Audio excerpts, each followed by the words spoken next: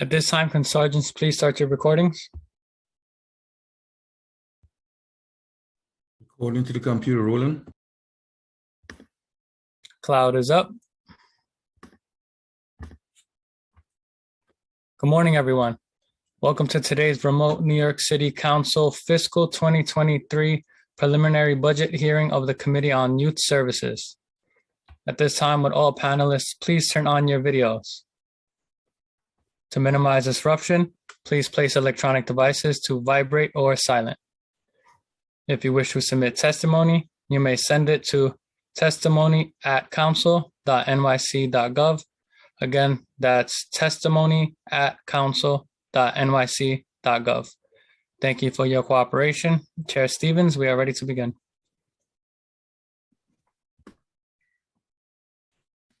Good morning, everyone, and welcome to the fiscal 2023 preliminary budget hearing for the Department of Youth and Community Development. I am Councilmember Althea Stevens and Chair of the Committee on Youth Services, and I'm pleased to be joined by my fellow colleagues, Council members Kevin Riley and Councilmember Chio Sang. We are here today with Alan Chung, Deputy Commissioner for Administration, and Susan Haskins, Deputy Commissioner for Youth Services, along with agency's team of Program Pacific deputies and associate commissioners. Thank you all for joining us. DYCD's fiscal 2023 preliminary budget totals $862.5 million.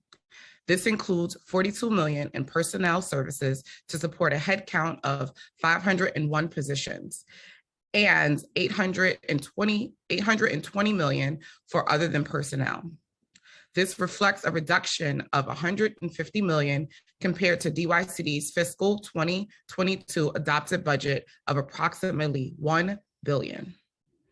Changes are primarily attributed to $134 million in council discretionary funds not included in fiscal 2023 budget and changes introduced to DYCD's budget in previous fiscal plans. Recognizing the critical importance of SYEP programs and the gap in supply and demand for jobs, the council has been a staunch advocate for the program. The council worked with the administrations to reconstruct the program through the Youth Employment Task Force and implemented an array of programmatic and systematic changes that improve services for both young people and for both younger youth and older youth.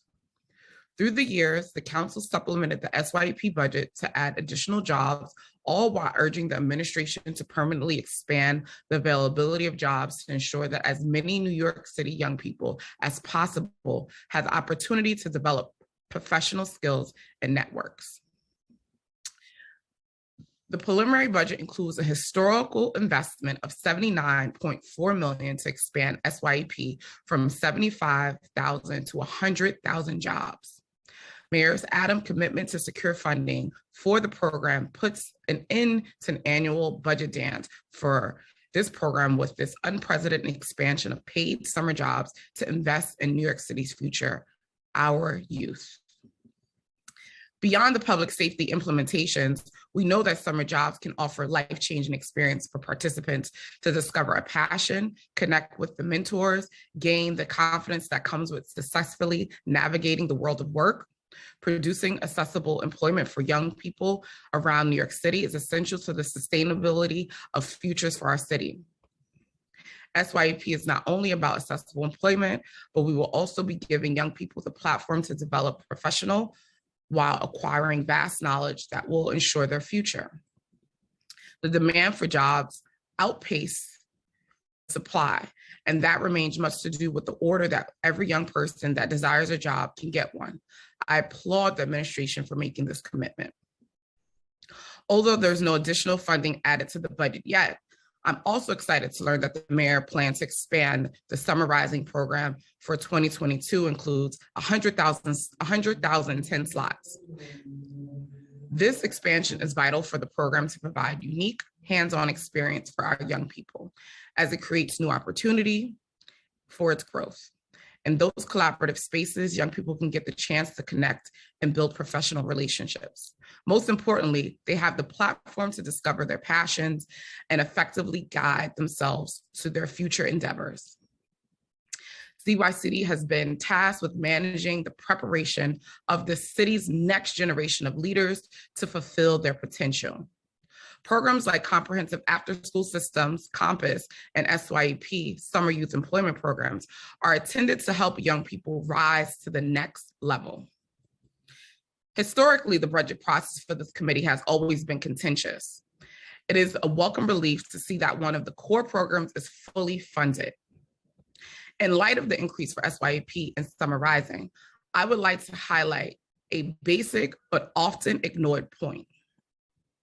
The providers making these programs possible and ensuring our city's youth have opportunity for safe and engaging programs in the summers are the same ones running our cornerstones and our campus programs and many more programs. They are stretched thin and underpaid. So when we discuss how to support providers as they accommodate additional SYEP slots, we should really be talking about how we will work to support them more for all the work they have been doing already. The committee looks forward to working with the administration to secure additional funding for other programs in DYCD. For the committee, we want to ensure that those programs are serving as many young people as possible, and to do that, they must have significant resources. I look forward to a productive conversation. But before I begin, I would like to thank Kate Connolly, my chief of staff, and always the A-team, Michelle Ponagon, senior financial advisor, analyst to the committee, Isha Wright, deputy director, Amy Briggs, counsel to the committee, Anastasia Zamna, political analyst to the committee. Deputy Commissioner Alan Chung and Susan Haskell, our committee will now swear you in.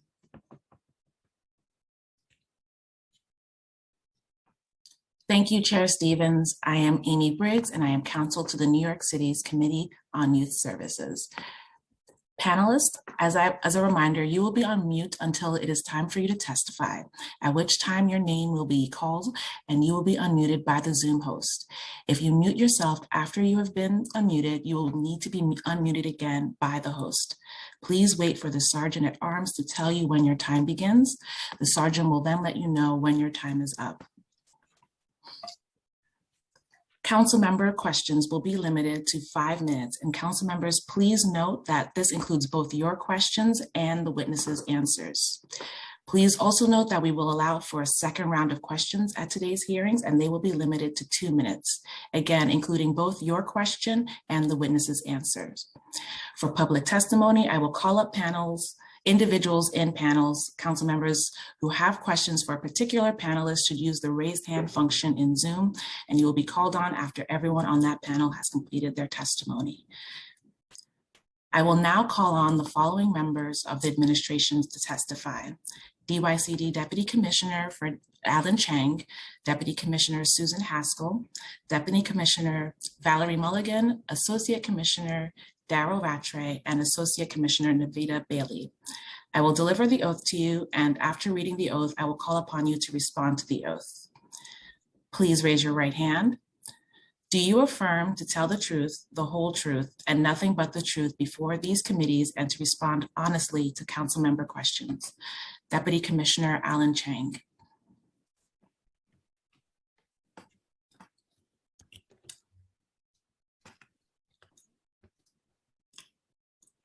I Deputy do. Commissioner Chang, thank you. Deputy Commissioner Susan Haskell.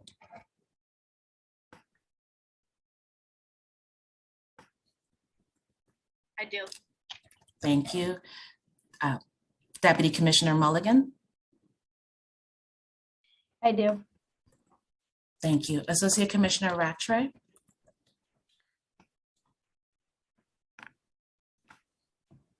I do. Thank you. And Associate Commissioner Bailey. I do. Thank you. Deputy Commissioner Chang, you may begin your testimony when ready. Thank you. Good morning, Chair Stevens and members of the Youth Services Committee. My name is Alan Chang, Deputy Commissioner for Administration, I'm joined by Deputy Commissioners Susan Haskell and Valerie Mulligan, Associate Commissioner Darrell Rattray, and Assistant Commissioner Navita Bailey. We are pleased to be here to discuss the fiscal 2023 preliminary budget. The budget stands at $862.9 million, which is the highest amount of funding in the preliminary budget in DYCD's history. $624.6 million, or 72.4%, is city tax levy. $92.3 million, or 10.7%, is federal. $5.3 million, or less than 1%, is state funding, and $140 million, or 16.3%, is intra-agency funds. We are fortunate that despite the city's fiscal challenges, Mayor Adams' first budget makes historical investments to support young people and creates new summer opportunities for youth from kindergarten to age 24. The budget bolsters DYCD's mission to invest in a network of community-based organizations and programs to alleviate the effects of poverty and to provide opportunities for New Yorkers and communities to flourish. It is also great news for hundreds of nonprofit community-based organizations funded by DYCD to operate a continuum of services that includes after-school, community centers, and youth workforce development programs, drop-in centers and residential programs for runaway and homeless youth, and fatherhood, immigration, literacy, and anti-poverty programs. As we discussed at the March 4th hearing, Mayor Adams and Council Speaker Adams announced 100,000 summer opportunities for young people ages 14 through 24. The mayor added an additional $79 million for a total baseline investment of $236 million, a record investment in the summer youth employment program. 90,000 of these jobs and work-based learning experiences will be available through SYEP, making it the largest number of opportunities in the program's 60-year history. This is also the earliest commitment the city has made to SYEP in recent memory, and I want to thank the council for its unceasing support of this program. This past Friday, Mayor Adams also announced the launch of the largest New York City summer program ever, Summer Rising. Thank you, Chair Stevens, for joining the mayor at this historic announcement. Summer Rising will connect 110,000 elementary and middle school students to fun, culturally relevant, hands-on experiences to strengthen their academic, social, and emotional skills. The program builds on our previous summer programs and reflects what we have heard from families, providers, and other stakeholders. This includes adding enrichment services on Fridays for middle school students from 8 a.m. to 6 p.m. to ensure 5 days a week of summer programming. Earlier enrollment so families, schools, and providers can better plan for their summers. Families will also have access to supportive resources and referrals to enrichment opportunities. Combined, Summer Rising and the Summer Youth Employment Program will serve over 200,000 young people this summer with record investment of close to $400 million in the future of young New Yorkers. The fiscal year 23 budget also maintains key programs, including $326.9 million to support approximately 900 campus programs servicing over 120,000 youth, $63 million, which supports 92 beacon programs serving 110,400 participants, $63.9 million to support 99 cornerstone centers serving 20,000 participants, and $47.8 million to support 813 beds for runaway and homeless youth. We are also pleased that the budget includes baseline funding of $9.7 million to support the council's signature Work, Learn, and Grow Youth Employment Program during the school year. As you are aware, most city agencies were asked to identify savings in the current and out years. DYCD's preliminary budget achieves $21.8 million in FY22 and $16.8 million in FY23 and out year savings. These savings were identified in unallocated campus slots and the elimination of an adult literacy program enhancement that was added in the prior administration's final fiscal plan. These savings do not result in cuts to existing services. The budget also includes $33.5 million from federal community services block grant funding. The current neighborhood development area contracts are scheduled to expire at the end of the fiscal year. And a new set of contracts will begin on July 1st, 2022. We anticipate that these awards will be announced in the spring. Program areas funded through this RFP will include adult literacy, high school youth educational support, healthy family support services, economic development, safety awareness and crime prevention, immigrant services, and senior services. CSBG also funds fatherhood and adult literacy programs through separate contracts. Preparations will also begin in the spring for the 2022 Community Needs Assessment. This assessment is conducted every 3 years to hear directly from New Yorkers in neighborhoods most in need and to document their views on what is needed to improve their well-being and the well-being of their communities. We welcome the Council's continued support to assess the needs of our community members. Thank you again for the opportunity to highlight the preliminary budget. We are pleased to answer any of your questions. Thank you for your testimony. I will now turn it over to Chair Stevens for questions for the administration. Hello, good morning. So for the fiscal year 2023 preliminary budget includes a baseline new needs for DYCD support for the expansion of SYP. It does not include funding to support any of DYCD's other core programs. Historically, this committee has been where the agency does not include funding in the preliminary budget to support its core programs for young adults, youth and adults. SYP is funded, however, that comes off the heels of the mayor's blueprint for public safety, which aims to reduce gun violence. What new needs, if any, did DYCD request to the Office of Management and Budgets?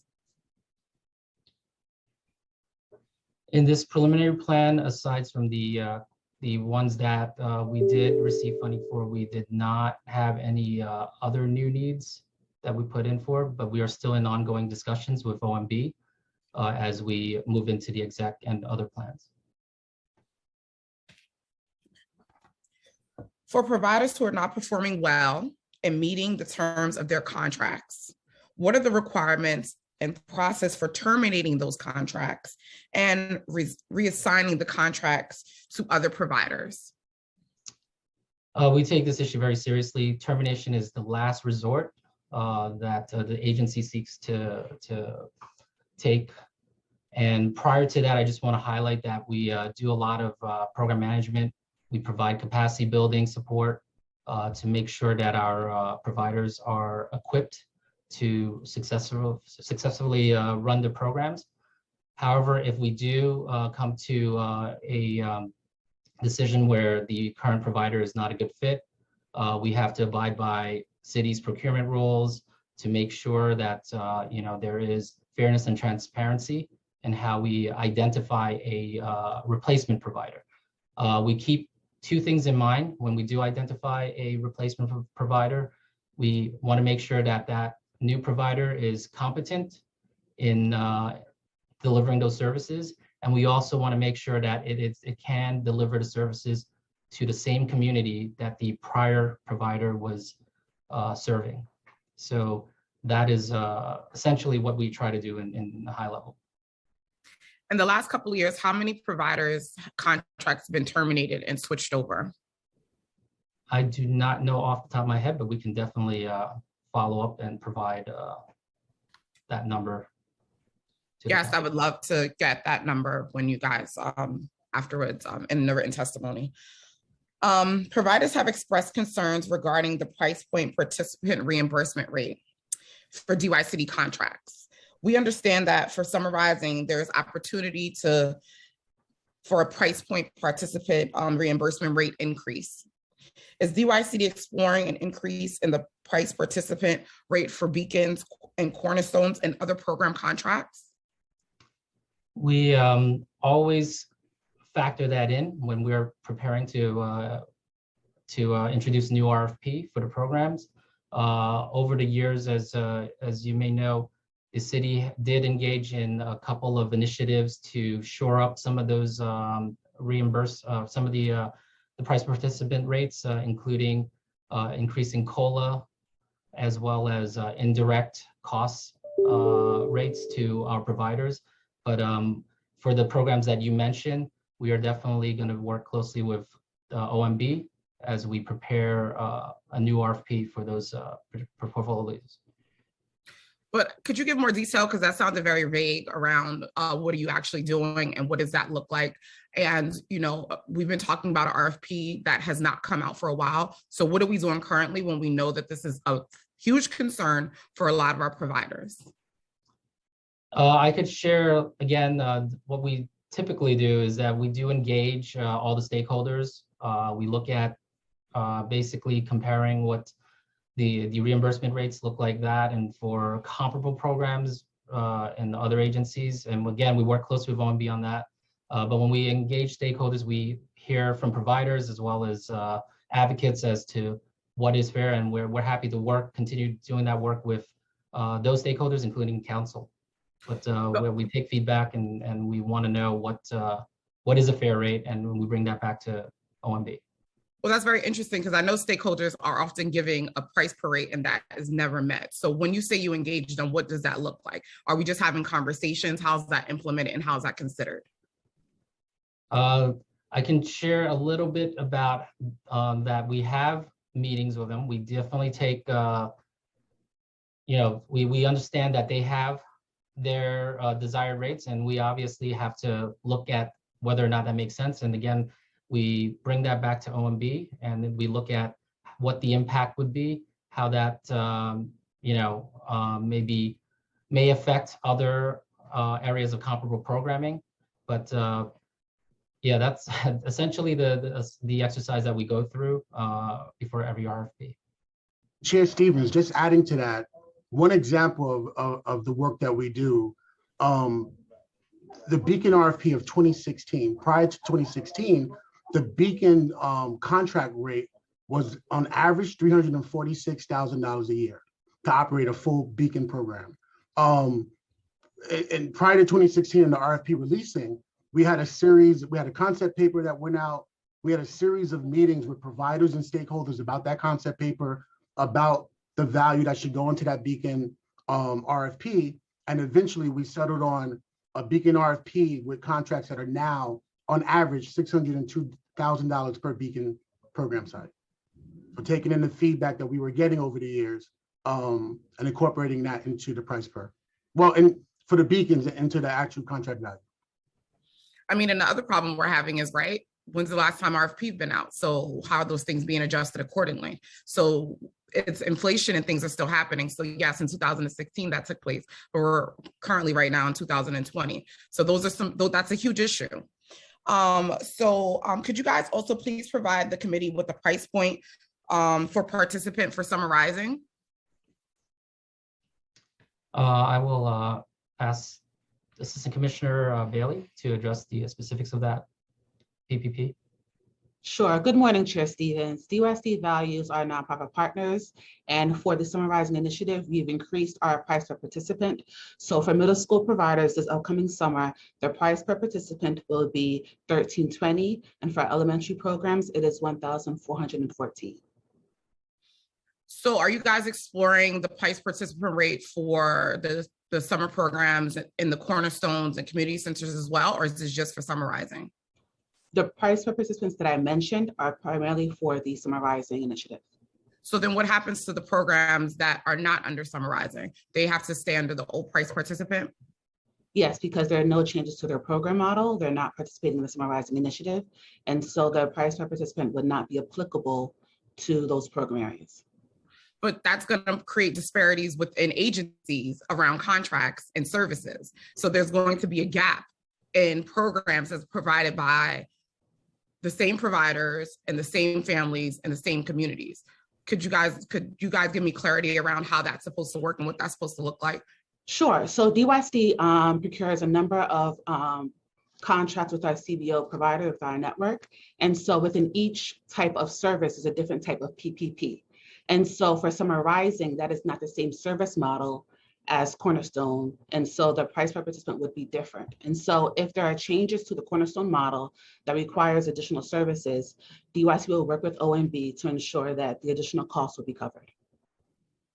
This is interesting. And when you're thinking about community centers, they're already underfunded and they're in community centers that are dilapidated. And the fact that they're going to be being paid less because it's not a newer model, that's concerning for me. We understand your concern, and if there are additional costs that come into the Cornerstone model, we will work with OMB to ensure that those expenses are covered. So why hasn't DYCD put this to the front? Why is this not something that you guys are fighting for with OMB? I think for every RFP or any initiative, DYSD continuously discusses with OMB the costs associated with it. We advocate weekly, sometimes daily with OMB with any cost for any program and anything that we can consider a risk or unfunded mandate to our CBOs. I just think it just becomes very concerning for me that, we're going to be increasing for one program that's providing services to the same young people, the same families in underserved communities. And these are going to be the same providers again, and it's going to be disparities amongst the programs. And it's concerning to me. It's something that's going to be harming for me. So I have another question. Has the DYCD discussed with the Mayor Adams regarding expansion beyond 100,000 slots for SYEP? So sure, I will. Go ahead. DYCD is in ongoing conversations with the mayor and OMB regarding any additional costs for the summer program this year. We have been in collaborative conversations with all of our stakeholders about what we'll be serving this year and ensuring that the funds are available.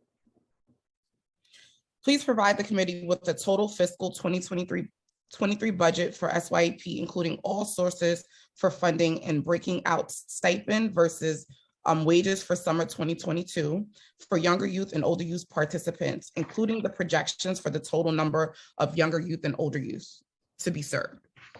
So I can provide the total budget, but for program-specific information, I am going to defer to our Deputy Commissioner, Valerie Mulligan. And so the SYEP budget for this upcoming year is $209 million. And that is inclusive of the additional funding that OMB provided. I'm going to defer to Valerie, Deputy Commissioner Valerie, for any additional questions. Thank you. So approximately 30% of our slots, Chair Stevens, will be for younger youth in the stipended model, and 70% will be for older youth in our traditional model. Thank you. I'm sorry, I wanted to acknowledge that Council Member Shahana Shanif has joined us as well, who will be having some questions about the adult literacy. So my next question is, applications for New York City SYEP Career Ready and Special Initiative tabs opened on February 14th, and the general community-based application period are all period for all youth open on March 1st. To date, how many applications has DYCD received for SYEP?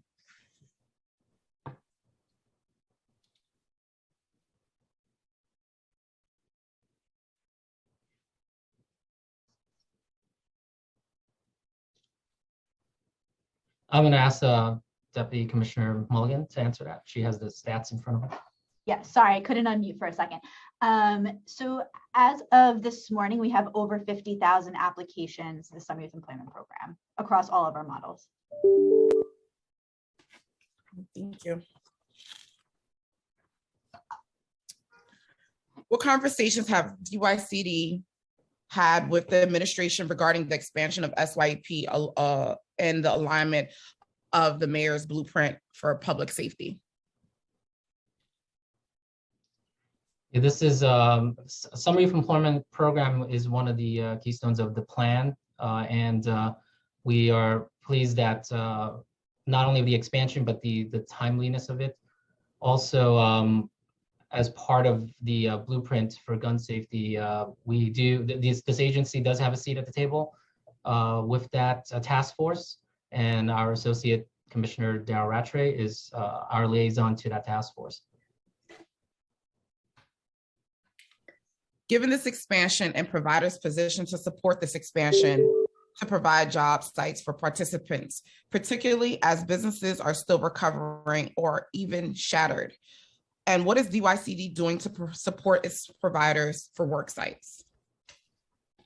I'm also going to defer that question to Deputy Commissioner Mulligan, who can provide some details on what we're doing on that front.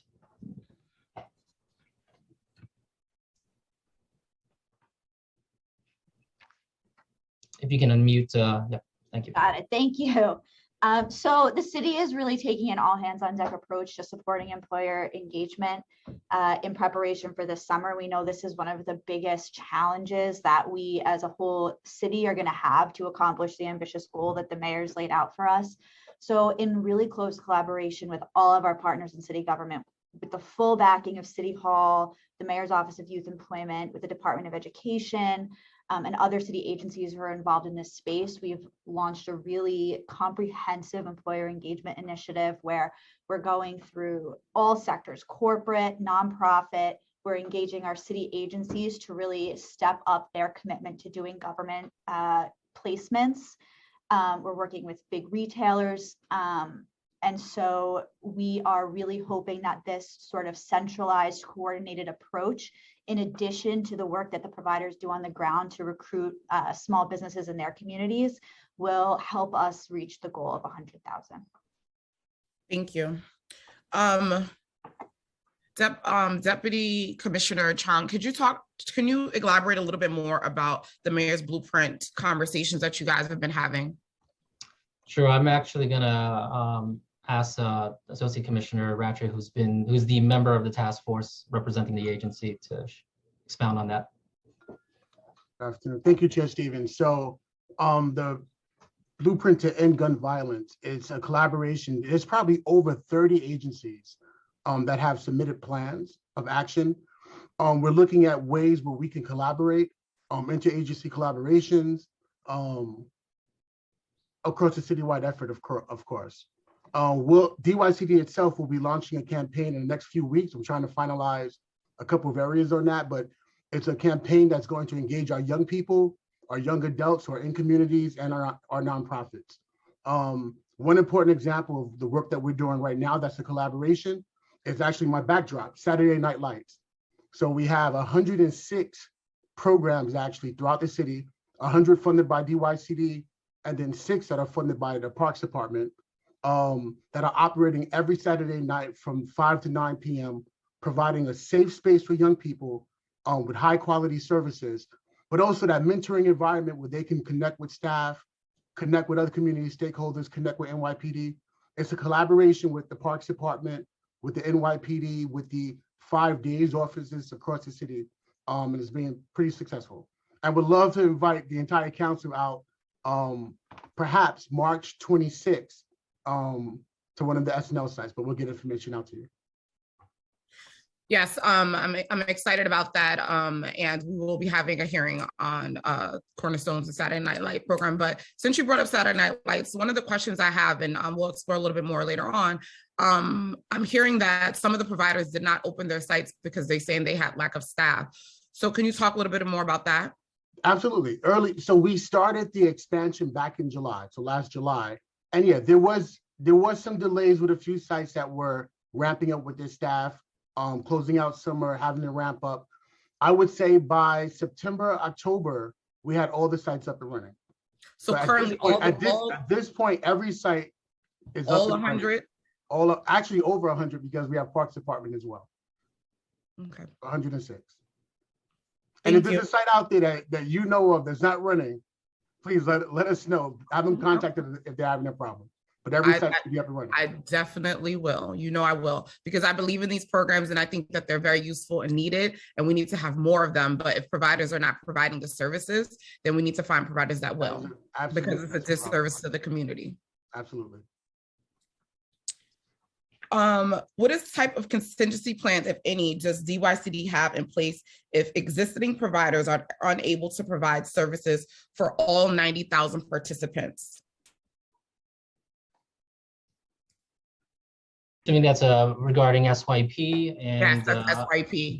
Okay, and I will ask Deputy Commissioner Mulligan to respond to that. Sure. So first, the goal of 90,000 was developed with the providers in close collaboration with them, asking them what their capacity was. So we're really confident that they are going to meet that goal, as they always do. That said, we definitely acknowledge that there are challenges and things we all have to work on together in order to achieve that goal. So we have a lot of innovative ideas that we, piloted last year, for example, offering professional and technical development through the model. Providers, were really happy with that as a component of the older youth model. And other, things like that help ease the burden, but still the goal is to reach 90,000 jobs, 90,000 young people, and I think we're going to get there. So I love the enthusiasm and like, yes, we're going to get there, but that was not the question. Is there a plan? Because as we know, a lot of times people meet the requirement, but not meeting it. So do we have a plan in place if they do not? So last year we launched a new model as part of the older youth portfolio. We called it Professional and Technical Development, PTD, and SYEP speak. And what this did was allow our providers to offer, instead of just, the job opportunities, they wrapped that around with learning opportunities through a partnership with Skillshare, so that the burden on recruiting employers was less. So we plan to, do that model again and have that in our back pocket if we have to adjust the hours and the breakout of that model in order to help providers meet the goal. So yes, we do have a plan in place if we don't meet 90,000. I just think that it's important that we have things in place so that, like, if it doesn't happen, we're not scrambling. So those things are just very important to me, that we're looking at all angles and ready to adjust and shift if need be. Yeah, I think it's a really great question. And I just want to say that I think over the last few years, the last several years with the pandemic, it's actually allowed us to come up with a lot of really interesting innovations in the Summer Youth Employment Program, remote jobs, remote educational opportunities and all of that. So I think we're really well positioned with a lot of different ideas and how to help us get to that goal if it's not all traditional jobs. Thank you. Are there still only 82 providers managing all of the SYP slots? I don't quote me on the exact number, but yes, it's somewhere in the realm of between 70 and 80.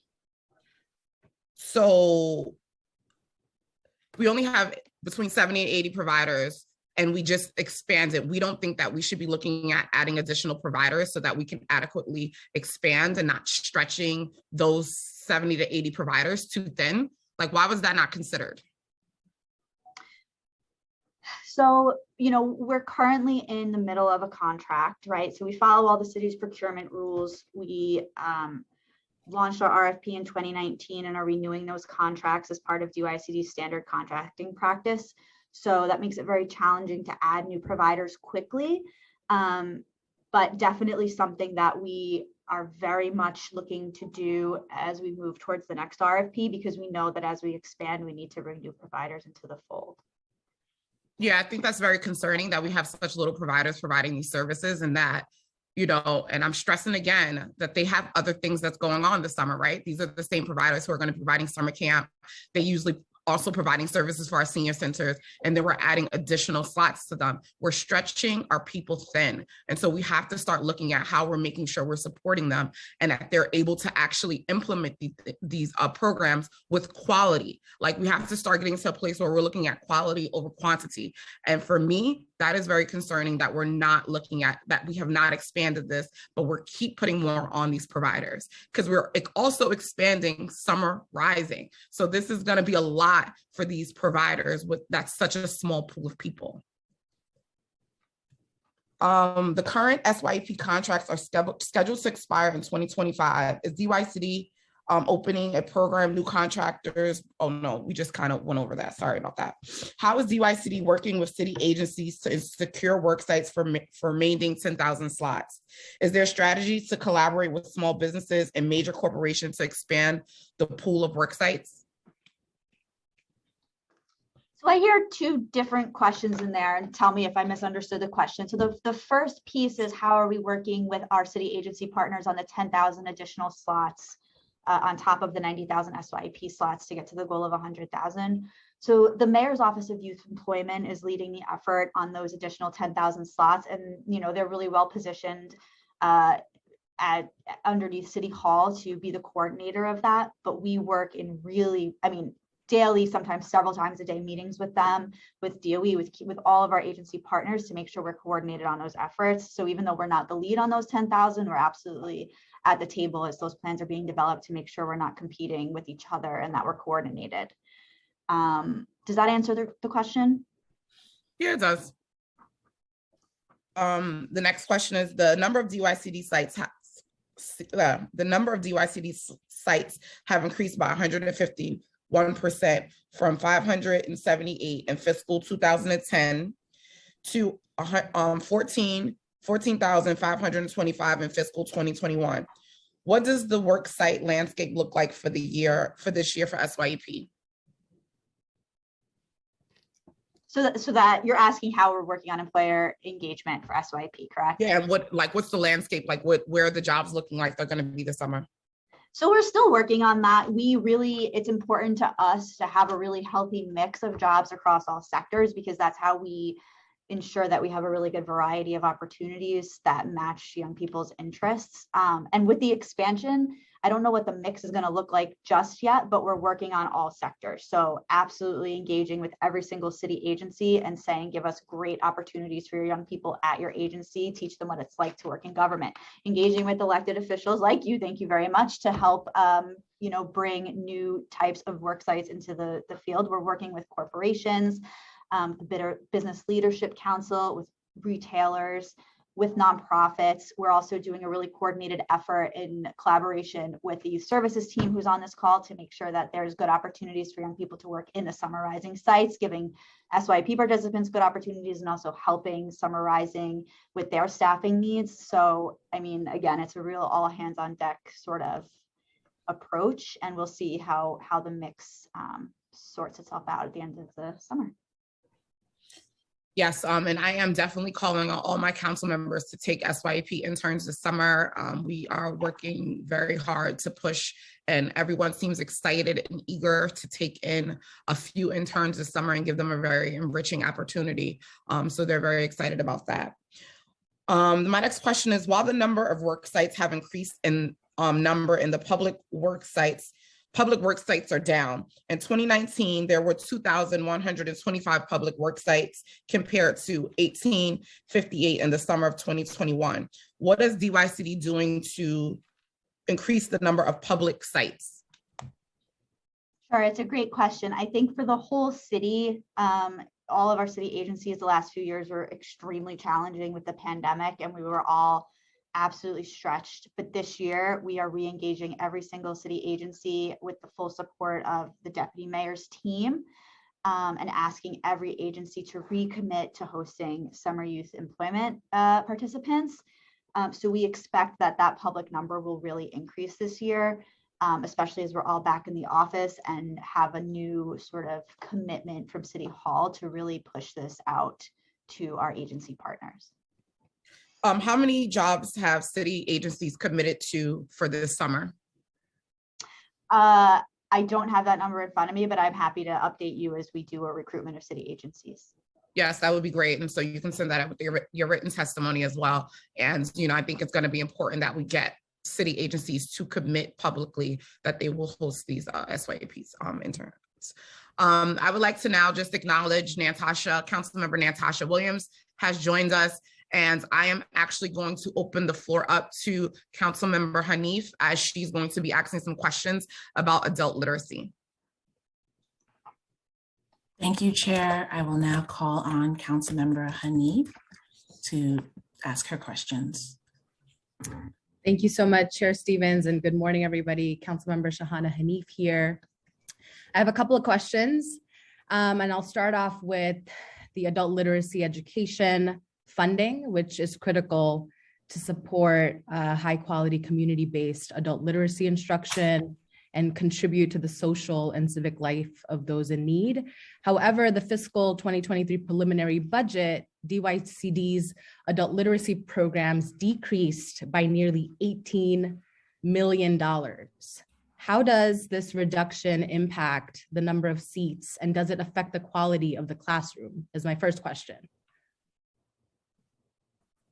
I want to clarify that number. I do not believe 18 million is the number Assistant Commissioner Bailey, can you verify that? For adult literacy, the reduction? The reduction for adult literacy program for fiscal year 23 was $1.6 million. That's a point of clarification. Yeah, that's what I'm seeing. So I just want to make sure. Wasn't We'll typing. double check that, but we did see that it was a substantial amount, and 1.6 million does not seem like the number that I read, nor our immigration task force. So I'm happy to double check. But given that we have some differences in numbers, and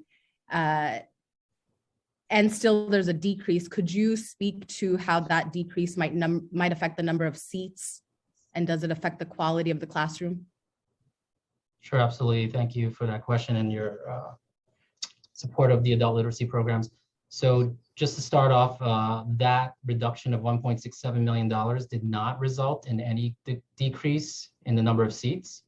That funding was used to support a pilot enhancement to the program, to the existing program, which we are still committed to the end of the fiscal year. And we are going to evaluate to see if it was an effective pilot before moving on to make further decisions on it. Understood. Okay. And then how do you track enrollment to programs?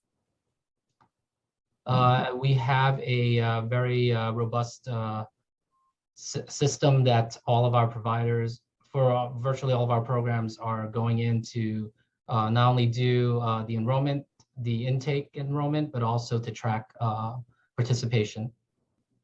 In what way? They are tracking it through attendance. There's also the ability to put in some case management type data to see progress and things like that. And is this data compiled into a report annually? Is there a mechanism which you share out more transparently? We do feed a lot of that information to the citywide mayor's management reports, but there are also specific reports and studies that are done on each of these programs. Most of which are public. Got it. And I'll be following up about much of the public information that's been shared out. And then moving into summer youth employment program, how will you ensure that undocumented youth are part of SYEP? That is a very good question, and I'm going to send that to the program person, Deputy Commissioner Mulligan. I'm sorry, I just wanted to jump in with a quick question because if the program hasn't been evaluated, how do we know that the cutting won't enhance the services if it hasn't been evaluated yet? And I'm talking about the adult literacy program. You're absolutely right about that. The funding was committed in the last administration's last plan. It was baselined, and since we did not finish the pilot, it was something that, in our conversations with OMB, we were putting up, and and after we get the results of the evaluation, we would have continue ongoing discussions about whether or not it's something that we want to restore. Okay, I'm sorry. Go ahead, Shahana. I just wanted to make sure that was. Appreciate that. So I can address your question about undocumented young people in summer youth employment. So you're right. It's really important to us, and it's something we have not cracked yet in terms of how we can incorporate them into our 90,000 contracted SYEP slots. However, we are, as part of those additional 10,000 slots, we're working with our other partners to see if there are opportunities there to pilot ways to reach undocumented young people through those 10,000 slots, and then take lessons learned as we go forward to try to do something larger in years in the future. But it's a great question. That gives me a lot of hope. And could you share who the partners are? So we're working with, again, this is all being led by the Mayor's Office of Youth Employment. So we definitely encourage you to chat with them. I'm okay with extending your time, Shahana, so that you can get your questions in. So I encourage you to talk to them as they're the lead on this, and I don't want to speak out of turn, but I understand that they're working with the DOE, CUNY, DOP, MOCJ, ACS to see what programs they have that we can leverage for this population. And is there additional funding allocated towards the inclusion of undocumented youth? It's it will be part of the larger 100,000 announcement, the 10,000 on, so DYCD will be doing 90,000 of those slots through our community-based portfolio, and then 10,000 on top of that will be through those other city agencies that I just mentioned, and those slots, some of them we're trying to see how we can pilot opportunities for undocumented. That's great. And I'd love to be a proactive partner in this work. I'll be following how undocumented youth are able to participate and work with, of course, Chair Stevens and the Committee on Immigration to ensure that undocumented youth are able to take in what all other young people are allowed to in the city. And then going back to adult literacy, the Adult Literacy Initiative, in partnership with the administration, the council continues its joint investment of $12 million for the Adult Literacy Initiative across the city for fiscal 2022. Can you please update us with numbers of participants served in fiscal 21, 22, and projections for fiscal year 23? Yeah, I think we probably can give you, and I'm looking to Assistant Commissioner Bailey, give you the current year's projection of enrollment. But for the other years, we can get back to you with that specific data. Good morning, Councilmember Haniff. I will say that for the adult literacy program, the budget for this current fiscal year is 20 million, and we are anticipating to serve 16,000 participants. 16,000. Correct. Okay, got it. And then given that there's a need to expand slots and increase the quality of the classroom, how has the conversation been with the administration in expanding adult literacy initiatives? Well, currently the adult literacy program is being reviewed. We are in ongoing conversations with stakeholders as well as the literacy program area and OMB and City Hall on the best approach to expand this area that includes the price per participant and aspects of the model. Got it. Thank you. That is my final question. Appreciate it. Thank you, Chair. Thank you. Thank you, Councilmember. Thank you, Councilmember, for your questions. As a reminder, I will be calling on council members in the order in which they have used the Zoom raise hand function. So council members, please keep your questions to 5 minutes, including time for the witness's response. And the Sergeant at Arms will be keeping a timer to let you know when your time is up. We will now hear questions from Councilmember Osei. Now. Hi, good morning, and thank you, Chair Stevens, for hosting this important hearing. In fiscal year 2022, there were over 150,000 SYEP applications, but only nearly 75,000 people were enrolled in the program. As we recover from the pandemic, more youth will rely on programs like SYEP for employment and something to be engaged in during the summer. What are some active steps, especially within the budget, that DYCD will take to close or lessen the gap between the number of SYEP applications received and the number of SYEP jobs available? Sure. Start off high level. I think the announcement, the expansion to 100,000 is going to go a long way to meeting that gap, as you portrayed, as well as the timing, allowing families and students, young people to plan sooner. I'll now turn it over to Deputy Commissioner Mulligan for some other things that we're doing to make sure that we are able to provide every young person who is looking for a job an opportunity to get one through SYP. Yeah, thank you. It's a great question. I think, just to reiterate, this investment gets us a huge step closer to meeting the needs of all the young people who apply to SYEP. Although we always have 150,000 applications, it often takes us many offers to fully enroll the program. So we think that a true universal program is somewhere close to where we are, but it's all about system building, right? So this year gets us a really huge step closer. We're working with our providers to build their capacity. Like I mentioned before, we're looking to add other folks as we go, into the future at new RFPs to continue to grow the capacity. But we really think this gets us a huge step towards that true universal program that we're all striving for. Thank you. Thank you. I have a couple more questions. Well, I have quite a few more questions, but I always like to break it up with some of our with our colleagues. But just really quickly, in our last hearing, and especially in the testimony from our providers after DYCD had left after our last hearing, from our providers, there was a lot of questions around programs that has students with special needs and how those programs are not really being met. Can we really talk about what SYEP is doing to make sure that we have program supports for students with special needs and in our summer program, especially around Summer Rising and in the cornerstones? Please, thank you. Sure, I'll also turn that over to our program deputy commissioners respectively.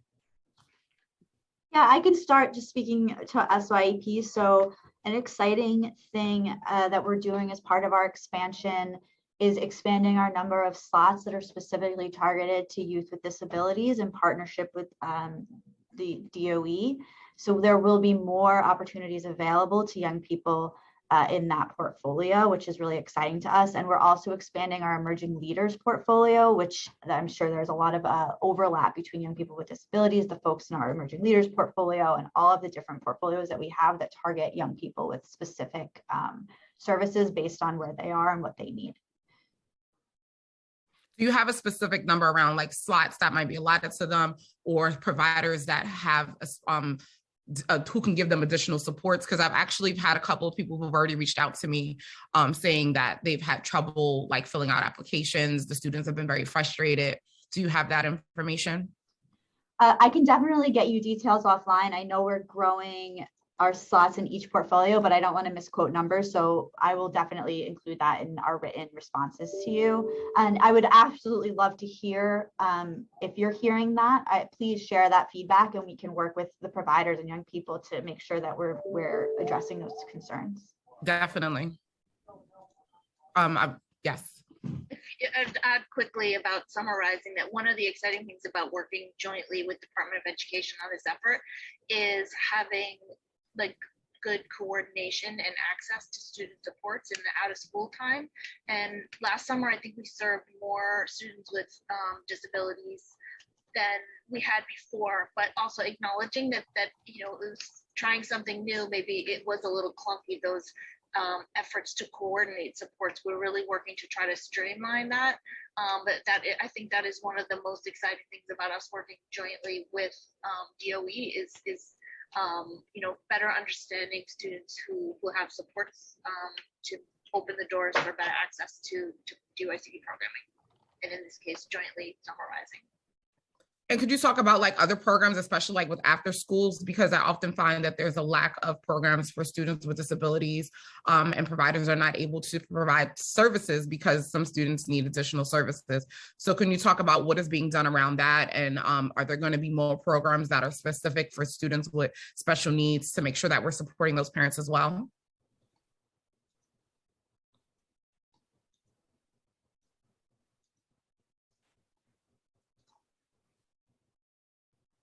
That is a great question. We, to be clear, our providers like currently serve many students with special needs, including IEPs. I think when we get into this conversation, we're talking about, in particular, about young people with higher needs that sometimes can be a barrier to accessing program. This school year, I want to shout out to my colleague Tracy Cauldron, who maintained that coordination that had been developed in the summer to go into the school year to make requests for paras, for example, and nurses to come into out of school time.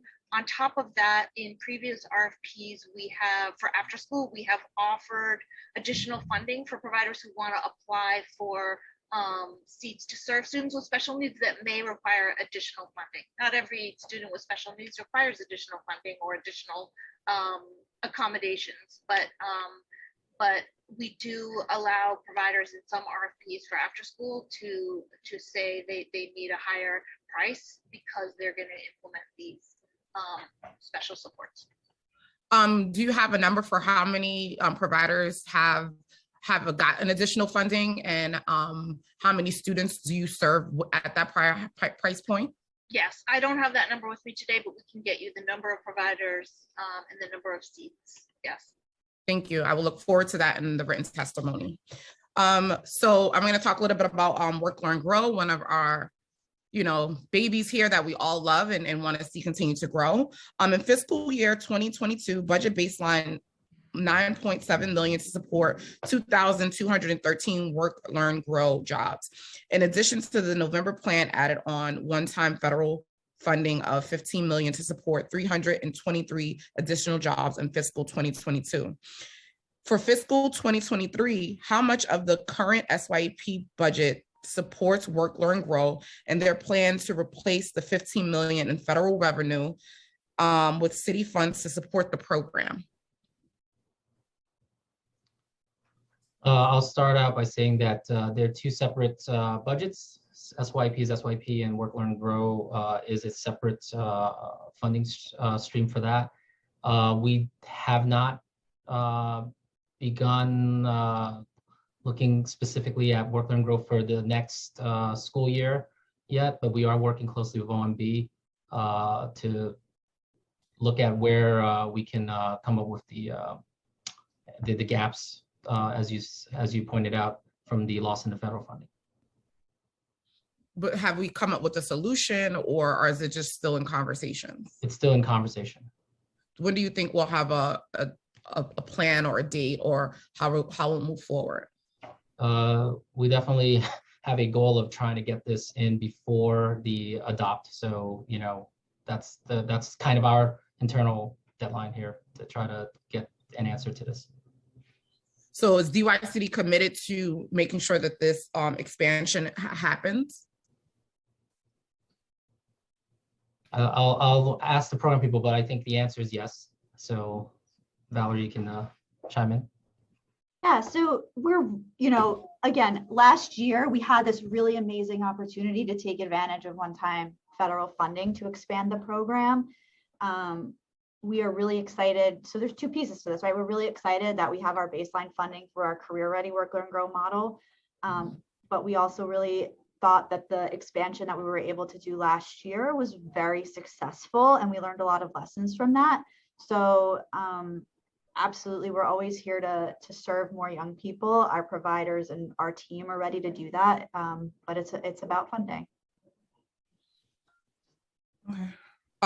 Fiscal 2022 marks the first year the program has been baselined by the administration. Is there anything you would like to share with the committee on how the program has changed this past year? And this is Work, Learn, Grow. Sure. So talking about the baseline program, over the last few years, we've moved this program to really be an integrated partnership between DOE, DYCD, and CUNY. And we've added a lot of substance to the program. So it's not only just a work opportunity. Every young people who's enrolled in our Work, Learn, Grow program through the Career Ready model, that's the baseline part of the program, has the opportunity to take a CUNY credited course. This is a new innovation. It's not only helped us engage and excite young people participating in the program, but we've seen amazing academic results. My team can correct me if I'm wrong, but I think we had a 99% pass rate this year out of the program. So there's real magic that happens when you sort of engage a young person with both the paid opportunity and the educational components and merging them together, and then meeting that with a provider who's embedded in their DOE school. We've sort of found this magic between the three agencies that make it a really comprehensive experience, and we definitely want to continue that model this year going forward. Thank you. Work, Learn, Grow, the year-round component program for SYP, allows young people who are interested in continuing their summer jobs to do so during the school year. It allows providers to keep their staff year-round and improve the quality of jobs and making hiring their positions easier, while also helping to maintain employee relationships throughout the year. Has SYP given thought to adding money to the budget to cover at least 10,000 slots for fiscal 2023?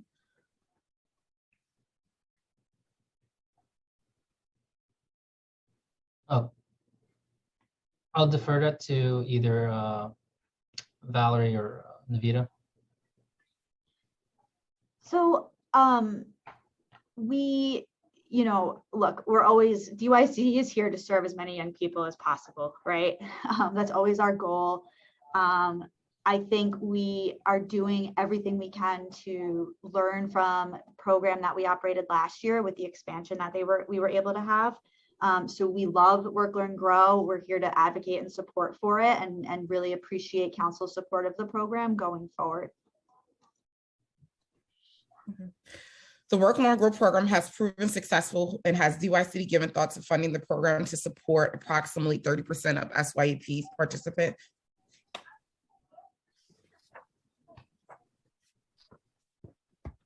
I mean, I think we've thought, my team, I could speak for the program team, right? We spend a lot of time. We have a dedicated, team who works on the Career Ready model, who's the leaders of the Work, Learn, Grow program. We spend a lot of time thinking about it, thinking about what the right number is, thinking about what we want to do with that program if funding becomes available. So yeah, we've thought about all of that because we want to be ready for whatever opportunities come to us. But right now, we're really just focused on the baseline funding that we have and making sure that as we work towards the fall, we have a great program in place with the dollars that we do have secured so far. Thank you. During the height of the pandemic, the city received federal funding to support many of its core programs. Across the financial plan, DYCD received $270.1 million in federal stimulus funding from the American Red Cross Plan Act in 2021 grants, of which $141.2 million was in fiscal 2021. $73.9 million was in fiscal 2022, with $55 million allocated across the last 3 years of the plan. The fiscal 2022 budget includes approximately $56.7 million in federal revenue, supports 5,000 additional SYP slots for City University of New York CUNY students in the Learning Lab, summarizing summer sonic programs. Federal funding is not included in the budget to support programs for fiscal 2023. The mayor announced the summarizing would continue this year. Does the fiscal 23 budget includes city funding to support CUNY jobs, learning labs, and summer sonics?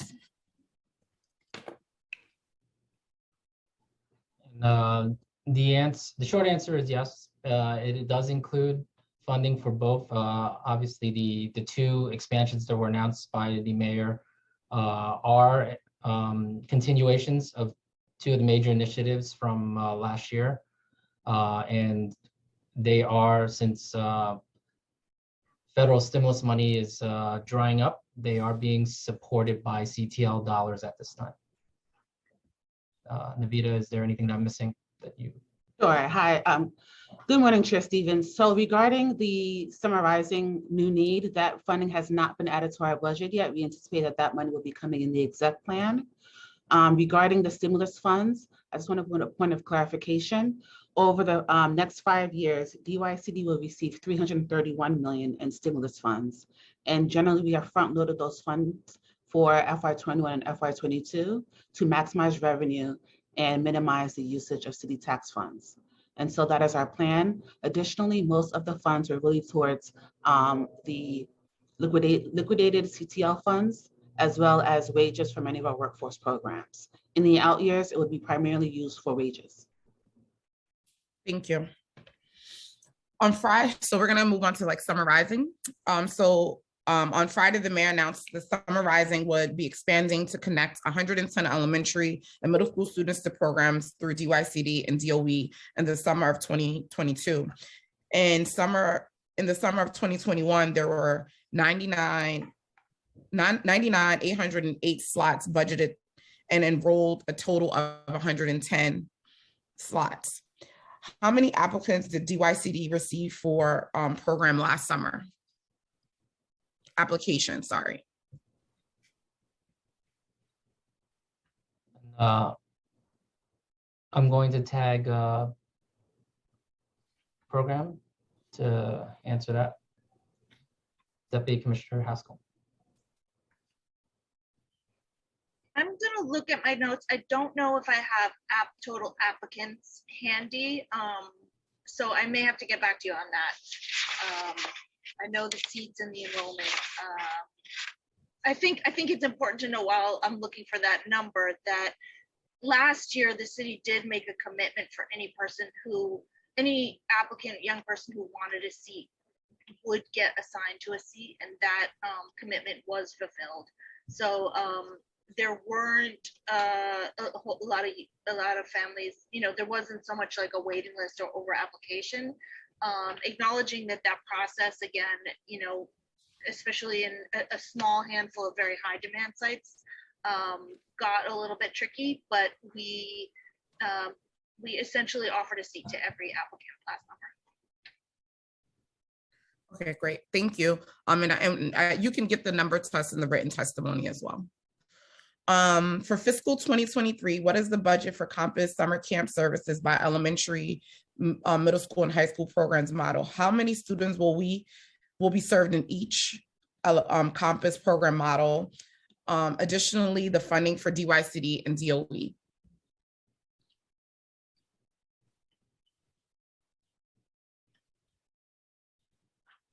I'm going to ask Assistant Commissioner Bailey if she can be unmuted. Thank you. Sure.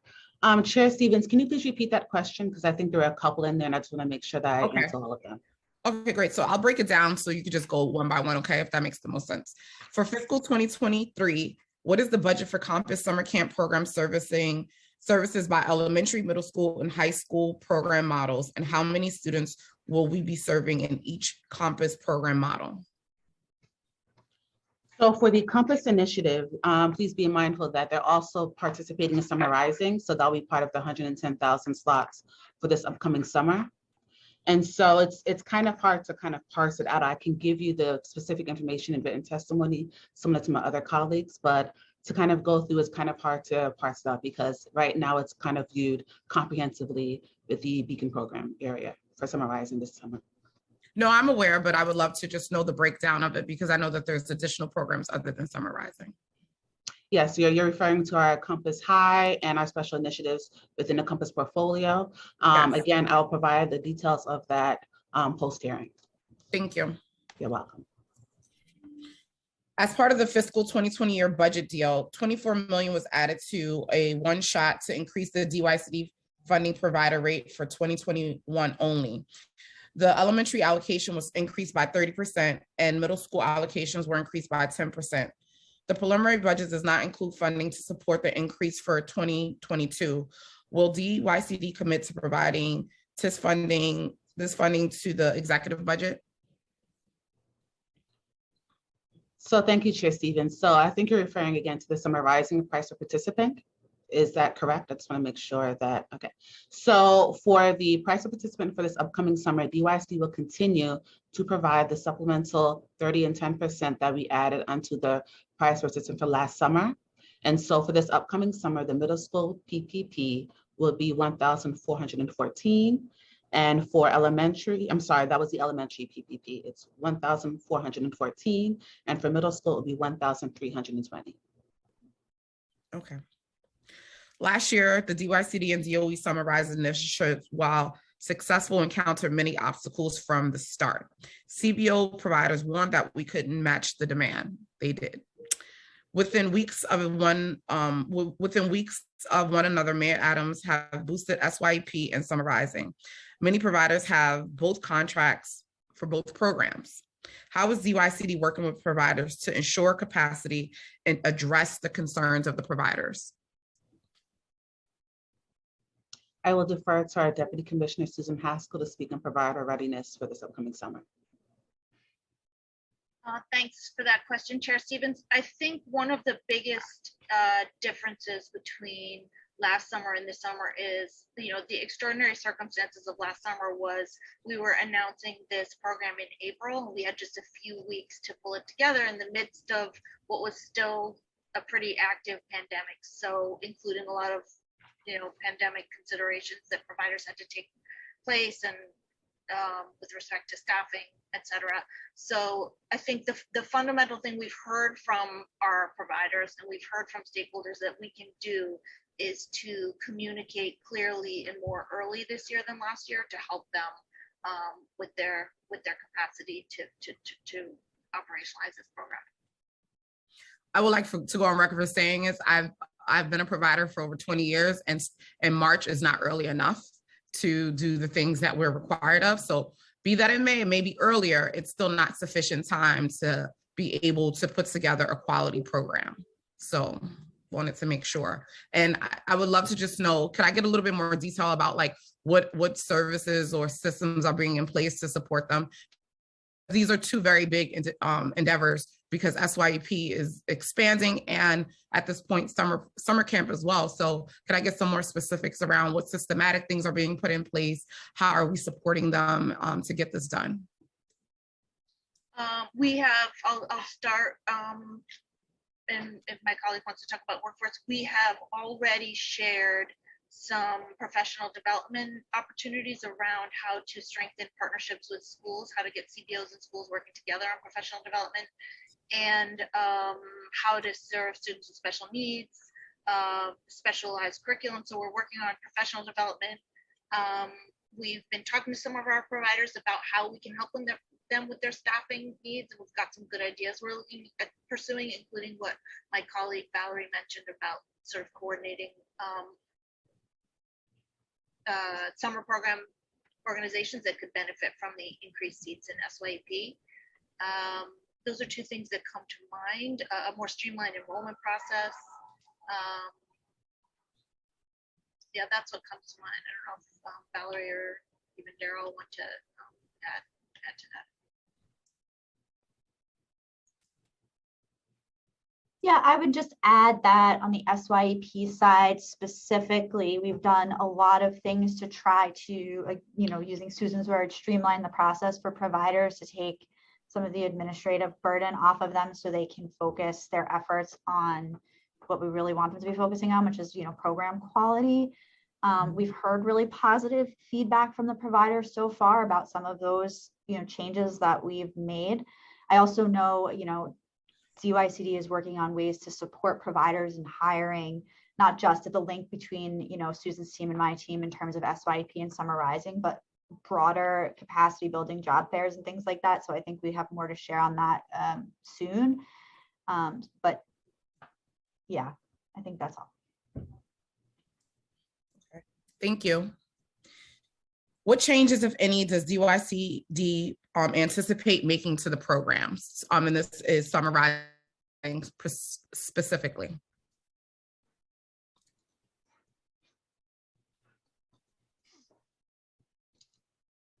I know one of the questions that's gonna come up is the enrollment process, and how are we streamlining that enrollment process, making it easier for parents, making it easier for providers, making it easier for providers to coordinate with their school principals and administration. So as mentioned a couple of weeks ago in the hearing, we've been in deep discussions with DOE on what that's going to look like.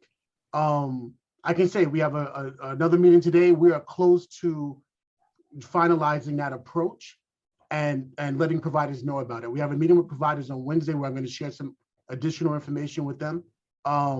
And then the next step to that, after we finalize and get feedback, is going to be training for providers. So we're training. Last year things were happening at the very last minute. There wasn't a lot of time. We were trying to use existing systems that weren't necessarily talking to each other. We're cleaning all of that up. So we're going to have trainings for providers before anything launches. So they're fully aware of how it works, how they can help inform parents, and then we're going to launch. Well, I'm happy to hear that there's going to be some trainings. I would love to hear about those and be a part of them so I can make sure when people reach out to me. I think that it's important that we're streamlining some things and making sure that not only the providers are being trained, but we should be thinking about how are we doing collaborative trainings with our DOE partners, because I think it's important that everyone is on the same page. And what happened last year was there was a lot of things that DYCD have requirements and then the providers, and that was part of the confusion that was going on. So we need to make sure that these are joint requirements, these are joint conversations, and that these things are being done together, because having it done separately does not work. And at the end, who suffers are our young people. So I just wanted to make sure that we pointed that out, and any way that I can help to have that, to get that to happen, will be really important as well. And I would be remiss not to bring this up, because the providers would definitely kill me. What are we doing about getting the providers who have still not been paid for their contracts last year, for their summer rising contracts, to be paid before we go into this next summer? So I'll address that. One, DYCD acknowledges that there were significant delays to last summer's amendments. This was due to a convergence of different factors, some within our control, some not in our control. However, I can assure everyone that's listening that this is an absolute priority for the agency right now. We have devoted all of our resources to try to get all of those moving so that providers are able to get reimbursed for things that they've already done. And so, as you mentioned, to make sure that kind of like the table is cleared for this summer so that we can focus on those. Having worked at a CBO myself, I fully understand that getting a paycheck on time is very important. So we are taking an all hands approach, all hands on deck approach to this, including redeploying staff and things like that, to make sure we do as much possible to make this coming summer, a success without any of the delays from last year. I think that is extremely inappropriate that CBOs still have not met paid, and in addition to disrespectful at this point. And we need to make sure that they get paid ASAP. And I want to make sure, and we need to make sure that we're putting systems in place so that this does not happen again. Like at this point, it's extremely disrespectful and inappropriate. I also want to acknowledge that we have Councilmember Aviles here. Thank you for joining us. I'm gonna go on to ask some questions about the runaway and homeless youth. During fiscal executive budget, the committee requested the youth count. Do you know the new count yet? And if not, when will you have that tallied? I'm going to turn to Deputy Commissioner Haskell, who oversees our runaway homeless youth programs, to address that.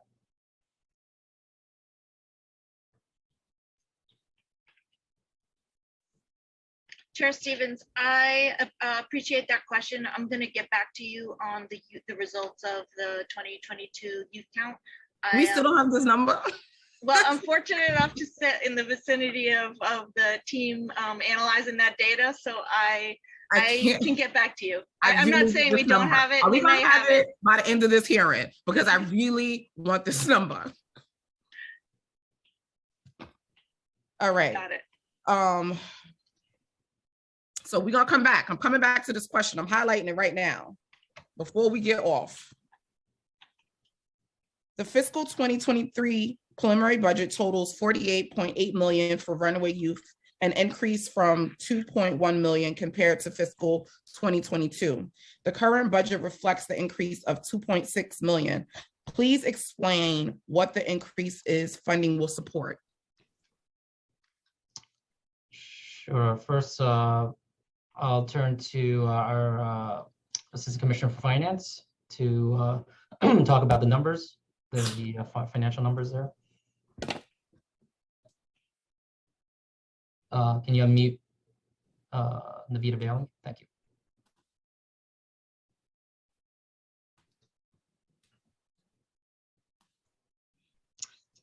Good morning, Chair Stevens. The $2.1 million that you're referencing is to support the Thrive initiative and for a wellness hub within the RHY portfolio.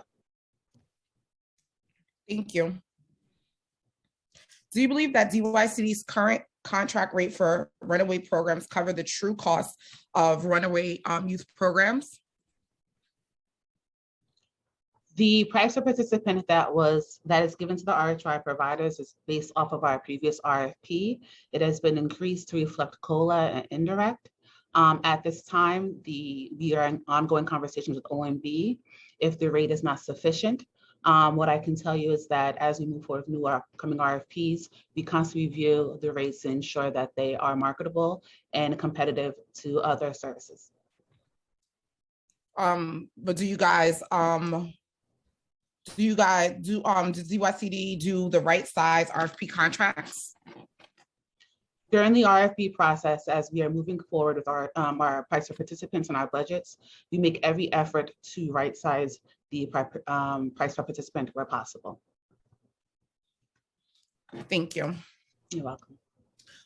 We have heard that runaway youth providers and advocates that DYCD does not allow providers to appeal their program evaluation results or ask for inaccurate information to be edited or removed. Is this true? So DYC has a robust appeal process regarding the performance evaluations, and providers are welcome to reach out to our procurement office if they want to contest their evaluation. Please be advised that there's a time limit for that. And so I believe it's 30 days, but they can reach out to our procurement office to get more specifics. And that is our ACO@dycd.nyc.gov. And I will be able to provide more information regarding that. But in general, providers are able to submit an appeal if they are not satisfied with their Vendex rating. Thank you. The fiscal 22 budget currently supports 813 beds for runaway and homeless youth programs, 60 of which are 21 to 24-year-olds. How many beds are currently online? Regarding beds online, I'm going to defer that question to our Deputy Commissioner, Susan Haskell, who can give you more information regarding the RHY portfolio. Morning, Chair Stevens. How many total beds of the 813 are online? I believe all 813 beds are operating. Okay. Was that your question? Yeah, how many? Yeah. Are all budget beds certified at this point? I believe that we have a few of our sites. The state law changed a couple of years ago to allow for programs to serve older youth, 21 to 24 years old. And I believe some of our 21 to 4-year-old sites are in the process of certification. I think we still have a couple of programs that are in that process with OCFS. Okay, great. And I guess just in your written testimony, if you can just add that information in as well so we can have an accurate count and number. Do you believe there's enough beds to support this very vulnerable population? That's a good question. We have funded 753 beds for ages 16 to 20. It was a dramatic expansion from where we were like prior to the previous administration, and all kudos to council for their advocacy to get us to that point. We do have beds on any given night for young people aged 16 to 21. We have vacant beds every night. And we gather that data regularly from our providers about like, hey, are you able to serve everybody who's coming to your site? Are there any young people that you're not able to serve because of capacity concerns? And we report that on a biannual basis to council. It's publicly available on our website.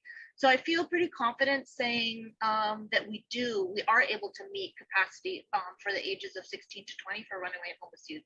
Definitely. I mentioned we more recently have opened about 60 beds for homeless young adults, which is 21 to 24-year-olds.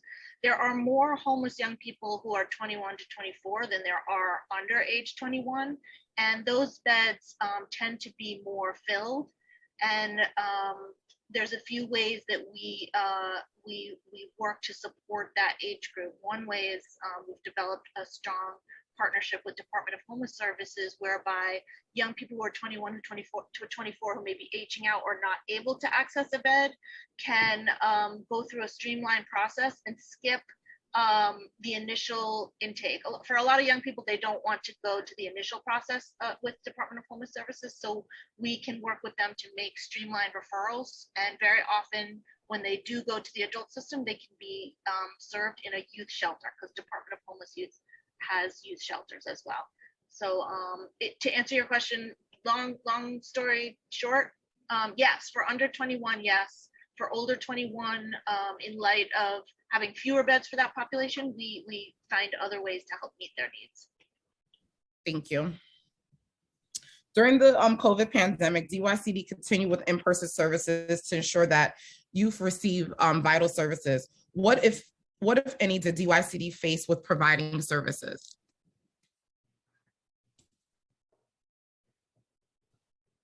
Was there a specific program area that you wanted? Oh, these are all, I'm sorry, these are all runaway youth questions. Oh, runaway help, okay. Susan. Were there specific challenges for runaway and homeless youth services providers in COVID? Absolutely. I mean, they were in person in March of 2020, and they maintained in-person services throughout the pandemic. Juggling the challenge of finding isolation spaces for young people who were tested positive or were symptomatic. Figuring out getting access to testing, getting access to vaccinations when that became available. And I'm really proud of the team led by Randy Scott, working closely with providers to help meet each of those challenges as they came along, getting PPE into programs. It was absolutely a big challenge. And I know that team worked really hard and really quickly to rise to meet those challenges. Thank you. Throughout the COVID pandemic, runaway youth providers maintained services and continued in-person services despite many of the frontline being underpaid. And not just runaway youth, we know this is all of our CBOs. What COLA increase is DYCD advocating for FY 2023? The Just Pay campaign is asking for 5.4%. Is this something DYCD is also advocating for? I can start that. We are still reviewing that on top of, I guess, we want to make sure that we take into account all the other program areas and what that impact would be, because there are, as you mentioned earlier, providers who have contracts in different portfolios. And the city has committed in the past to COLA increases, so we continue to support that effort and work alongside OMB to make sure that that's equitably administered. I hear you, but I just want to also just go push forward a little bit that you guys shouldn't just be having conversations. You should be the advocates and pushing hard, because you know how hard the providers work. So I just want to say that I think that it's important that, you said you have conversations with providers around their needs and around per participant rate. And we need to make sure that we're fighting and pushing and making sure OMB and everyone knows the importance and the need for the COLA. I have another question around the runaway youth. We understand that the current temporary funding housing specialists and DYCD funded drop-in centers until the end of fiscal year. How many DYCD spreading to fund the temporary housing specialists? Is DYCD advocating for continuous funding to maintain those positions? I'll turn that to Navita Bailey. You can unmute her.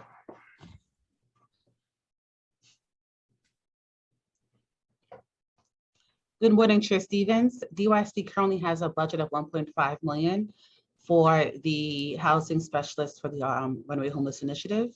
That was one-time funding. However, DYCD, the city and OMB recognizes the value of this supplemental service for this portfolio. And so we are in ongoing conversations with OMB to assess the amount of money that's needed for next year to ensure that this service continues. Thank you. I have one more question, and then I'm going to turn it over to my colleagues for some questions. DYCD's budget is compromised of 6 units of appropriation, 3 of the PS and 3 for OTPS. The bulk of the funding is 556 million, or 64% is in UA 312, which allows DYC the flexibility to move funding around without oversight from the council. The committee has discussed this in previous hearings. Is DYCD open to additional units of appropriation to provide further transparency in the budget beyond the budget function analyzes? So thank you, Chair. DYCD is welcome to conversations with the council and OMB regarding increasing our U of A's. At this time, we have not been instructed by OMB to increase it, but we are open to it. I can tell you that the 312 U of A is primarily for our youth services, and so that is a large percentage of our program area. So that is why the representation is so large. Thank you. I'm going to turn it over to my colleagues. Thank you, Chair Stevens. I would like to remind council members that if you have a question for the administration, to please use the raise hand function in Zoom. We will now be turning to Councilmember Aviles, followed by Councilmember Williams for question. Councilmember Aviles, you may begin your questions now. Thoughts now.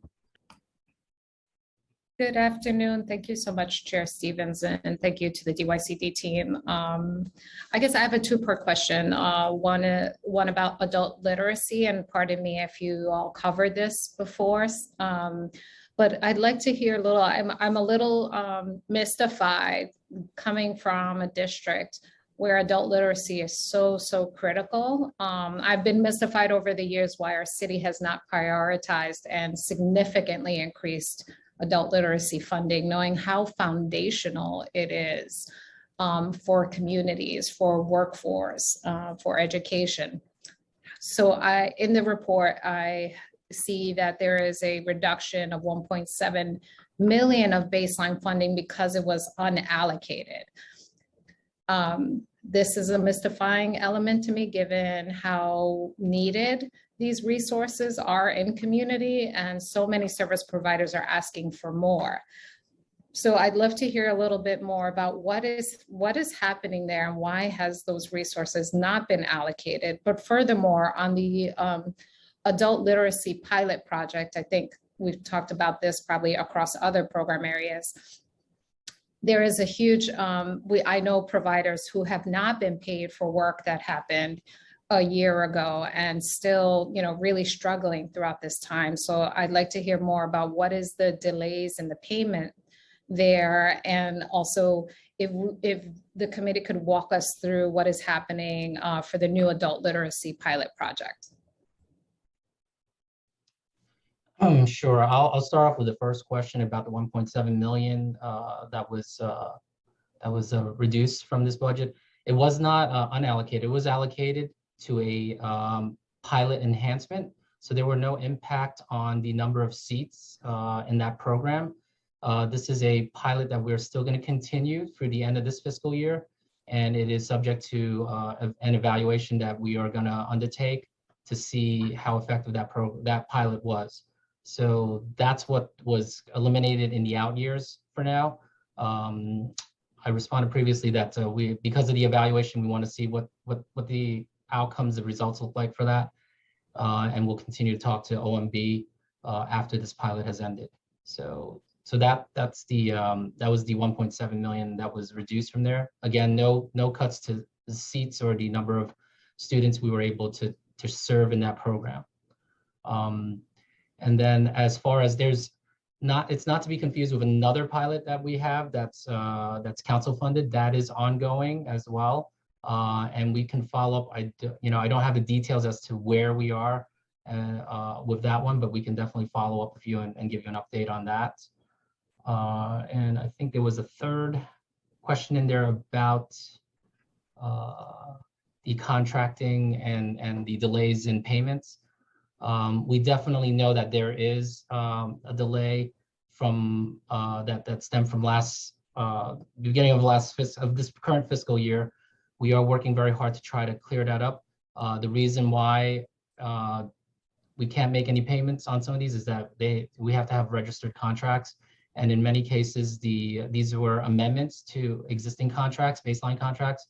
So there might have been an action on one of those base contracts that has to clear first. They kind of go in order. We are working closely with MOX, with OMB and others, and internally to redeploy our staff to make sure that we clear that backlog of contracts that have to be registered so that we can pay our providers. I wonder how the city would manage if we were all delayed 1.5 years in payment.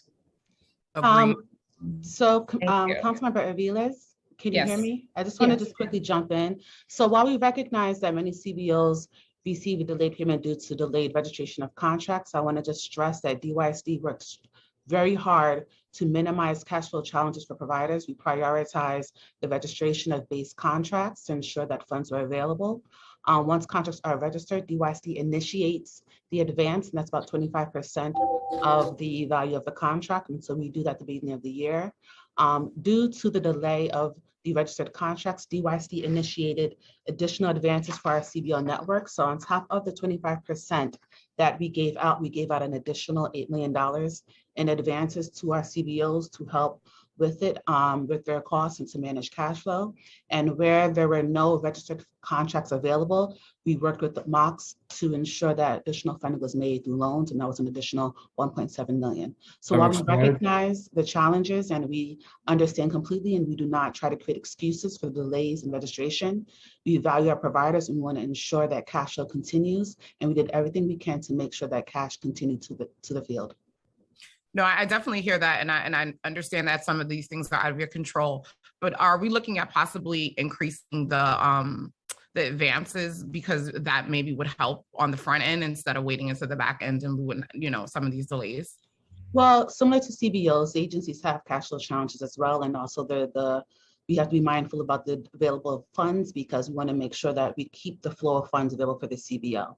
And so we typically handle that on a case-by-case basis. The $8 million that I'm referring to is in response to CBOs reaching out to us and informing us that they were having challenges, and we looked internally to see which one of their contracts are registered, even if it was not in the program area that they were operating in, to leverage additional funds to see what we can do to help with the cash flow. So we understand the challenge, we're working hard on it, and we're working very hard to try to minimize any issues like this upcoming summer. Alexa, do you have a follow-up question? Because I see your hands back up. Could you unmute Councilmember Aviles, please? Thank you so much, Chair, and thank you to the DYCD team. I wanted to just pivot very quickly to the summer rising. We know cornerstones are not administered through school, so I wanted to hear a little bit more about whether the expansion will include cornerstones in NYCHA and what that looks like. Sure, I'm going to pivot that to either Susan or Daryl from the program side. Daryl, he's got his hands raised there. Daryl Rattray, please unmute him. Awesome, thank you, Councilmember Aviles. So yeah, cornerstones are not part of Summer Rising. We have about 99 cornerstones that will be operating summer programs this summer. That's going to be about roughly 6,000 elementary seats that are occurring within our cornerstone programs. In addition to middle school, high school programming that happens because if everyone doesn't know, every cornerstone program in the summer is open 7 days a week until 11 p.m. And then we also have 39 cornerstones that also operate Saturday Night Lights programming Saturdays from 5 to 9. I'm sorry, could you just go back a little bit? Because so you're saying all the cornerstones will be open until 11 p.m. this summer? So starting in, I want to say 2014, so every cornerstone program, all 99, will be open 7 days a week until 11 p.m. during the summer months. Will they be getting the additional funding that they've gotten in the past? Yep, that's already embedded and integrated into their contracts. So part of the base contract includes, I know the number, $96,593 that supports the opening of their evening programming until 11 p.m. I think I'm asking about the extended program, the additional extended program where they got an additional $90,000 for the community-based programs. Yep. That's the amount that got embedded into their base contracts. So they automatically get that amount. There's no need to do an amendment for that amount anymore. It's part of their base contracts to remain open during the summer months. And it was $96,593 that got added on. And when did that happen? That happened with our RFP, which was, I always confuse it with Beacons, but it had to be the 2015 RFP or 2017 RFP. I always confuse it with Beacons, but I can get back to you. But in their RFP, included in that base number, that base contract number, includes that additional funding of $96,000 that supports opening each cornerstone program 7 days a week until 11 p.m. during the summer months. And then the new add-on East Side House, those 3 cornerstones, they got a separate amendment for that. When they got the additional funding to provide services for middle school, high school, and adult participants. Well, thank you. Like I said before, we'll be having a hearing on cornerstones and beacons and Saturday Night Live program soon, so we'll be able to deep dive into that a little bit more. Could we go to Councilmember Williams? Yes, Chair, we can. Councilmember Williams, you may now begin your questions. Thanks, Madam Chair. I thought I didn't have questions, but it occurred to me a question that I ask all different types of agencies that are delivering certain services about essentially, I know it's a nonprofit, but it still is contracting out the work to nonprofit organizations. And so I know there has been a lot of conversation around budgets and the lack of the nonprofits receiving their funds for providing the services. I wanted to know if DYCD has taken a look at some of the services that you're currently contracting out to see if some of them can be brought back into the agency. There's a lot of research around the fact that we actually lose a lot of money and spend a lot of money contracting work out that we could actually absorb as government entities. So I just wanted to know, it's very high level, if DYCD has ever done any internal studies or reports on ways to bring back in some of the services that you are currently contracting out to different providers. Sure, I'll try to tackle that. I've been with the agency for over 16 years, and I was on the nonprofit side before that. I think that DYCD has always been primarily a contracting agency. It is probably, we value obviously the connection that our CBOs have directly to the communities, and that's why we utilize them.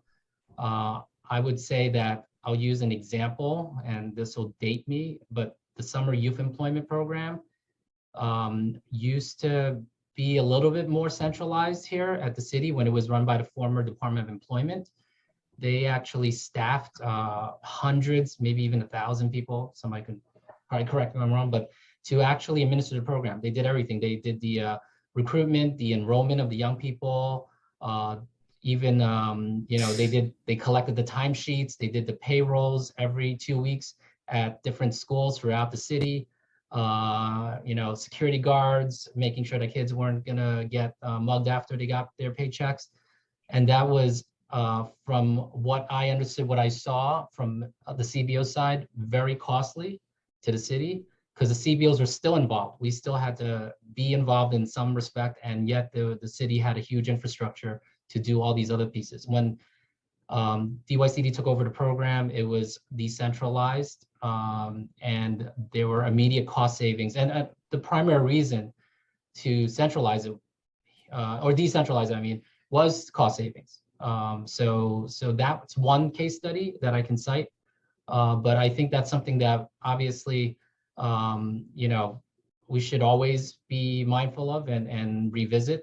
But for now, we know that our CBOs, again, have the direct contact, have the knowledge and expertise to serve the communities that they're situated in.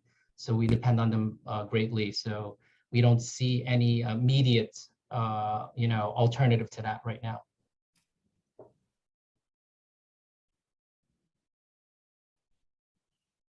Councilmember Williams, do you have any more questions? No, thank you for the history lesson. I probably was one of early students in SYP, if you said about 17 years ago. So no, I mean, it's just always a question, like I said, that I ask, because there are case studies that show that governments save money when they contract out services. But then there are also certain case studies that say we don't always save money. I think the nonprofit space is a little bit different, but we also have for-profit entities that are delivering on government services. And I kind of have a problem with that when we're creating an industry based off of, your ability to get a government contract. when again, if it makes sense, some of these services could be brought back into the government space, but if that is something that has happened before and there is a track record that did not save any money, and in fact cost the city a lot of money, then I understand why it is the way it is now. Thank you. Thank you. Thank you, Councilmember. I just, before we go into public testimony, I would just like to urge all DYCD program folks to stay on, because it is so essential to hear what public testimony has to be said and heard. And I think it's just as important to, answer the questions from council members, but just as important to hear from providers and young people and families who will be testifying now. Thank you. Thank you, Chair Stevens. We have concluded the portion of administrative testimony, so we will be moving on to public testimony at this point. For public testimony, I will call up individuals in panels. Council members who have a question for a particular panelist should use the raise hand function in Zoom, and you will be called on after everyone on that panel has completed their testimony. For public panelists, once I call your name, a member of the staff will unmute you, and the Sergeant at Arms will give you the go-ahead to begin speaking after setting the timer. All public testimony will be limited to 4 minutes, and after I call your name, just wait a brief moment for the Sergeant at Arms to announce that you may begin. In the next panelists will be in the following order: Preston Mitchell, Hannah Carey, Dr. Darlene Williams, and Arthur Samuels. We will begin with Preston Mitchell from the Trevor Project.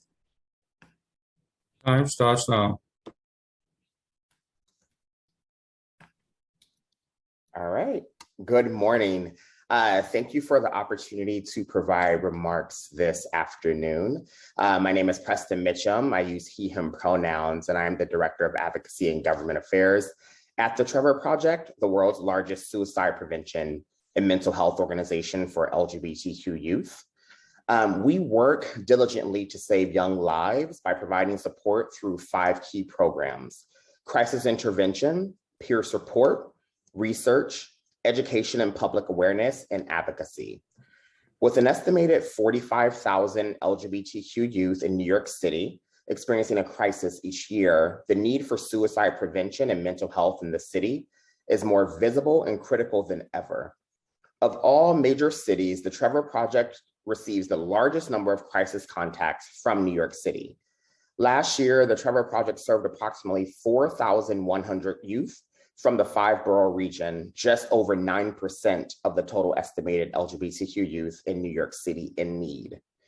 We know that we are at a time when LGBTQ youth need our services more than ever. In March of 2020, at the height of the pandemic, the Trevor Project entered emergency response mode in order to address the heartbreaking impact of the COVID-19 pandemic on LGBTQ youth in particular. LGBTQ youth mandated to stay home may not be out or accepted in their homes, which can lead to emotional and mental trauma. Fear and sadness around not knowing when they'll be able to reconnect with support systems can further exacerbate anxiety and depression. Since the start of the pandemic, which is still ongoing, the volume of youth reaching out to crisis services at our team has increased, at times spiking to more than double volumes earlier in 2020 pre-pandemic. Critical funding will include supporting New York City's LGBTQ youth during their moment of crisis, recruiting additional volunteers to support the growing need, funding the training of those volunteers, and increasing awareness of Trevor's services so more youth know who we are and that we are there for them in their most critical time for need. We hope this council and committee, of course, restores fundings for the current fiscal year and aligns funding for at-risk communities, including Black and Brown communities, and of course, LGBTQ young people. For almost 25 years, the Trevor Project has worked to ensure that LGBTQ youth, including those living in New York City, have access to the highest quality and most diverse range of resources and services. We also know that suicide and mental health are not linear, and therefore the funding and resources and responses must be intersectional and comprehensive. Though we are still living in an unprecedented social, legal, and political acceptance of the LGBT community, there's still much work to be done on local and state levels to ensure that our community members can successfully combat the social and economic injustices they face daily. The Trevor Project is always ready to continue to partner on our life-saving services for these young people in crisis. And I thank you for your time and attention. Thank you for your testimony. We'll now turn to Hannah Carey. Time starts now.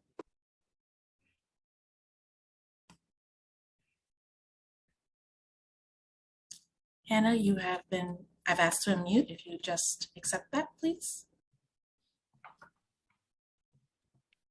You can begin. Thank you. Okay. Thank you for this opportunity to submit testimony on behalf of Generation Citizen at the New York City Council Youth Services Committee. My name is Hannah Carey. I'm a program manager with Generation Citizen New York.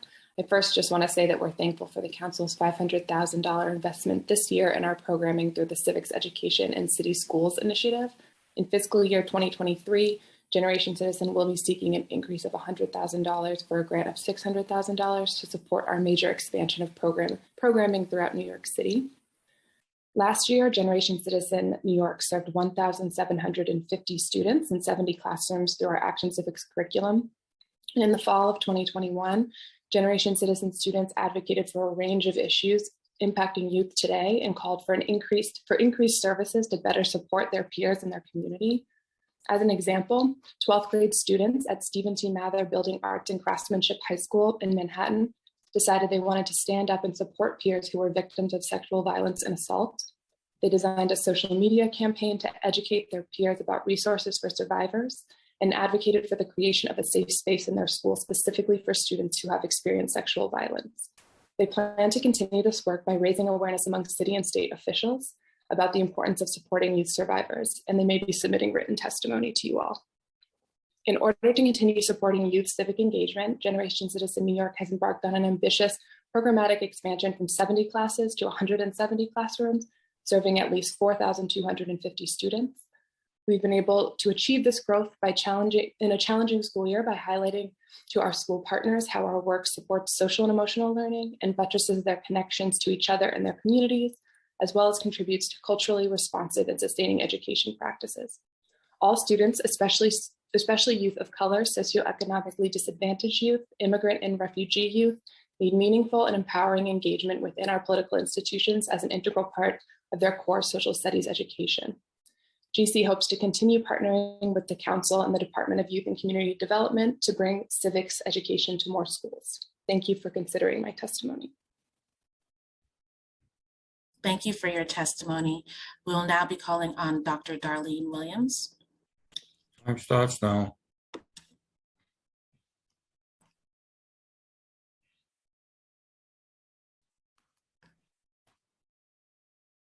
Dr. Williams, you may begin. Good day. My name is Dr. Darlene Williams, and I'm the President and CEO of Opportunities for a Better Tomorrow, OBT. Thank you to the council members on the committees of youth services for the invitation to speak to you today. I'm here to advocate for increased funding to expand our youth services across the city. Since 1983, OBT has been preparing New York City's younger generation obtain secure jobs and maintain fulfilling careers with a host of wraparound services. Our mission at OBT is to break the cycle of poverty and inequity through education, job training, and employment. With programming that ranges from high school equivalency training, employment, adult literacy, ESOL courses, and industry certified training for high school graduates. We focus on meeting our participants where they are so they can meet their goals. In the wake of the COVID-19 pandemic, we encountered numerous challenges in our DYCD funded programs due to citywide budget shortfalls. OBT received $300,000 less compared to our previous fiscal years. We saw lower program enrollment numbers connected to social distancing restrictions and limited community outreach during peak surges. The biggest impact has been our Sunset Park programs, where we had to cut back on a number of full-time counselors for 120 participants. We serve a high-need population that includes parents, students with disabilities, homeless youth, immigrants, and 95% of our participants identify as people of color in high-need areas. Losing counselors affected our wraparound support services, which in turn impacts our community in detrimental ways. We strongly believe that we can recover from the last few years by your investment in the following. We want to enhance how we evaluate, use our program data, and more efficiently meet the needs of our participants and our partners.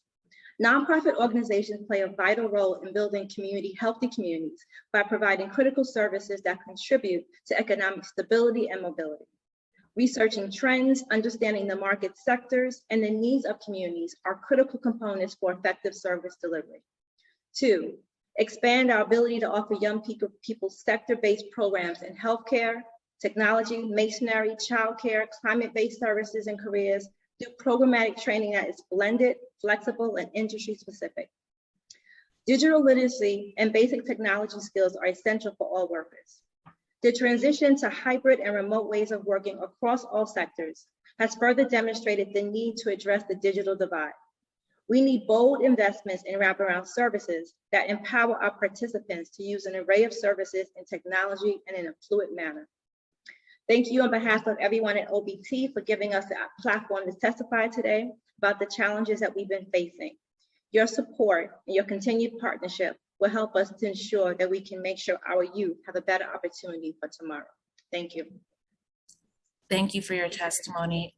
I will now be calling on Arthur Samuels. Time starts now. Good morning. Thank you so much for having me. My name is Arthur Samuels, and I am the co-founder and co-executive director of Mesa Charter High School in Bushwick. Early last year, the mayor's office put out a report indicating that up to a quarter of New Yorkers ages 18 to 24 are neither working nor in school. 80% of these so-called disconnected youth are young people of color like the students we serve at Mesa. The financial cost to the city is hundreds of millions of dollars, and the social and emotional cost of this lost potential is, of course, incalculable. But 75% of disconnected youth have a high school diploma, and that means there's an institution that they're tied to. At Mesa, we're working with our alumni who have struggled to help them enter high-quality workforce development programs. For example, one young man dropped out of college to stock shelves at CVS for $15 an hour, but we helped him become a fellow at the Marcy Lab School. This is a free coding boot camp for low-income students. Think of the Flatiron School, but for our kids. When he graduates this fall, he'll be placed in a six-figure tech job. Schools spend 4 years developing relationships with kids and building trust with families. We can leverage these relationships to develop a gradual, warm handoff from schools to post-secondary institutions, either colleges or workforce training programs. But the system that we have now tosses this relationship aside. Schools are neither funded to do this work nor evaluated on our outcomes. In other words, your high school is the most important institution in your life for 4 years. But once you get your diploma, you're someone else's problem. This is an inefficient, ineffective setup, and most importantly, it's hurting our youth. Schools can play a major role in supporting young people after graduation, but we need the resources to staff this work and institutional partners within the city. I encourage the council to think more about how high schools can play a greater role in reconnecting our youth. Thank you. Thank you for your question or for your testimony. Chair Stevens and the other council members, if you would like, we can ask questions to this panel or we can begin our next group of panelists. No questions, we can continue. Thank you. In our next panel, we will be hearing from Sabrina Lamb, Jamie Polovich, Michael Tenebrusco, and David McMillan. I will now be calling on Sabrina Lamb to begin your testimony. Time starts now. Chairwoman Althea Stevens and Committee on Youth Services team members, good afternoon. I also acknowledge our former World of Money graduate, City Council Member Chiose. We're very proud of you. On behalf of over 6,000 World of Money children and their families, I thank you for the opportunity to testify. I'm Sabrina Lamb, the founder and executive director of the World of Money, a 17-year New York City-based nonprofit and leading provider of 120 annual classroom and online hours of diverse and immersive financial and entrepreneurial education for ages 7 7 to 18. America's Promise Alliance and AOL Impact awarded World of Money as one of America's 10 top social good organizations. By way of this testimony, you'll learn about the need for funding to enable World of Money to partner with more schools and New York City youth organizations, and our desire to be your resource and a long-term partner with the City Council in helping to eradicate financial vulnerability in historically excluded families.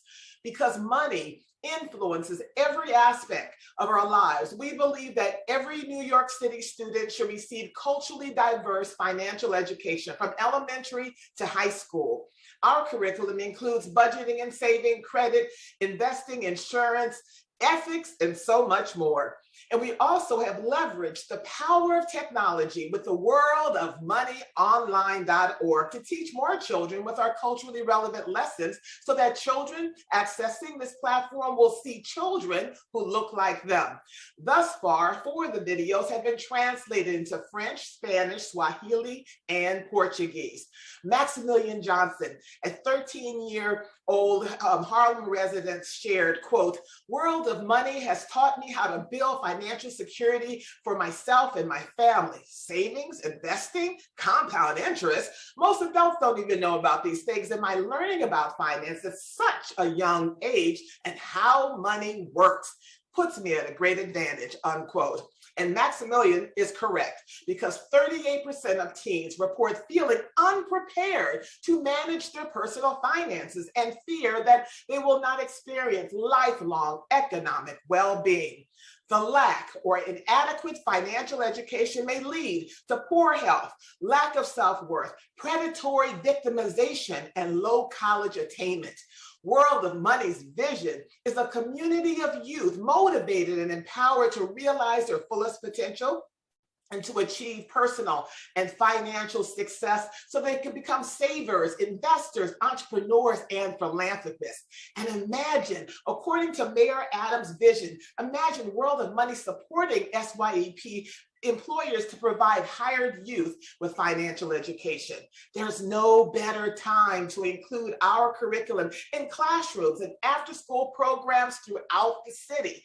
We can harness the power of our technology and deliver it to where children and youth, like Maximilian, spend a lot of their time in the classroom and on their mobile devices. So remember the World of Money motto: learn, earn, save, invest, donate. Thank you for allowing me to share a bit of the World of Money story with you. Thank you for your testimony. I will now be calling on Jamie Pavlovich. Time starts now.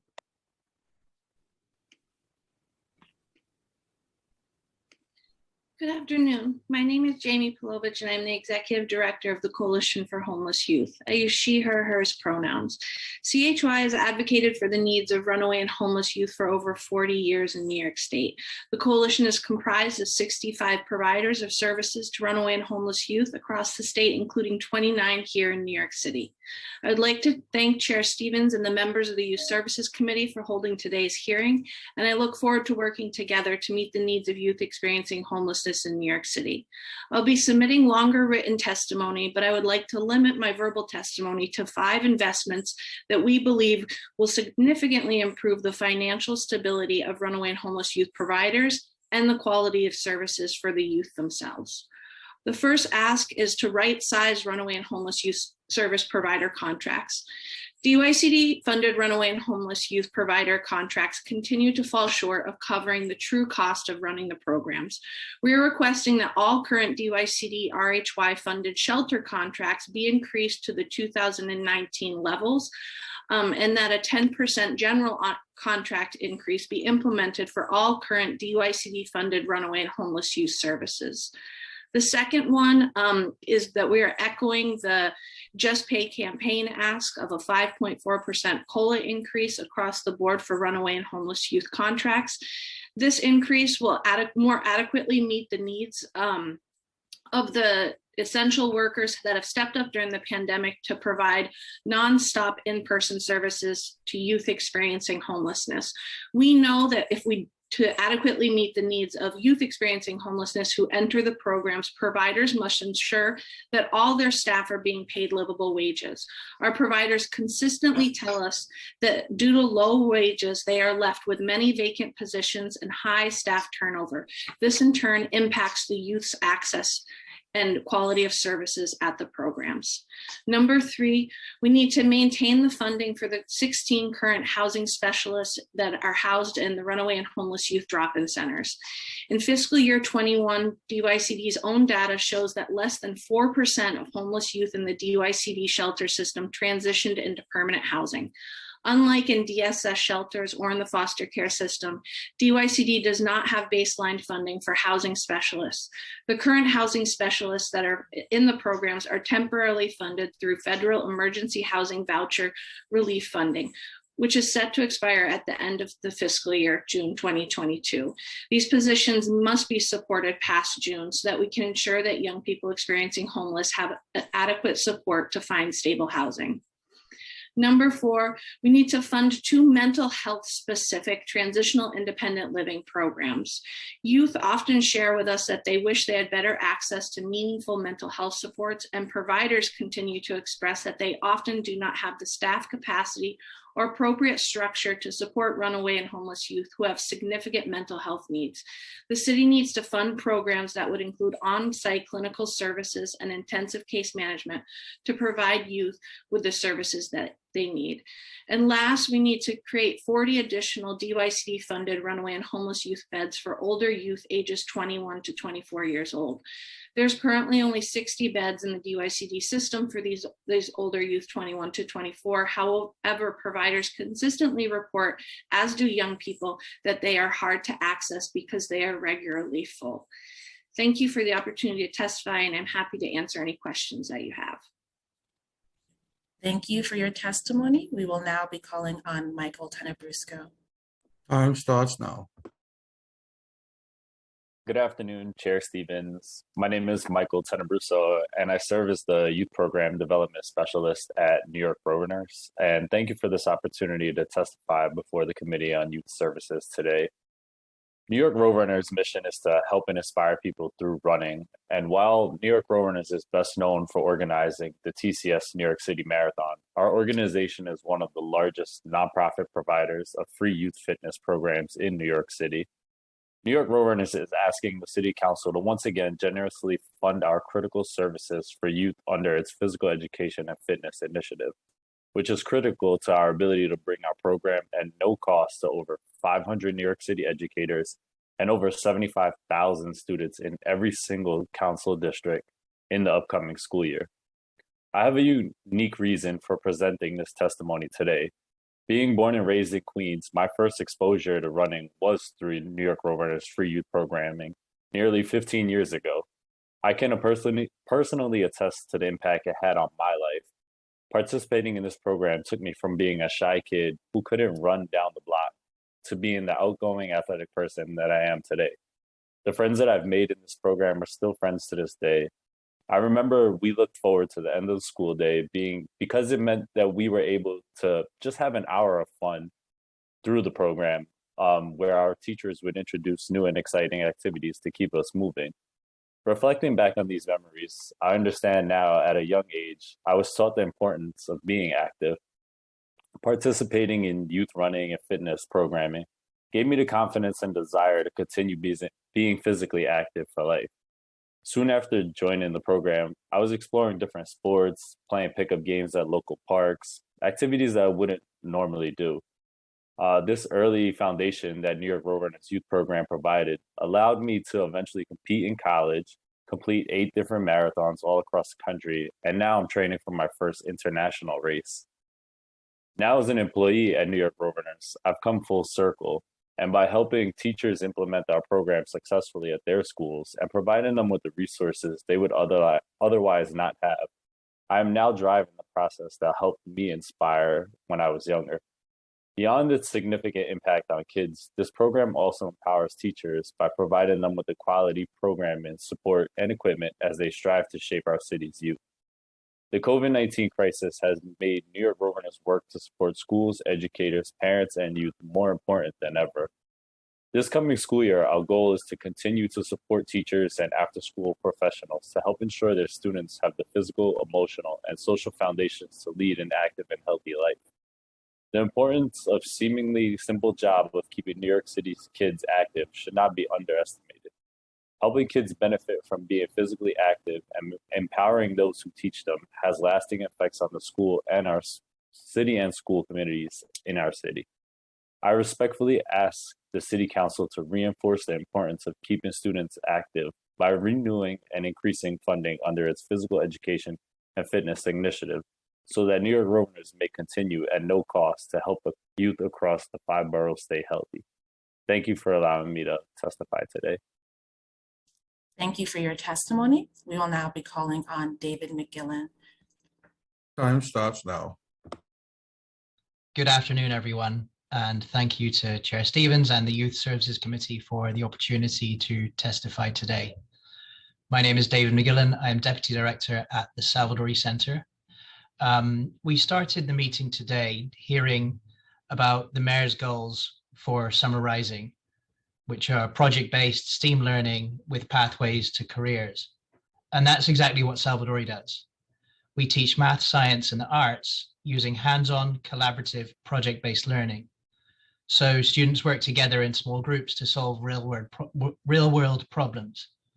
So, for example, if I'm in a group with Chair Stevens and Sergeant Lugo, then Chair Stevens will know something that I don't know and Sergeant Lugo doesn't know. And Sergeant Lugo will for sure know something that Chair Stevens and I don't know. And there's even a chance that I'll know something that neither of them know. So between us, we share knowledge and skills and we come up with better solutions. We've provided Summer Rising and Career Clue programs for the past few years. And our students work with young professionals from the architecture, construction, and engineering industries so that the students receive mentorship and they see pathways to successful STEAM careers. We can be ready to deliver programs with 2 weeks notice. And we've been doing this for 50 years. STEAM education in under-resourced communities. And we're here to help realize the Mayor's vision for Summer Rising. Thank you.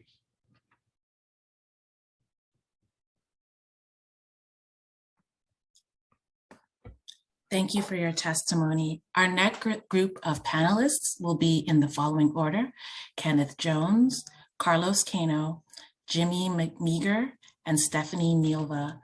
I will now be turning to Kenneth Jones to begin his testimony.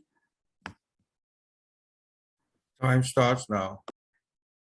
Good morning, everybody, or now it's afternoon. But I just wanted to echo, I work with David McGillen, the previous presenter at the Salvadori Center, and I'm not going to use the whole 4 minutes, but I just wanted to say thank you to DYCD, to the council members, to everyone who's considering serving students and helping them to stop the learning loss during summer, but more importantly, to give them opportunities to succeed, to see themselves in careers where they can grow and become vital members of our society, and to create programs that keep the bridge between young professionals and the students so that they can have mentors and ask the good questions and connect with them. At Salvadori, we serve about 10,000 students a year. Now that's not just through one program and we're done. All of our program are multiple days. So over those 10,000 students share about 100,000 contact hours. Our programs during the school day run about 8 sessions all the way up to 36 sessions, which is the entire academic year. But we also have a robust after-school program, which are 12 sessions, and they run 90 minutes each. And like David said, it's all collaborative, project-based, and hands-on. But 2 of the most exciting things we've done in the last 2 years is we've done a study with NYU. And this NYU researchers were really interested as to when children form the self-perception that they're going to be good at something. And most people think it's around middle school. But the truth is these researchers thought it was much younger. So they did a survey of kindergartners through the 5th grade using Salvadori's program and realized, in fact, children do start that early to get a sense that they're going to be good at something. And then the second thing that they measured was relevance. Does school matter? We always hear that thing of, why do I need to know this? I'm never going to use this. And one of the things that happens with all students, regardless of where they start, is on day one to the end of school, the sense that what they're learning in school is relevant to their lives steadily declines. Now, when they introduce Salvadori, their sense of relevance spikes, and it better, because you wouldn't hire us if it didn't, because we talk to you about how we use the world in which the kids live, the buildings they cross, the bridges they see, the buildings they enter, the schools they play on, and the parks and communities. But the coolest thing is after Salvadori, that sense that what they're learning in school, that decline, it stops. And the reason it stops is because they're learning collaboratively with their friends. They're doing it through a project-based hands-on activity, and it's fun. And, with the summer school program, they get to see kids that look like them, that are young professionals, and they see themselves in what they're learning, and they see pathways to success. So we totally support everything you're doing. We're here for you. We've been doing it for years. We're ready to help the mayor's vision and your vision be successful. So please continue the good work, and we appreciate it. Thank you for your testimony. I will now be calling on Carlos Kino. Hi, good afternoon, everyone, and thank you for the opportunity to present testimony at this hearing on youth services.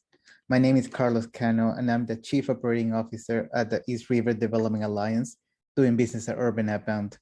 Since our founding in 2004, youth services, in particular college access, has been a core element of our integrated model to break cycles of poverty in public housing communities. The Urban Outbound College Access and Career Access Program offers 4 services. 1, college preparation, which includes SAT preparation courses, one-on-one counseling for the high school students and the parents, supporting writing their essay, and assistance with FAFSA and college applications. Our second main service is career exploration for those who were looking more of a vocational path. We also have financial counseling, again, for the youth and the parent. And we complement this with mentoring and coaching sessions. Our program serves an average of 75 students every year between sophomore, junior, and senior cohorts. Right now, our senior class, we have a success rate of 100% of them getting admitted to and going to attend the college of their choice. This year, we started a new part of our program. We were working with our program alumni on their first year of college, second year of college, to ensure that success translates into their initial classes, initial semesters, and making sure that they have a good life balance, life study, work balance.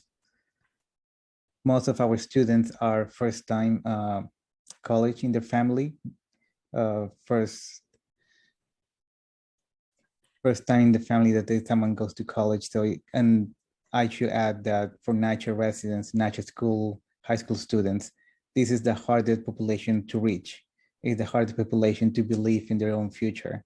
So we devote a lot of resources to convincing these youth to participate in the program, to believe in themselves.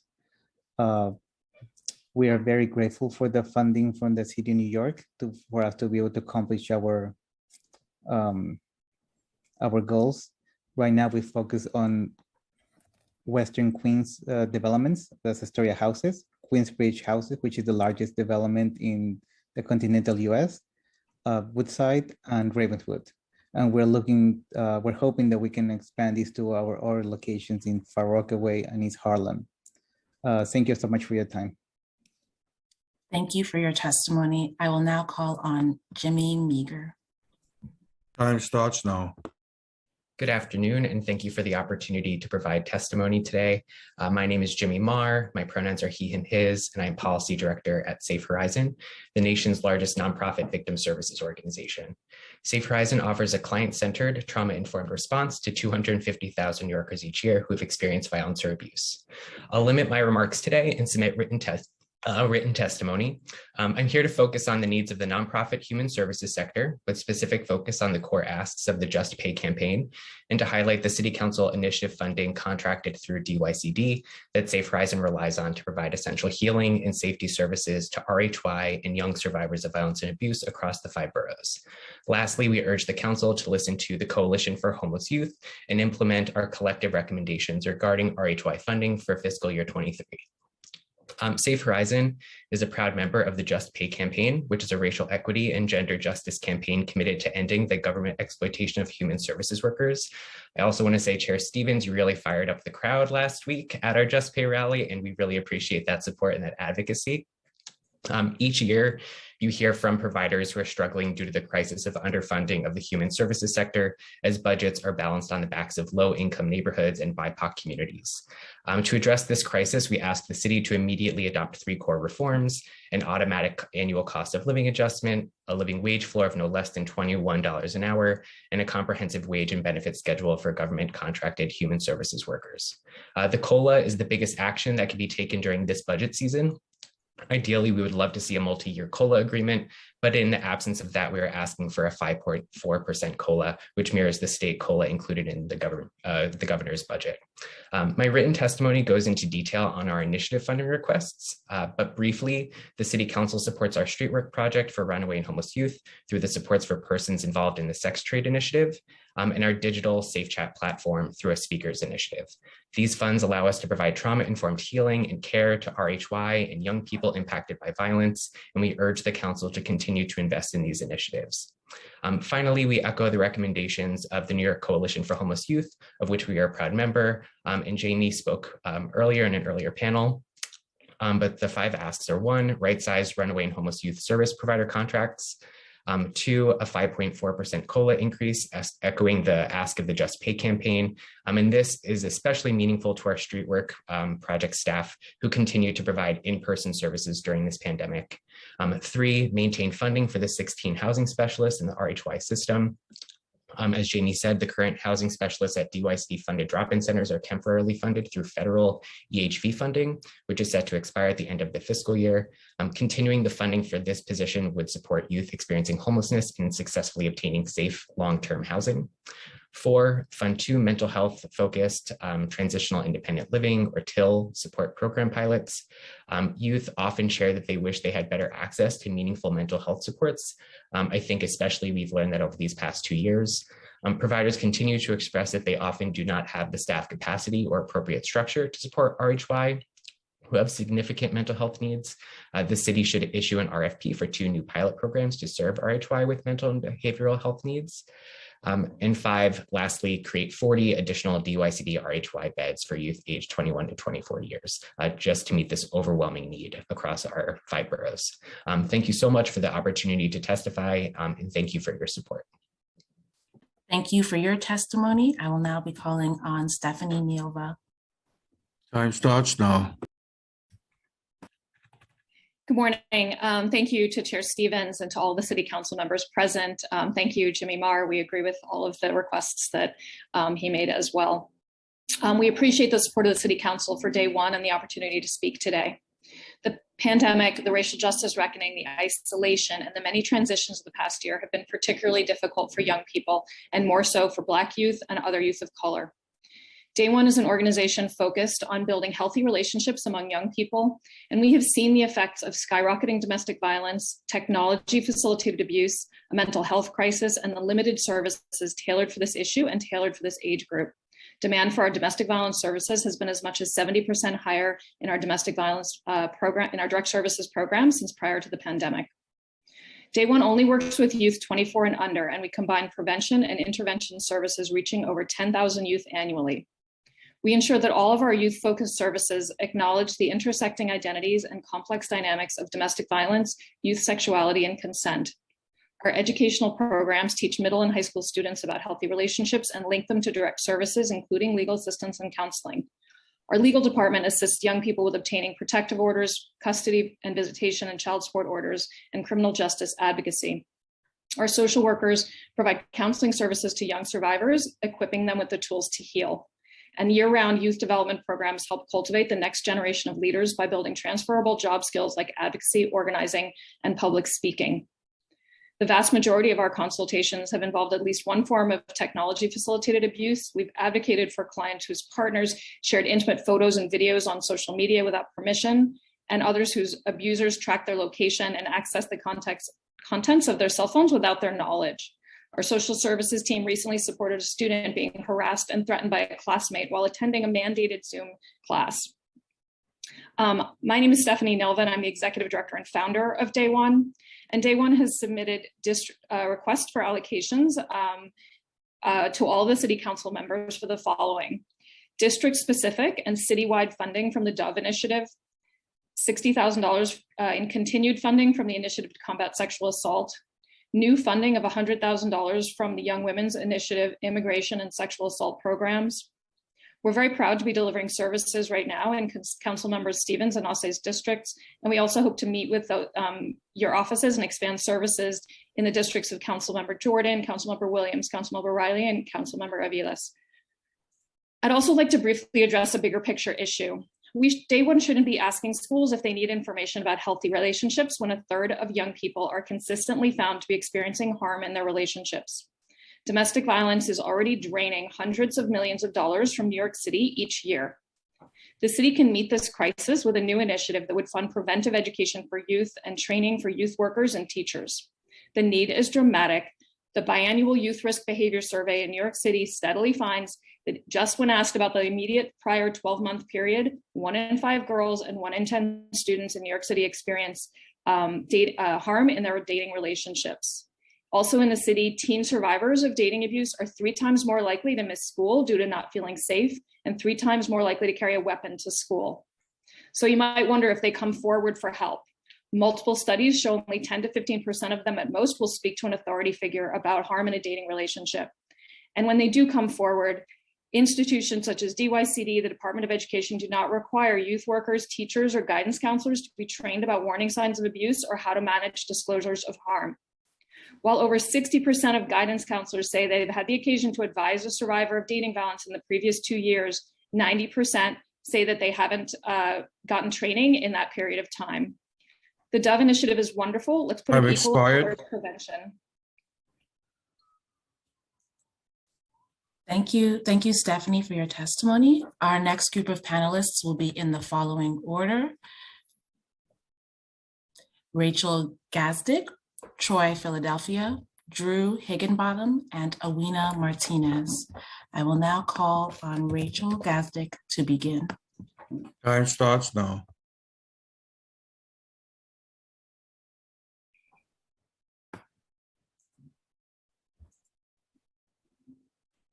Rachel, you've been unmuted. You can, if you just accept our request to unmute.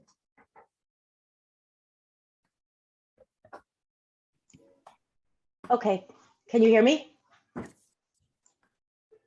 Okay, thank you. Sorry about that.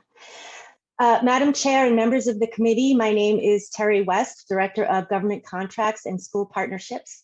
I'm here today on behalf of our CEO, Rachel Gazdick, to ask that you prioritize New York Edge's fiscal year 23 citywide funding request of $1.2 million under the Council's After School Enrichment Initiative.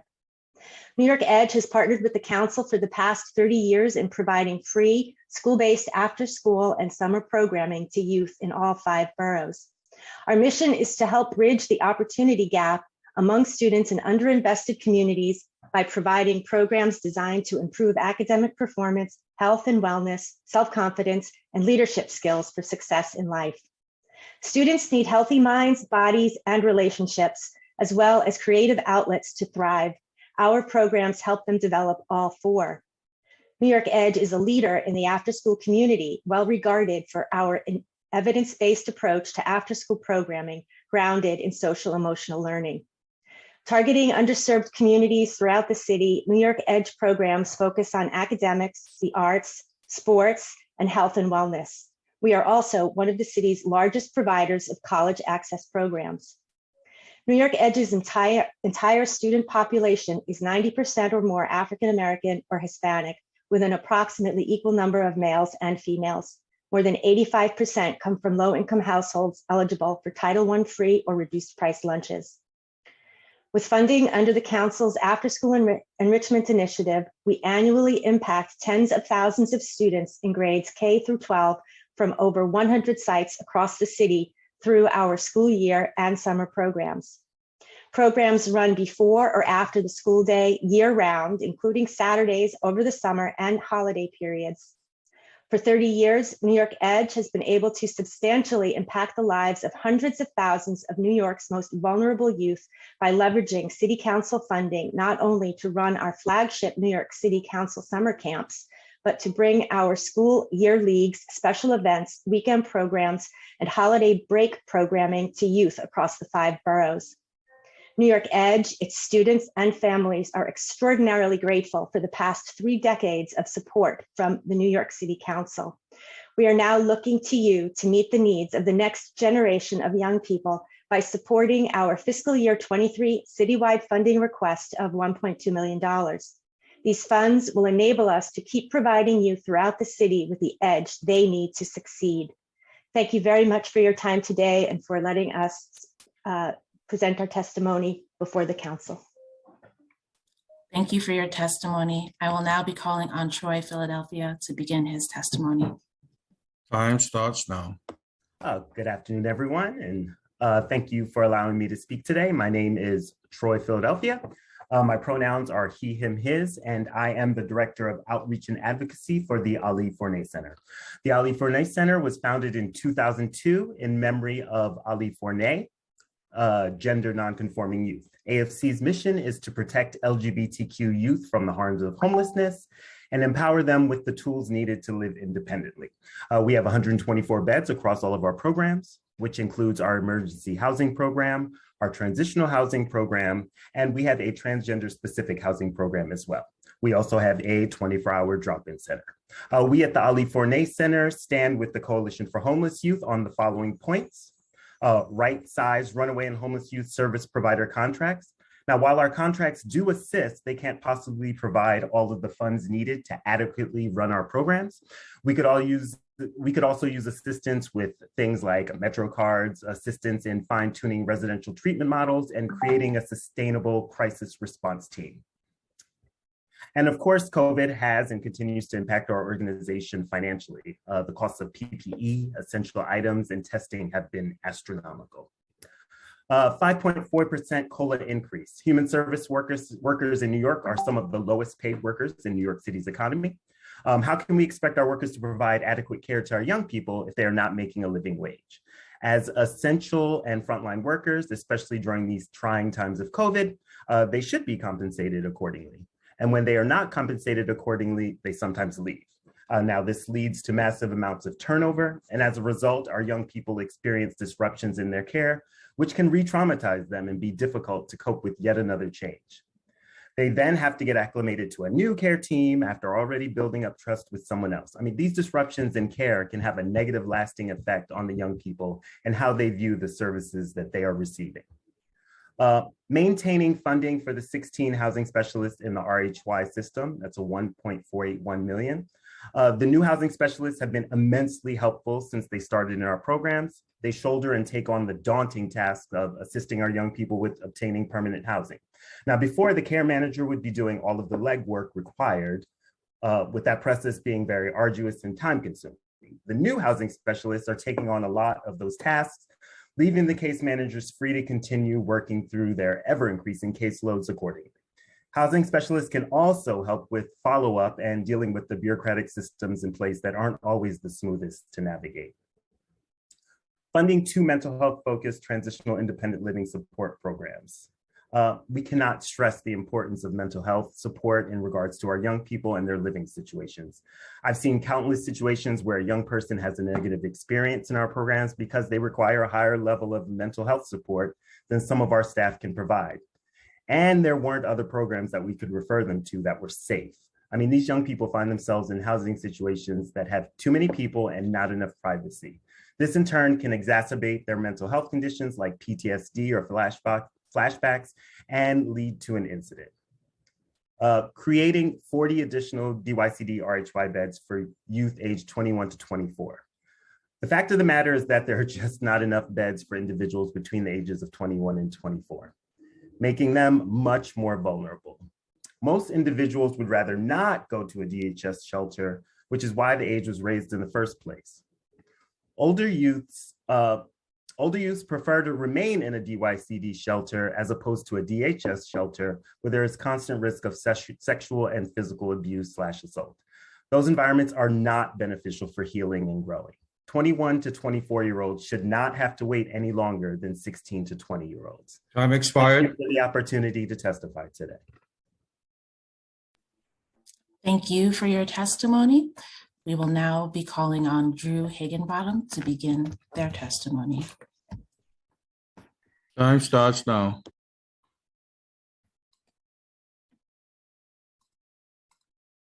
Good morning. On behalf of Student Leadership Network and the Young Women's Leadership Schools, thank you, Chair Stevens, and all of the members of the Youth Services Committee for this opportunity to testify about the services Student Leadership Network provides the youth of New York City that have been made possible in part by funding from the New York City Council.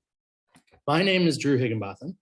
I'm the Director of Research and Innovation for the Girls Education Team at Student Leadership Network, formerly known as the Young Women's Leadership Network. Prior to working at Student Leadership Network, I spent 20 years serving the students of the Young Women's Leadership School of East Harlem, first as a teacher and ultimately as the principal of that school. Currently at Student Leadership Network, I lead initiatives to codify the Young Women's Leadership School model and support our teachers and principals with professional learning opportunities. Student Leadership Network has 2 programs in New York City that support young people from underserved communities in gaining access to valuable educational opportunities. The Young Women's Leadership Schools, which we call TWILS, and which is a high-performing network of girls' public schools within the New York City Department of Education, and College Bound Initiative, a comprehensive college access, persistence, and success program for young people that places and supports college counselors in 20 co-ed DOE schools, in addition to the 5 TWILS schools.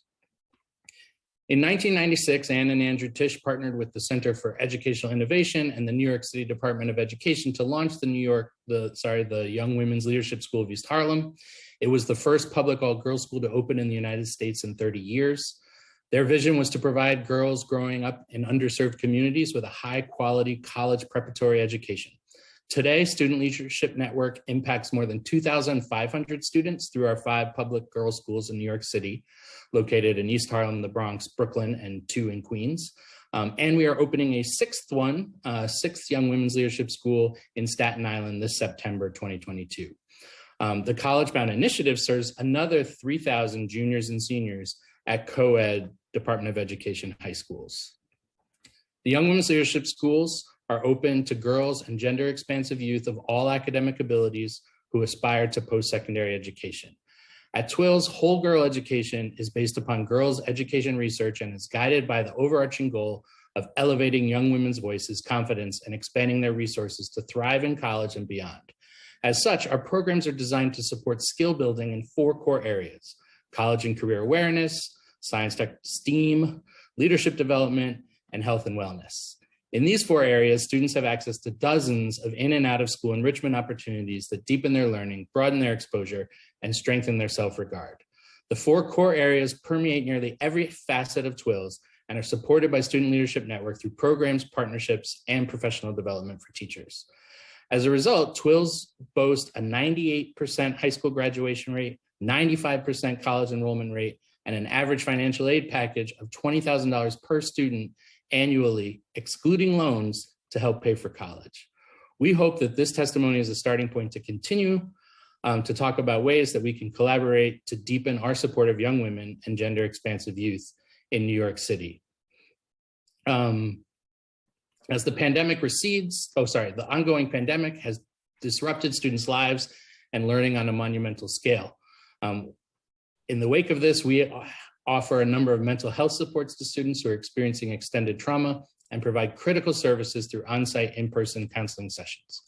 As the pandemic recedes, we're restarting and reimagining the early college and career awareness events we supported each of the 5 TWILS schools. These events jumpstart to college, TWILS in the workplace, College Discovery Day, TWILS Glows, Cool Careers, Potential Paths, provide students with multiple experiences beginning in 6th grade to explore their post-secondary career options through interactions with inspiring women who reflect their identities and experiences. Thank you so much for this opportunity to testify.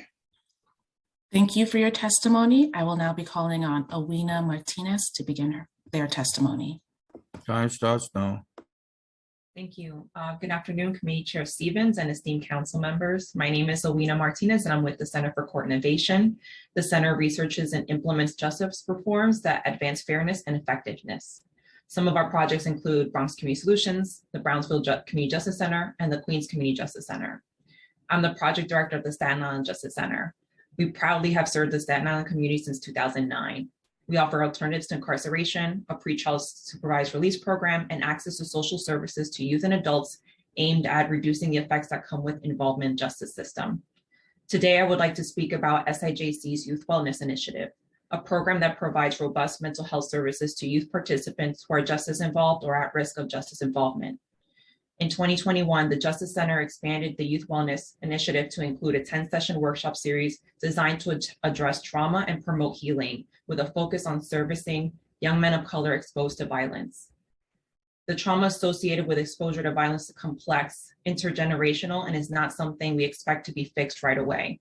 It takes work to build rapport with youth, and we first take the time to get to know them, their lives, their families, and how they see themselves in the world.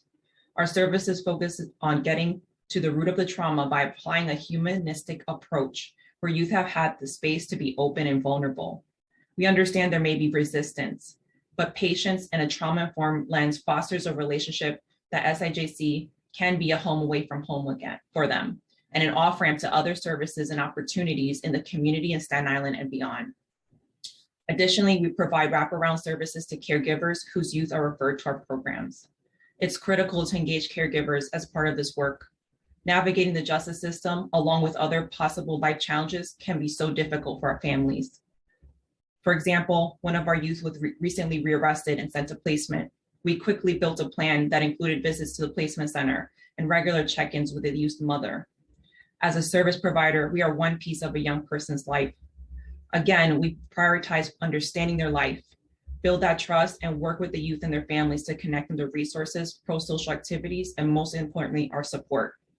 To conclude, I ask that City Council continue to support the Center for Core Innovation by expanding our innovation core funding to further empower our direct service community sites like SIJC. This funding is used to flexibly respond to the needs as they arise through all of our sites in the 5 boroughs. Over the last 2 years, the needs have spanned everything from expanding remote youth engagement programming during the pandemic to implementing new methods of gun responses. I thank the Council for continued partnership in ensuring our young people have access to services who see them for who they are and opportunities that empower and promote sustainable success. Thank you so much for this opportunity. Thank you for your testimony. Our next group of panelists will be testifying in the following order: Christine James McKenzie, Teen Howard, Brian Carmichael, and Jennifer Kunle. I will now begin with Christine James McKenzie. Time starts now. Good morning, dear council members. My name is Christine James McKenzie. I'm the Manager of Communications and Policy at Jobs First NYC, a nonprofit intermediary that creates and advances solutions that break down barriers and transform systems, supporting our young adults and their communities in the pursuit of economic opportunities. We appreciate the opportunity to submit the testimony to the Youth Services Committee. We're looking forward to your leadership to address the unrelenting crises that young adults in New York face. Jobs First is particularly concerned about the young adults between the ages of 16 to 24-year-olds who are out of school and out of work. We join our colleagues in the call to immediately direct resources and attention to the fact that young adults are not being provided with practical and sustainable solutions that will allow them to thrive. Last year, Jobs First NYC published a report titled Equitable Recovery for Young Adults, an Agenda for Young Adult Workforce Development in New York City. And it provides a set of citywide policy priorities that are rooted in the real needs of the young people, the perspectives of the on-the-ground practitioners, and the literature on successful policies and interventions. It details the changes needed to quickly connect these 18 to 24-year-olds to employment now. It builds on Jobs First NYC's comprehensive system-level view of the city's young adult workforce system. We must act now to connect young adults to training, education, and work opportunities. Our report outlines 6 recommendations for the city that were informed by a diverse coalition of young adult workforce development and education stakeholders, as well as 18 to 24-year-olds. To enact these recommendations, Jobs First NYC calls for a $770 million increase in annual investment by New York City. $100 million would go towards bridge programming, $150 million to sectoral training, $357 for subsidized jobs, $105 million for high school degree attainment and career preparation, and $58 million for capacity building and system enhancements. These recommendations are specific. Number 1, collaboration, encourage and reward collaboration across the young adult workforce programs and providers. 2, focus on equity, meaning prioritize economic mobility and pathways to prosperity for historically under-resourced and disproportionately harmed communities. Employee partnerships, significantly expand the partnerships with employers and industry groups to create employment and career pathway opportunities. Also, to have youth-centered strategies, design youth-informed solutions that center these young adults and their experiences as well as their goals. We believe in capacity building, build the capacity of workforce providers to deliver high quality, culturally competent, market-aligned services to young adults. Jobs First NYC and young adult service providers across New York City are asking you to commit to all young adults, and especially those who are out of school and out of work, to invest in resources, skills, and opportunities they need and deserve to find success in work and life. The future of New York City depends on these young adults. Thank you for the opportunity to testify, and we will submit a complete testimony. Thank you for your testimony. I will now be calling on Teen Howard. Time starts now. Hello, everyone. My name is Tanae Howard. I use she, her pronouns, and I'm the Executive Director at Sadie Nash Leadership Project. Good afternoon, Chair Stevens and the Committee on Youth Services. I'm here to speak in support of the Sports Training and Role Models for Success Citywide Girls Initiative, otherwise known as STAR CGI. Members of our initiative are here to ask for your continued support in ensuring that STAR CGI funding is not only restored, but that each of our organizations receives an increase in funding of $50,000 each, totaling $2 million for the STAR CGI initiative to be able to support our critical work at this critical time in the city. I started as the Executive Director at Sadie Nash Leadership Project in March 2020, actually on March 16th. Right as COVID was beginning to impact our work. This coalition has been critically important to me and Sadie Nash Leadership Project during the last 2 years and has enabled us to provide collective support for young people in our programs, who we call Nashers, who represent young people from 44 districts across New York City. Our organizations are a lifeline to the young people we serve. It's through our organizations that young people are gaining opportunities to sustain and be resilient during this unprecedented time. At Sadie Nash Leadership Project, the support from the STAR CGI cohort has enabled us to show up for Nashers and their families during this time. Specifically in response to the COVID-19 global pandemic, we have been able to develop creative and adaptive responses that center the voices and experience of Nashers. We are really proud of the work we've done to bring our programs onto virtual platforms and then into a hybrid kind of situation, which we're in right now, and create opportunities for healing and self-care and develop spaces in which to bring our community together for collective support and action. Nashers are members of communities of color that are feeling the impact of who have been feeling the impact of the pandemic in the last 2 years and now especially. We've been able to provide direct cash and food assistance to families who've lost jobs and been impacted by this crisis. We know how important it is for us to deliver on our promise of supporting young people's ability to grow as leaders who can work now and in the future to create communities committed to collective care and justice for all. Our organizations work together to look to the future of this city, our young people and our gender expansive youth, who are actually the now and the future of our city. We're thankful for your investment in them. This is an investment in our collective success as a city. We need you to fight to ensure our programs remain available. Along with our STAR CGI partners, again, we're seeking an increase in funding for $2 million for this initiative that really provides critical support for young women and gender expansive youth across the city. Thank you so much for this opportunity to share our testimony. Thank you for your testimony. We will now be calling on Brian Carmichael. Time starts now.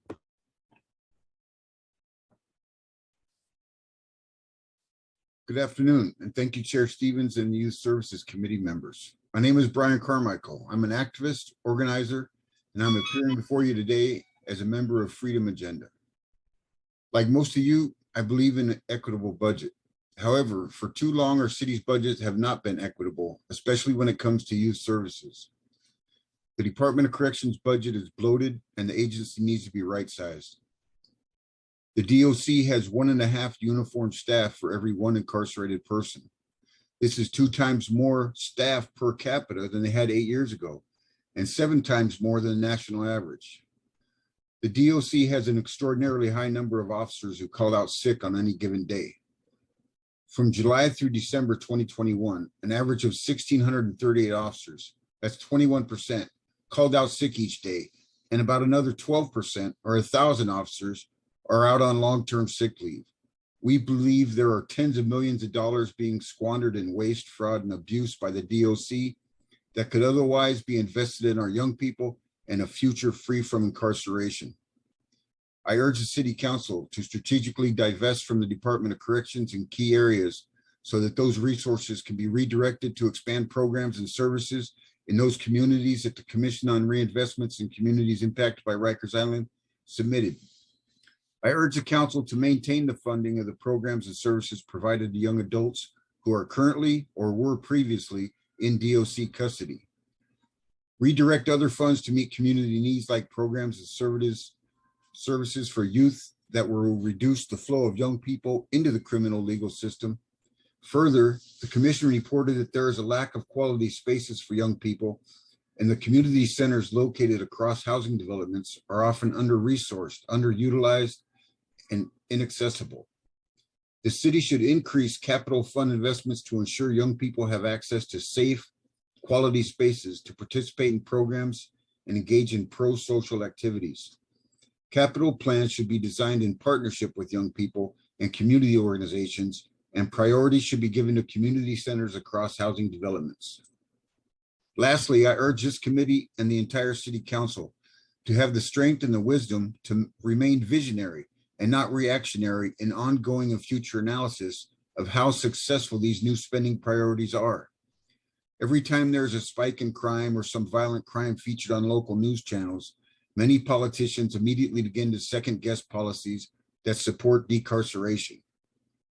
But the status quo has been built over hundreds of years, and the changes that Freedom Agenda believes in and advocates for are transformational and can only be judged fairly by years, even decades of analysis before the effects can be measured fairly.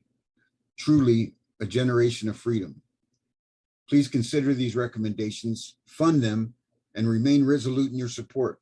And we at Freedom Agenda will remain resolute in our support of you and our campaign to decarcerate New York.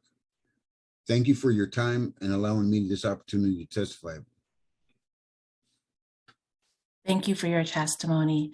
I will now call on Jennifer Kunla. Time starts now. Good afternoon. Thank you, Committee Chair Stevens and the members of the New York City Council for holding today's hearing. My name is Jennifer Kundla, and I'm a director at Big Brothers Big Sisters in New York City. As leadership of the nation's first and our city's largest youth mentoring organization, I'm here to advocate on behalf of the thousands of youth that our organization serves each year and young people across the 5 boroughs who deserve to have access to enrichment programs like ours. Big Brothers Big Sisters in New York City has been successful in adjusting our operations throughout the pandemic to ensure that we continue to meet the needs of the youth we serve and support of their families. This is possible only because of the generous support of the City Council and our stakeholders. As the city begins to enter this next phase of the pandemic, it is important that we emerge with supports firmly in place for youth that encourages their development after 2 very difficult years. 1 in 5 of the youth that we served in fiscal year 21 lived in the neighborhoods most affected by COVID-19. Many of these families experienced loss of income and had to manage through extended periods of financial hardship, putting these children at greater risk for social isolation. Through our programming, children gain access to valuable mentorship and social enrichment that will help support them into young adulthood. We do this through our community-based and workplace mentoring and our college and career success programs. In the past 2 years, we have doubled the median match length, extending it to 26 months. This would not be possible without the dedication of our volunteers who join us in driving mentorship forward, contributing more than 95,000 hours of mentoring in fiscal year 21. We must recommit that we are not making cuts when it comes to supporting and investing in New York City's future leaders. It is imperative that New York City Council fully funds our organization and all other programs that are providing these essential programs to the youth in our city. Amid the disruption of the past 2 years, it is critical that we aggressively invest in restoring support to youth services and appropriately fund and allocate to ensure that the youth thrive. Thank you for allowing me to provide this testimony today. Thank you for your testimony. Our next group of panelists will be testifying in the following order: Darren Mack, followed by Stacy Hangsterman, Soraya Friedman-Gonzalez, and Wendy Flanagan. I will now call on Darren Mack to begin their testimony. Time starts now. Good afternoon. Thank you so much, Chair Stevens and Youth Service Committee members. My name is Darren Mack. I'm a co-director at Freedom Agenda. I'm also a member of the Commission of Reinvestment and the Closure of Rikers Island, established by Local Law 193. So this commission is charged with ensuring significant reinvestment recommendations are made available in vulnerable communities disparately and historically impacted by mass incarceration. So research and data, has shown a significant percentage of individuals incarcerated at Rikers Island and our youth impacted by the criminal legal system reside in historically underserved neighborhoods in New York City. And as a co-chair of the youth subcommittee in the commission, our mission is to identify investments that will prevent or remove young people from the criminal justice pipeline. But the question still remains, where will the city get the funding from? So New York City's Department of Corrections has the highest DOC budget in the country. The proposed fiscal year 2023 DOC budget is $2.679 billion. So we spend the most money in DOC and get the worst results. To be clear, we still want the programs and services that the people held in pre-trial detention rely on to continue to be funded to meet their basic needs. But therefore, we want to be strategic in right-sizing DOC's bloated budget in key areas and simultaneously be strategic in reinvestments in youth programs and services. So the city has increased investments in things like credible messenger models, but more funding is needed to support these programs, expansion into schools, and giving those who do that work adequate salaries to reflect the hard work and on-call nature of their work with COLA, the cost of living adjustments. So I want to urge that the city council, one, take seriously the recommendations made by the commissions, two, deflate DOC's budget, and three, by doing that, we will be able to reinvest those resources to fund all of these organizations providing programs and services to youth and young adults testifying today. So thank you. Thank you for your testimony. I'll now be calling on Stacy Hangsterman. Time starts now. Thank you. Thank you for the opportunity to speak today. My name is Stacy Hangsterman, and I'm the president and CEO of Special Olympics New York. Special Olympics New York serves more than 31,000 athletes, children, youth, and adults with intellectual disabilities. We provide year-round sports training and competition. We also partner with schools to offer unified sports where students with and without disabilities compete as teammates. All of our programs are free for athletes. In short, we change lives. People with ID who never dreamed they could play a sport, be part of a team, or really compete, are given the chance. To understand the impact of Special Olympics on a young person's day-to-day life, let me tell you about a 17-year-old young man with Down syndrome who joined our program 2 years ago. Before finding Special Olympics, Alex went to school every day, and while he was included in some activities with his neurotypical peers, most of his time was spent with other students who have varying disabilities. He was happy, but he was lonely. He did not have a lot of friends outside school, and certainly not many friends who would call him to hang out after school or on the weekends. When Alex first joined Special Olympics, it was at his parents' urging. He didn't see himself as an athlete, so he took his time, tried activities here and there. What he ended up enjoying most was powerlifting. Flash forward to today. Alex meets his Special Olympics teammates at the gym 3 days a week and trains as a powerlifter. He has become so confident in his athletic abilities that he's also joined the Special Olympics Unified Bowling team in his high school. Alex has new friends, teammates, and coaches. He has upcoming team events and competitions on his calendar. He isn't lonely anymore. He is too busy to be lonely. Not long ago, Alex said to me, "Mom, Special Olympics changed my life. I'm the president and CEO of the organization that changed my son's life, and I can't separate the pride that gives me as both a parent and a leader. I only wish we had found Special Olympics sooner." Like so many people in New York City, we were not aware of the impact that Special Olympics could have on our family. So now I'm determined to make sure that kids like Alex and parents like me know that Special Olympics can improve their lives. New York City is where we are most urgently needed. Despite being the highest populated and most diverse area of the state, it's home to only 1,371 Special Olympics community athletes.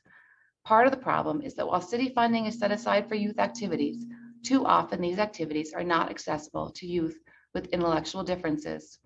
We have programs for children of all ages, programs that are easily adopted at little to no cost. I urge you to read more about them in my written testimony, but in the essence of time, I will leave you with this. There are tens of thousands of young people with intellectual differences in New York City who would benefit from Special Olympics, and they don't know it yet. So many Alexes out there with a champion sleeping inside of them, waiting to be awakened. Special Olympics can do that with your help. I see it happen every day. Thank you. Thank you for your testimony. I will now call on Soraya Friedman Gonzalez. Time starts now. Great. Hi, my name is Soraya Friedman Gonzalez, and I'm the Executive Director of New Yorkers for Children, a nonprofit that works to improve the well-being of children and families in the child welfare system, with a particular focus on those aging out of the foster care system. We provide direct educational and financial support to youth, and also support other child welfare-focused organizations by developing innovative initiatives to fill gaps in the system. We do this through our longstanding partnership with the Administration for Children's Services, the 26 contracted foster care agencies, and many community partners. We typically serve about 1,000 youth per year as they transition out of the child welfare system and into adulthood, a moment when their need for support is greatest, but there are few resources available. Our programs make a difference in the lives of the youth we serve. One program, which provides wraparound supports to youth in college, has seen a 78% graduation rate compared with the 3% graduation rate nationally for youth aging out of foster care. While New Yorkers for Children has been around for more than 25 years, the past few years have proved to be an inflection point due to significant increases in demand, and we have seen exceptional growth in demand for every area of our work. In particular, at the height of the pandemic, New Yorkers for Children served over 2,000 youth, distributing more than $1.8 million in direct cash transfers to youth and families. We are a key resource and trusted partner to the young people we serve. And I share this to merely highlight the immense needs. Beyond our direct services work, New Yorkers for Children designs, pilots, and manages citywide initiatives. Since our founding, New Yorkers for Children has served as a longstanding partner to ACS, managing multiple grant projects that spur innovation and improve the child welfare system. Additionally, we've launched community partnerships for transformative initiatives supporting over 14 other New York City child welfare organizations, big and small. We aim to improve the child welfare system by supporting organizations doing innovative work in such areas as transitionate youth needing holistic community-based support, education, career development, mental health support, permanency for youth exiting the foster care system to adoption or kin gap, parenting youth, youth who are victims of sex trafficking, and two-generational caregiver support. While we commend many of the existing investments already made, we believe additional investments are needed. Thank you for taking the time to listen to my testimony, and I'm hopeful that with support from City Council, we will be able to build a stronger child welfare landscape in New York City. Thank you. Thank you for your testimony. I'll now be calling on Wendy Flanagan. Time starts now. Thank you, Chair Stevens and distinguished members of the City Council for the opportunity to testify today. My name is Wendy Flanagan. I am the President of the Board of Directors and the Interim Executive Director of the Fresh Air Fund. For 145 years, the Fresh Air Fund has provided the city's children with summer experiences that help them thrive and succeed emotionally, academically, and socially.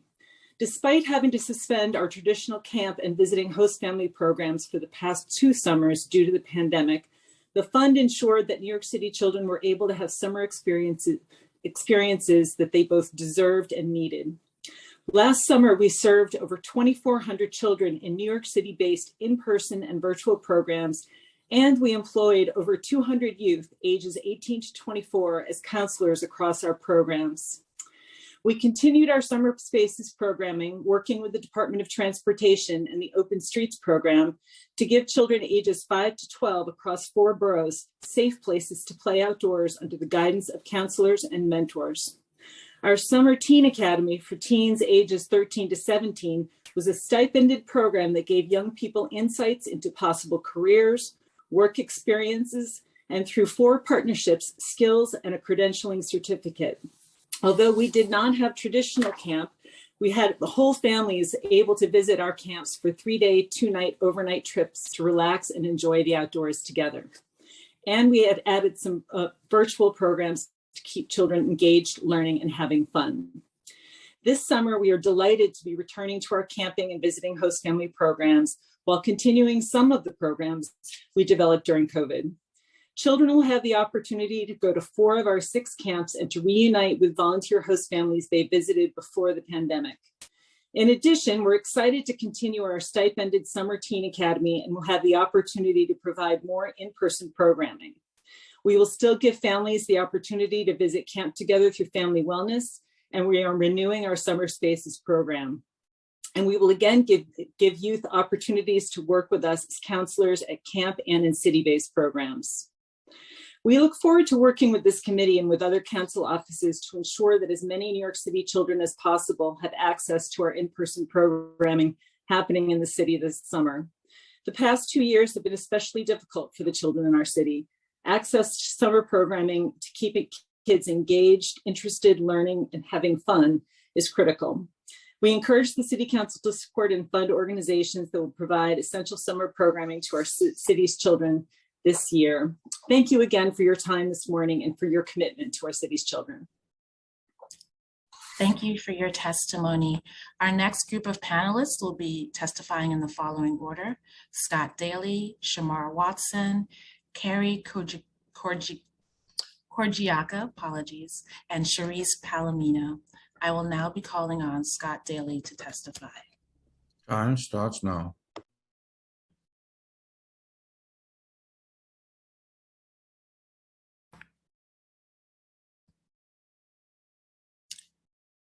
Scott, if you could please accept the request to unmute yourself.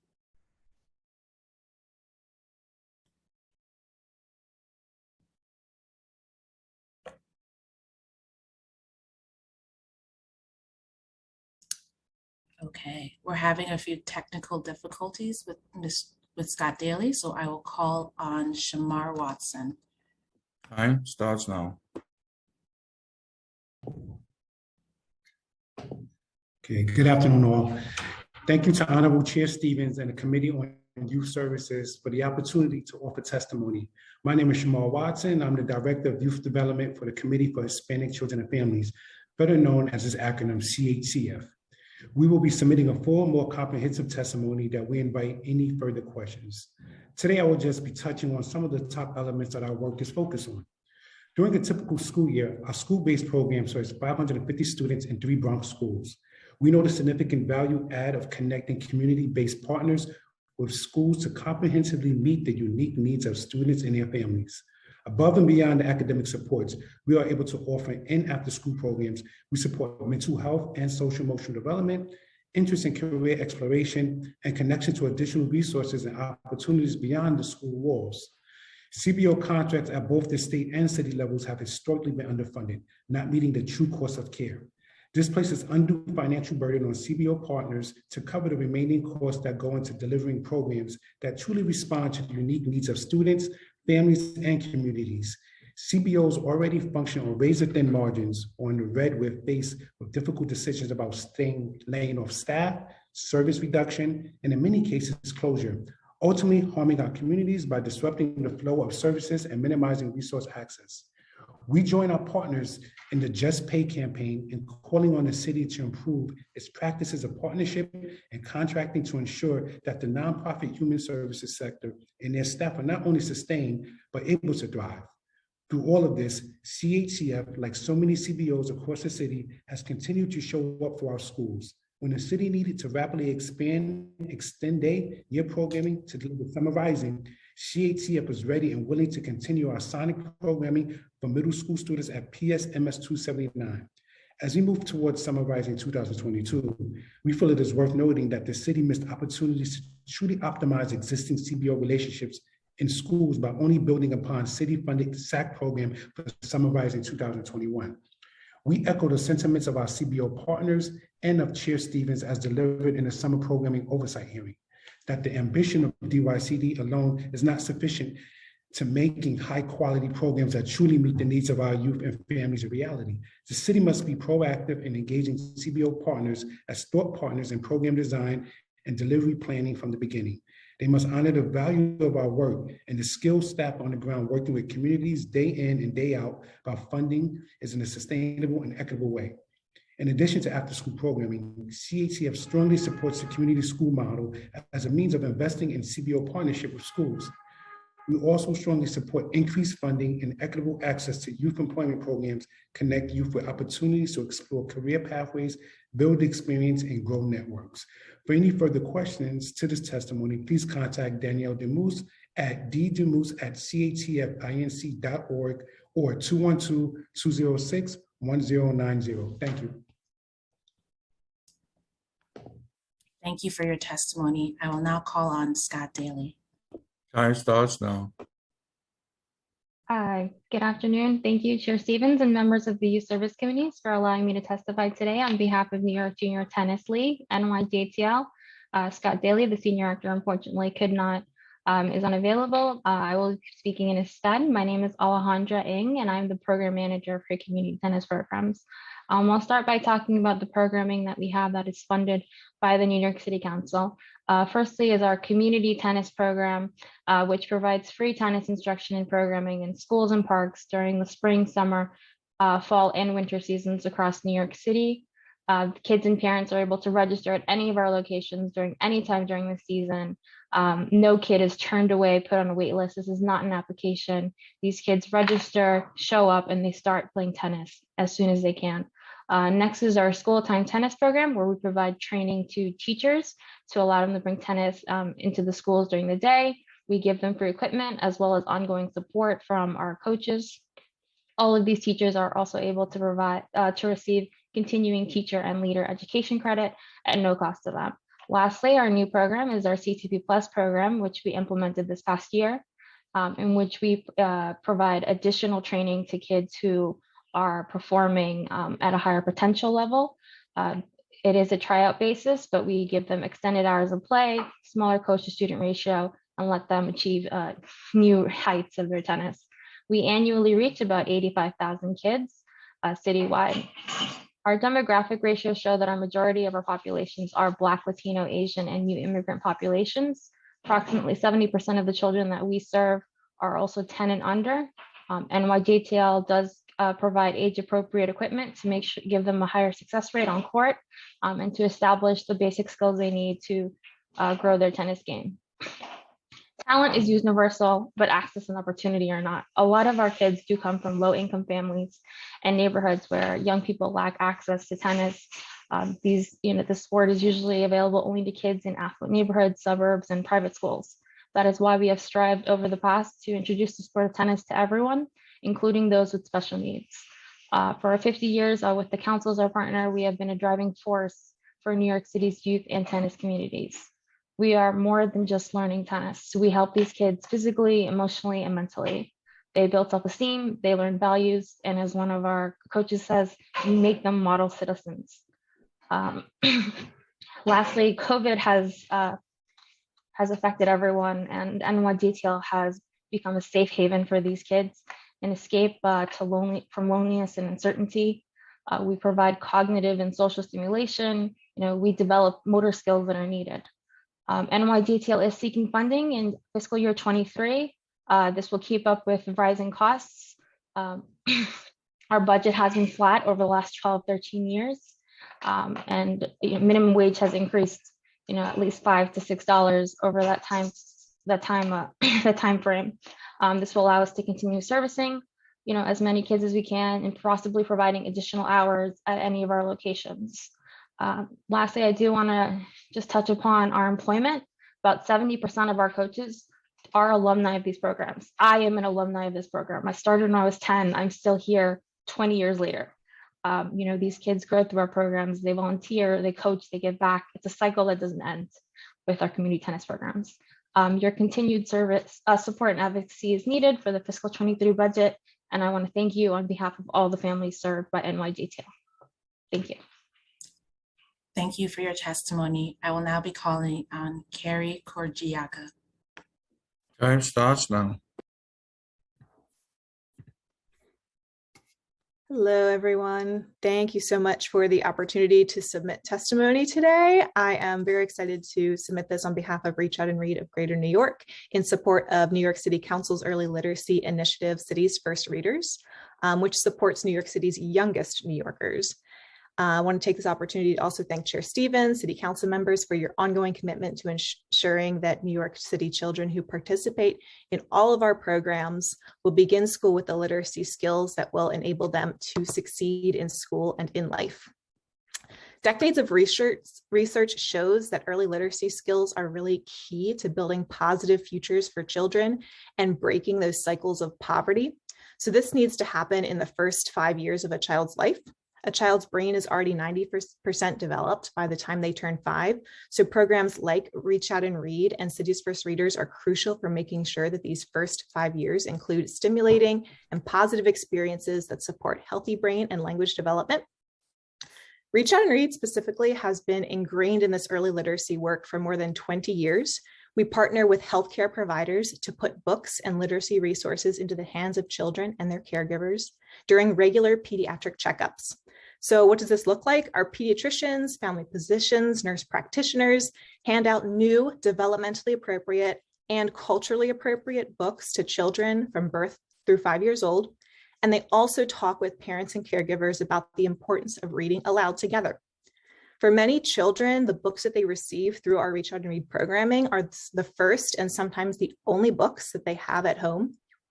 We've heard from children whose faces just absolutely light up when they receive the book from their pediatrician, especially when they receive our high quality books with characters and authors who look like them and look like the community we serve. In addition, many of the other resources that we're able to provide our families with at these visits are connections and referrals with our 17 Cities First Readers partner organizations, who we know are going to continue to further the early childhood educations and support that these families need. Reach Out and Read partners with 144 different hospitals, clinics, pediatric care sites in New York City. We're in 44 council districts. In 2021, we served over 250,000 children with books and early literacy resources through our network of over 1,000 medical professionals. However, there is much more we can do. At the current funding rates, we're not able to meet this book need for 31% of the children in New York City. This means that we have thousands of children that are leaving their doctor's offices without a book and without that literacy guidance because we don't have the funding to support them in the way that they need at this time. We're hoping to change that with continued and increased support from New York City's council. We support Cities First Readers in asking for their additional $6.5 million in fiscal year 23 that will be disseminated among the 17 different Cities First Readers partner organizations, including our program. And if the COVID-19 pandemic has taught us anything, it is how crucial the healthcare workers and healthcare systems are in supporting New Yorkers. Providing early literacy resources through the system has carried on throughout the pandemic and is still thriving through this challenging time. We continue again to need the financial support to allow Reach Out and Read of Greater New York program to reach its maximum impact, serving more families in New York City. So we thank you for the opportunity today to submit testimony. Thank you for your testimony. I will now be calling on Charisse Palomino. Starts now. Good afternoon. My name is Charisse Palomino, and I am the Director of Advocacy and Programs at New Yorkers for Parks. We are a founding member of the Playfair Coalition, which includes over 400 organizations across the 5 boroughs. Thank you to the Youth Services Committee for the opportunity to speak about our city's recreation centers.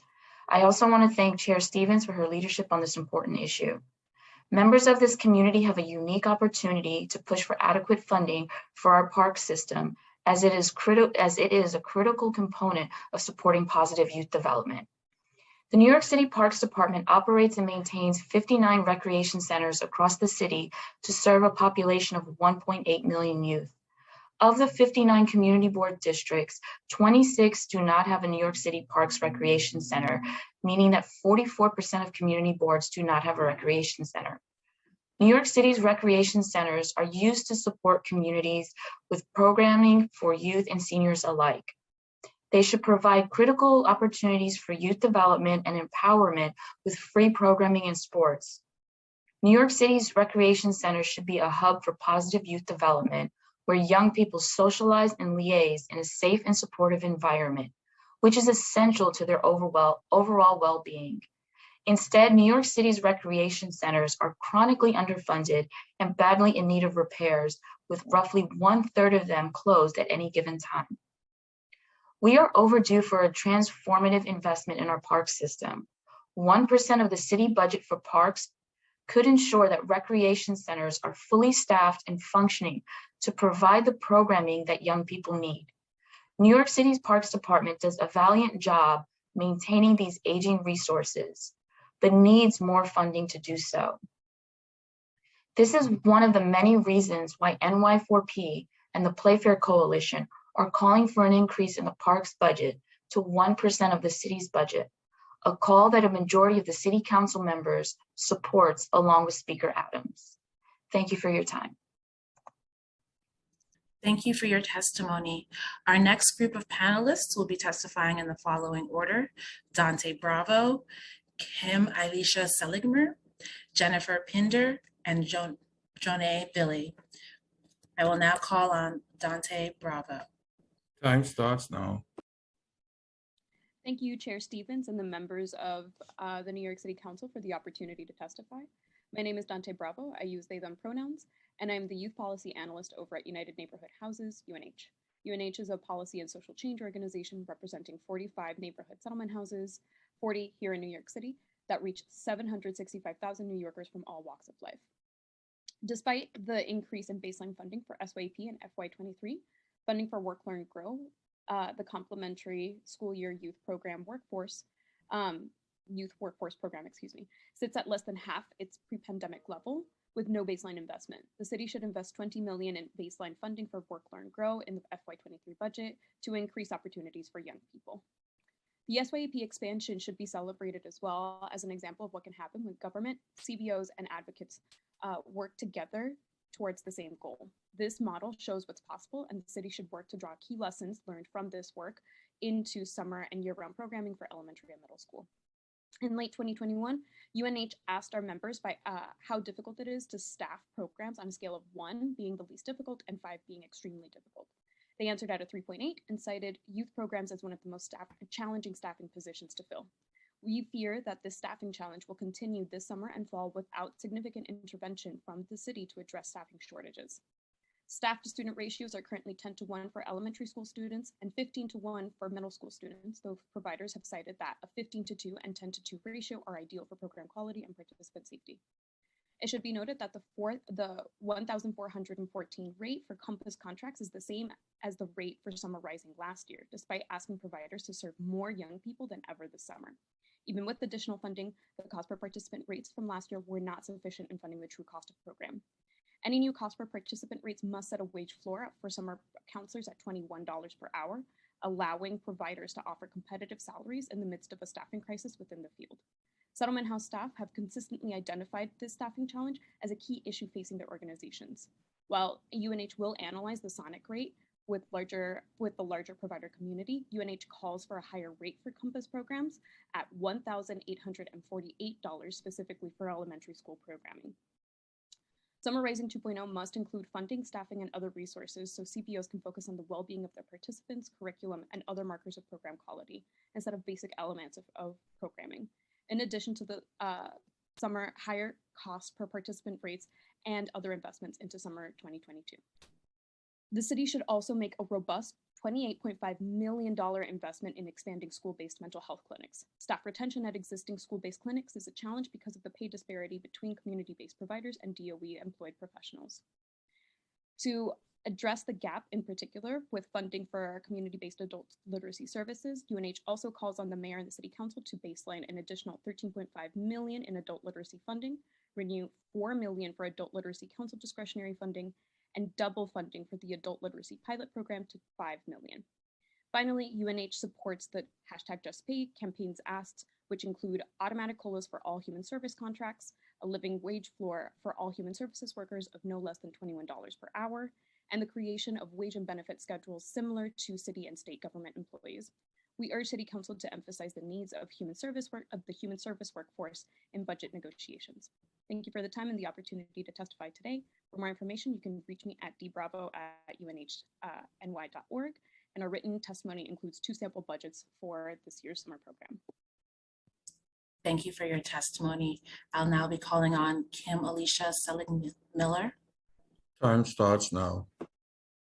Good afternoon, Chair Stevens and Youth Services Committee. My name is Kim Alicia Selig-Miller. I am a former foster youth and an advocate at You've Gotta Believe, a foster care and adoption agency that believes it's never too late for family.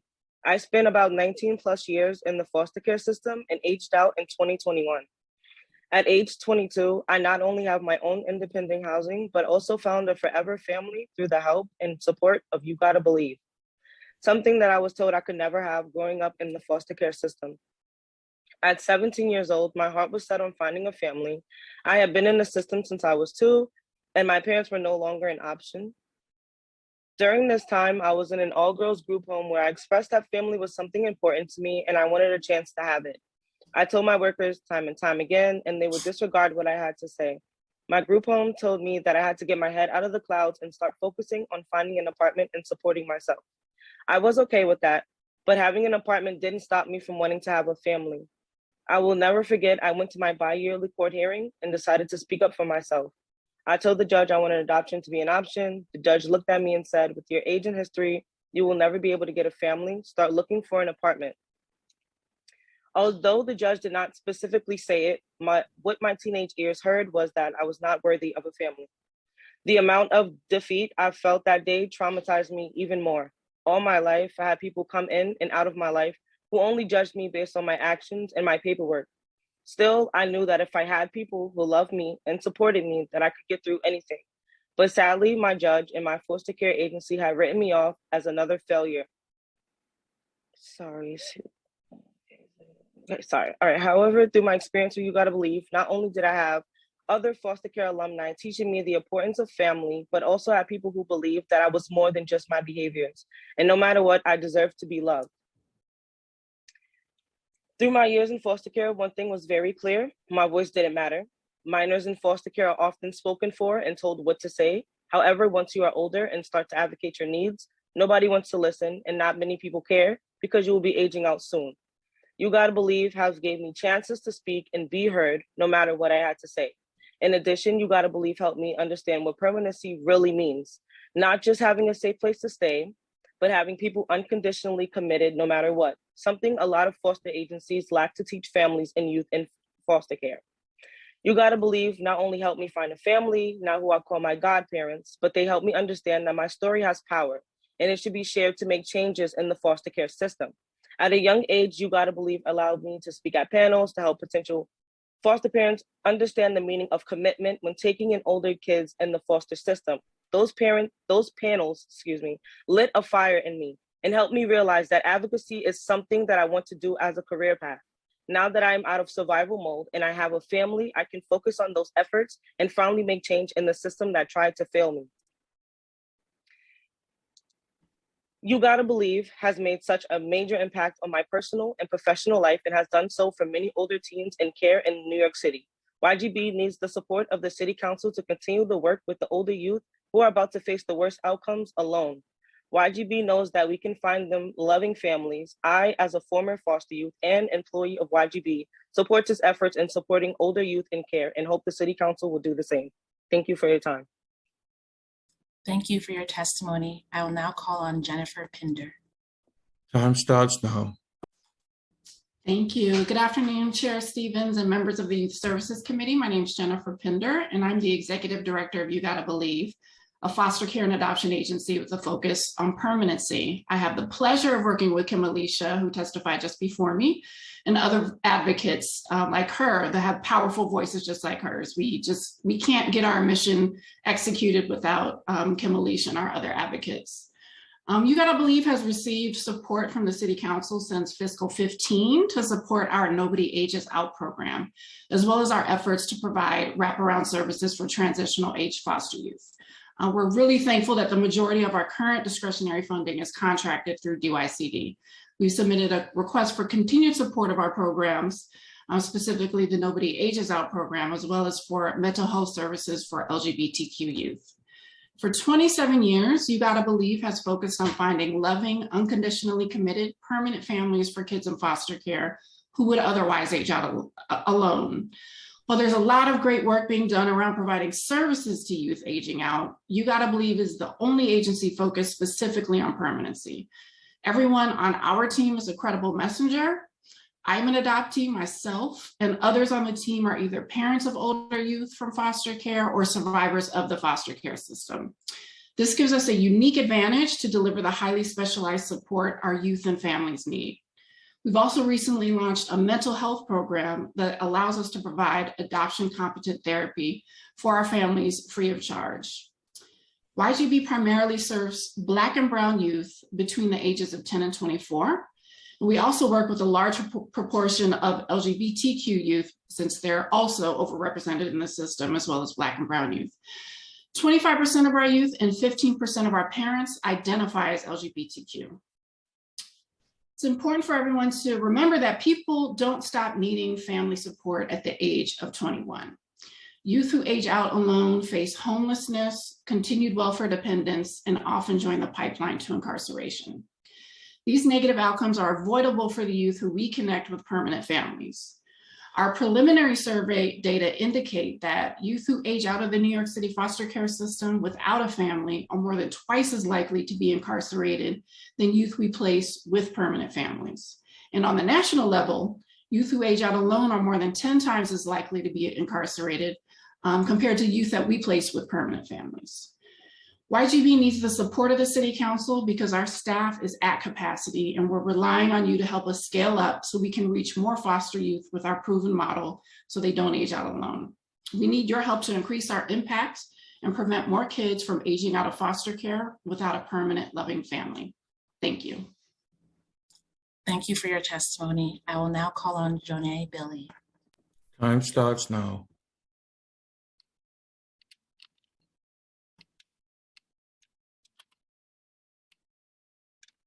Good morning. Good morning. My name is Janae Billy, and I serve as the Director of Strategic Partnerships and External Affairs for PowerPlay.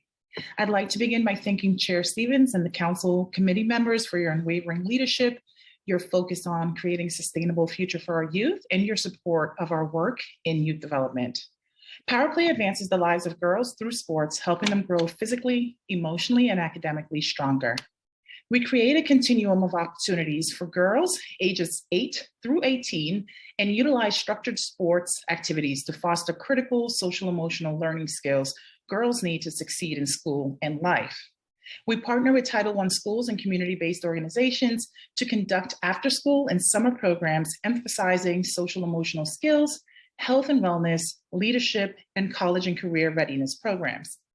The Women's Sports Foundation report shows that urban girls of color have the least opportunities to participate in sports or physical activity of any demographic group of youth. This is who we serve. PowerPlay also serves as the lead agency for the Sports Training and Role Models for Success Citywide Girls Initiative, aka STAR CGI, a collaboration of 10 leading nonprofit organizations helping girls and young women of color overcome barriers to success, gain access to high quality out of school activities, and develop as leaders in their communities. Now in our 7th year, we have collectively served over 40,000 girls and gender nonconforming youth. During the last 2 years, STAR CGI provided a constant source of academic, social, and emotional support for our young people. A 2021 report from McKinsey & Company shows the pandemic left students on average 5 months behind in mathematics and 4 months behind in reading by the end of the school year, and that the pandemic widened pre-existing opportunity and achievement gaps, hitting historically disadvantaged students the hardest. This demonstrates an even greater need for our programming. In FY22, STAR CGI seeks to assist our young people in closing the mental and physical wellness gap created by the COVID-19 pandemic, amplifying their voices through activism and advocacy, and forging a path to leadership while maintaining steadfast in our mission to be a resource for our youth. As of March 2022, the STAR CGI partners have already served 1,850 youth in all 51 city council districts. On Saturday, December 11th, STAR CGI hosted its 3rd youth town hall entitled Pass the Mic with Councilmember Farrell Lewis. We look forward to sharing ideas on ways to foster female leadership in NYC with Councilmember Stevens at our upcoming leadership breakfast. Lastly, we plan to capitalize on the success of our past youth-focused initiatives by again hosting our leadership breakfast and our Self-Care Saturday series with Nike. Today, the STAR CGI Girls Initiative respectfully requests an enhanced FY23 funding from the council in the amount of $2 million. Again, on behalf of girls and gender nonconforming youth of color across New York City, thank you in advance for your continued support. Thank you. Thank you for your testimony. Our next group of panelists will be testifying in the following order: John Sentigar, Meredith Jones, Rachel Wallman, and Abraham Jones. I will now call on John Sentigar. Time starts now. Good morning. My name is John Sentigar. I use he, him pronouns, and I am the Director of Development and Communications at Covenant House, New York, where we serve runaway and homeless youth ages 16 to 24. I would like to thank the New York City Council Committee on Youth Services, especially Chair Stevens, for the opportunity to submit testimony this morning. Covenant House, New York is the city's largest nonprofit adolescent care agency serving homeless, runaway, and trafficked youth. During this past year, we served over 1,600 young people in our programs. On a nightly basis, we provide shelter to approximately 200 young people, including LGBTQ youth, pregnant women, and mothers with their children, as well as survivors of human trafficking. Our youth are primarily people of color, and over a third of our youth have spent time in the foster care system. Many of our youth have experienced abuse and neglect at the hands of parents or other caregivers, and a disproportionately high percentage of our youth struggle with the pervasive impacts of trauma, mental health issues, and substance use.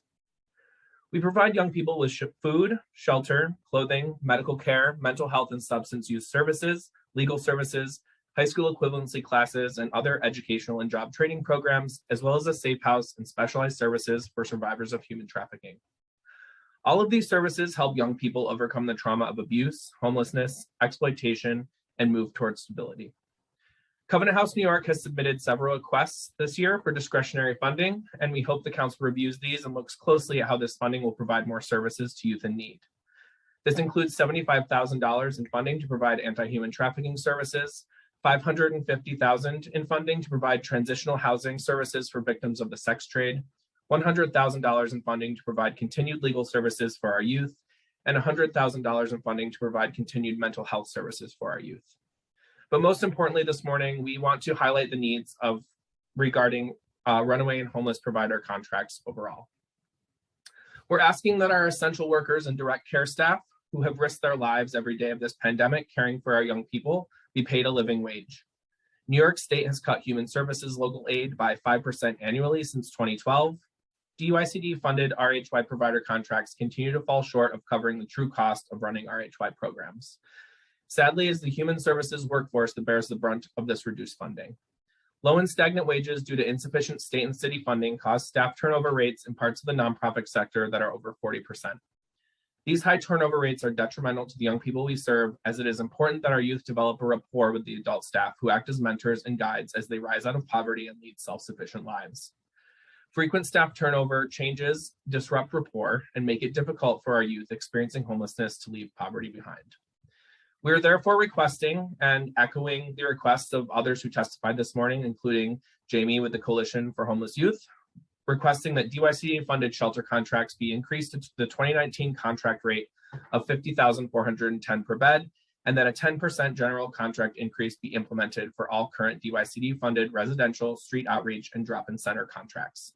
We're also asking that DYCD echo the 5.4% COLA increase for staff working on RHY contracts.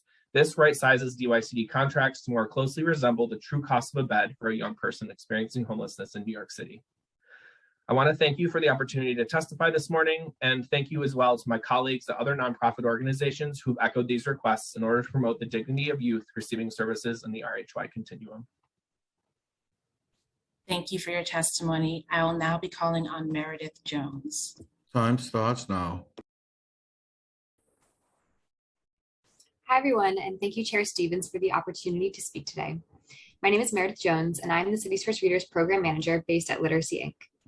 Literacy, Inc. is both a program partner and the facilitating organization for this impactful initiative.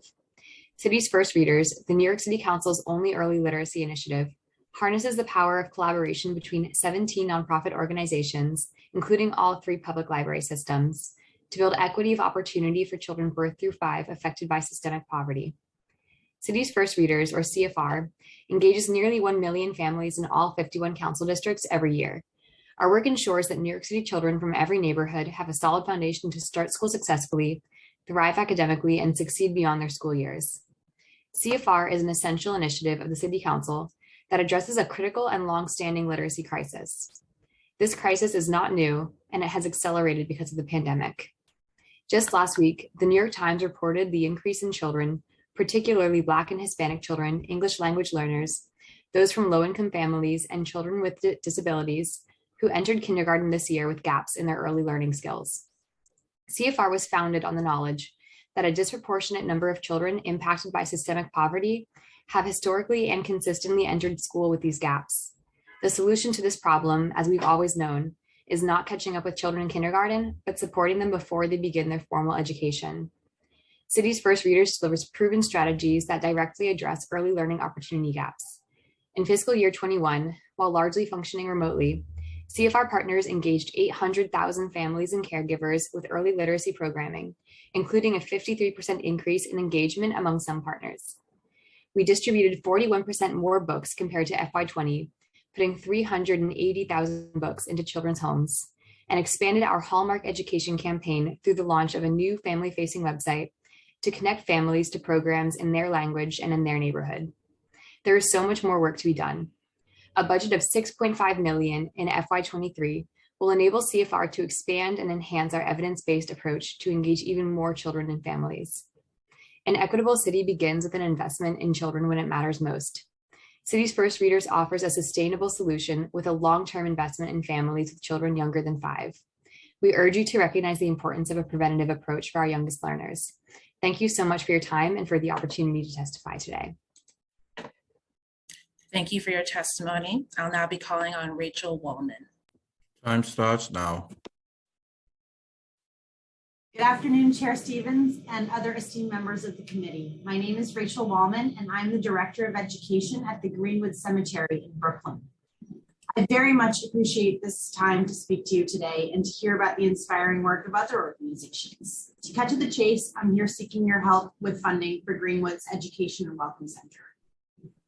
As you may know, Greenwood is a 184-year-old working cemetery that borders 6 Brooklyn neighborhoods: Sunset Park, South Slope, Greenwood Heights, Windsor Terrace, Kensington, and Borough Park.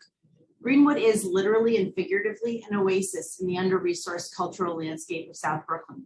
We are Brooklyn's first large public green space, and we're something totally new, a cemetery that is also a place of exploration and learning. Our work with youth is a vital part of this work, and we are poised to grow exponentially with your help.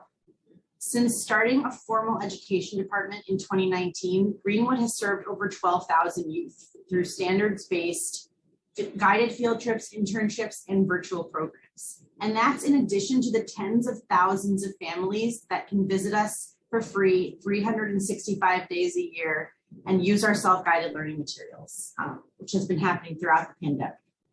In our guided programs, we teach kids about nature, architecture, American history, and more. Approximately 35 DOE schools are in short walking distance from one of our 4 entrances. So yes, we've been busy with field trips even during the pandemic. 2 examples of our unique school programs: UPK students have come to explore century-old trees, and graduating seniors have visited with the grave sites of both overlooked Black civil rights leaders and the gravesite of a beloved teacher of theirs who had recently died. Profound learning experiences abound here, ones which every New York City student deserves to enjoy. This summer, we will continue to work with SYEP through the Center for Family Life in Sunset Park, as well as students from Sunset Park High School, the Mather Building Arts and Craftsmanship High School, and the Williamsburg High School for Architecture and Design in an expanded high school internship, where up to 25 youth will fully restore, landscape, research, and interpret a section of the cemetery. This program will combine training in horticulture, soil science, and historic preservation with college-level writing and public speaking. Participants will gain so many skills while making a meaningful impact on our grounds. We also have a Bridge to Craft Careers Masonry Restoration Technician Training Program for young adults that we run in partnership with Opportunities for a Better Tomorrow. And that's in its 4th year with 14 trainees enrolled this year. Last year, upon completion of the program, 100% of participants were offered full-time employment. And we do all of this without 1 square foot of indoor classroom space. We could and we want to do more. For this year's budget, Greenwood is seeking capital support for our Education and Welcome Center. The pre-K through 12 programs that I have mentioned here could quadruple or more, and additional programming could be developed with the resources that the center will provide. There are stories about public health history, climate change, and more that Greenwood is best suited to tell, and that youth would be fascinated to learn, but we need indoor gallery space for this work. There are hands-on STEAM experiences inspired by Greenwood that would absorb youth, but we need a roof, a sink, lab equipment. Please help us create this essential space for improved and expanded learning for New York City youth. We are honored to be part of the landscape of support for LC youth. We look forward to working with the City Council toward our shared goals. Thank you. Thank you. I will now be calling on Abraham Jones. Time starts now. Good morning, everyone. It is a pleasure to speak before the Youth Services Committee. I want to thank the Honorable Councilwoman Stevens for this opportunity, as well as the Youth Services Committee. Claremont Neighborhood Centers is a grassroots community-based organization located in the Chairwoman's District. While we're not a cornerstone, we do serve as a cornerstone for 4 housing developments: Morris Houses, Morris Senior Houses, Butler Houses, and Webster Houses. And we're sort of sandwiched in between 2 cornerstones. But I dare say that Claremont Neighborhood Centers serves more families and children than both those 2 cornerstones combined. Although we do not get nearly the kind of funding that they get to serve families. I want to take this opportunity just to thank the chairwoman for her probing questions that kind of helped me to understand some of the thinking processes of DYCD. Last year for the Summer Rising as a community-based organization, a couple of things happened. Number one, we were left out of the loop, but I want to say that because of our dedicated pushing and advocacy and constantly bugging, saying, we can do this, we can do this, we were allowed to become a part of the Summer Rising initiative. I want to thank my staff person, Christopher Wilson, the Deputy Executive Director, for his efforts as well as my own. And so we were given 3 schools to partner with to provide Summer Risings, although they were out of our districts. As a CBO, a couple things happened. There was no summer program for standalone CBO programs, as well as there was no Summer Risings for charter schools. We are a program that we are in a charter school, but because we felt like we were sort of caught up in this quagmire between public school versus charter schools, and so the charter school that we were in, there were no charter schools funded to provide Summer Rising programming. And to me, that's problematic. As well as one of the other things I want to take note of, I want to thank Commissioner Rattray and his team and Robert Palmieri for eventually coming through and helping us to find slots, which we were ready and prepared, well prepared to do. And so at the 9th hour, we were, given the slots, and so we put in action. I was glad to hear that there will be training for providers, and we hope to be part of that. We hope to also have early notices. One other thing I want to point out, which was problematic for the Summer Rising program, is that DOE had an application out with DYCD, which required that the parents go online to fill out this application. But as a grassroots organization, I know that many of our parents, because of language barriers, have difficulty filling out applications, and do not have the technical savvy to be able to go online and navigate some of the quagmire that was required to get to the application. You have to go on this link and move to that link and do this, that, and the other. But unfortunately, because we understood that, we were able to have on staff and hire Spanish-speaking folks, as well as an individual who spoke 8 African dialects. It helped us navigate through the processes of filling out applications so we can get our family served. But I look forward to working with DYCD, and I want to thank the chairwoman for hearing my concerns. God bless everyone. Thank you for your testimony. Our final group of panelists will be testifying in the following order: Cynthia Brackett, Tamia Santana, Emily Corona, Edwin Santana, and Jillian Mitchell. Miller. I will now be calling on Cynthia Brackett. Time starts now.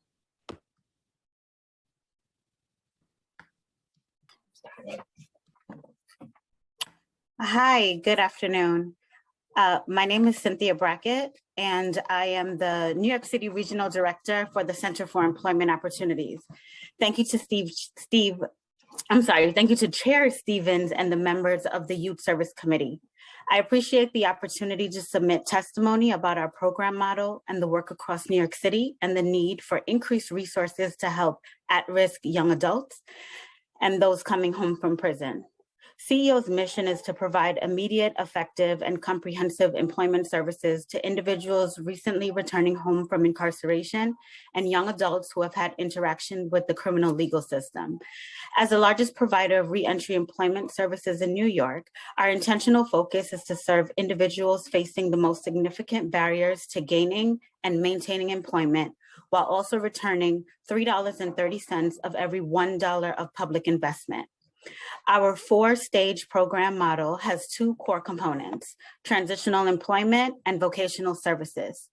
After our participants complete job readiness training, CEO hires and provides them with immediate paid employment through our transitional crew works. To provide transitional jobs, CEO operates more than 20 work crews across New York City that provide public sector agencies with a variety of general labor services. Access to immediate work on a transitional crew helps our participants gain stability and motivation as they work with a dedicated team staff to attain long-term employment outside of CEO and support them to navigate any potential obstacles. On January 24th, 2022, Mayor Adams announced his blueprint to end gun violence, and as part of his strategy, the City of New York will implement long-term solutions that focus on community-based interventions and prevention strategies to break the cycle of violence. A key component of prevention strategy is to provide access to and readiness for career opportunities for out-of-school young people ages 18 to 24. CEO will use this evidence-based credible messenger initiative to immerse enrollees in daily pro-social activities, including facilitated workshops led by credible messengers, Job Start Readiness Program through our Transitional Jobs Program, and experiential learning environment where youths will learn how to take direction and regulate their responses to workplace stress and access to a wide range of occupational skills and individualized coaching and development. With more than half of our participants between 18 and 30 years old, CEO is committed to continuously building, implementing, and evaluating programming that addresses their needs and affirms their agency. There are many reasons why an investment in additional youth services is critical for CEO and other organizations like CEO, and CEO respectfully asks $100,000 through the DYCD Youth Initiative. The unemployment rate for young adults is almost 3 times higher than the rate for older adults. Additionally, about half of all young adults who return to prison within 3 years will return to prison within 3 years following their release. Being given the opportunity to direct funds to our young adults returning home would provide them with the resources to gain stability and motivation so they can ultimately succeed in long-term employment. These are sound investments the city can and should adopt through the budget. At CEO, we don't just put young individuals to work, we help to keep them out of prison and jails. Thank you for consideration of these recommendations. Thank you for your testimony. We will now turn to Tamia Santana. Time starts now. Good afternoon. My name is Tamia Santana. I'm the Chief Engagement and Inclusion Officer at Ballet Hispanico. Thank you, Chairman Stevens and members of the committee for the opportunity to speak with you today. I'm here to advocate for the City Council's expanded support for cultural organizations in fiscal year 23.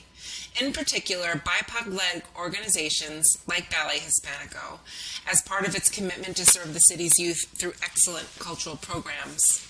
At this critical juncture, support of the city's cultural leaders like Ballet Hispanico, as we work to expand access to the arts for underserved BIPOC youth and communities, is more important than ever.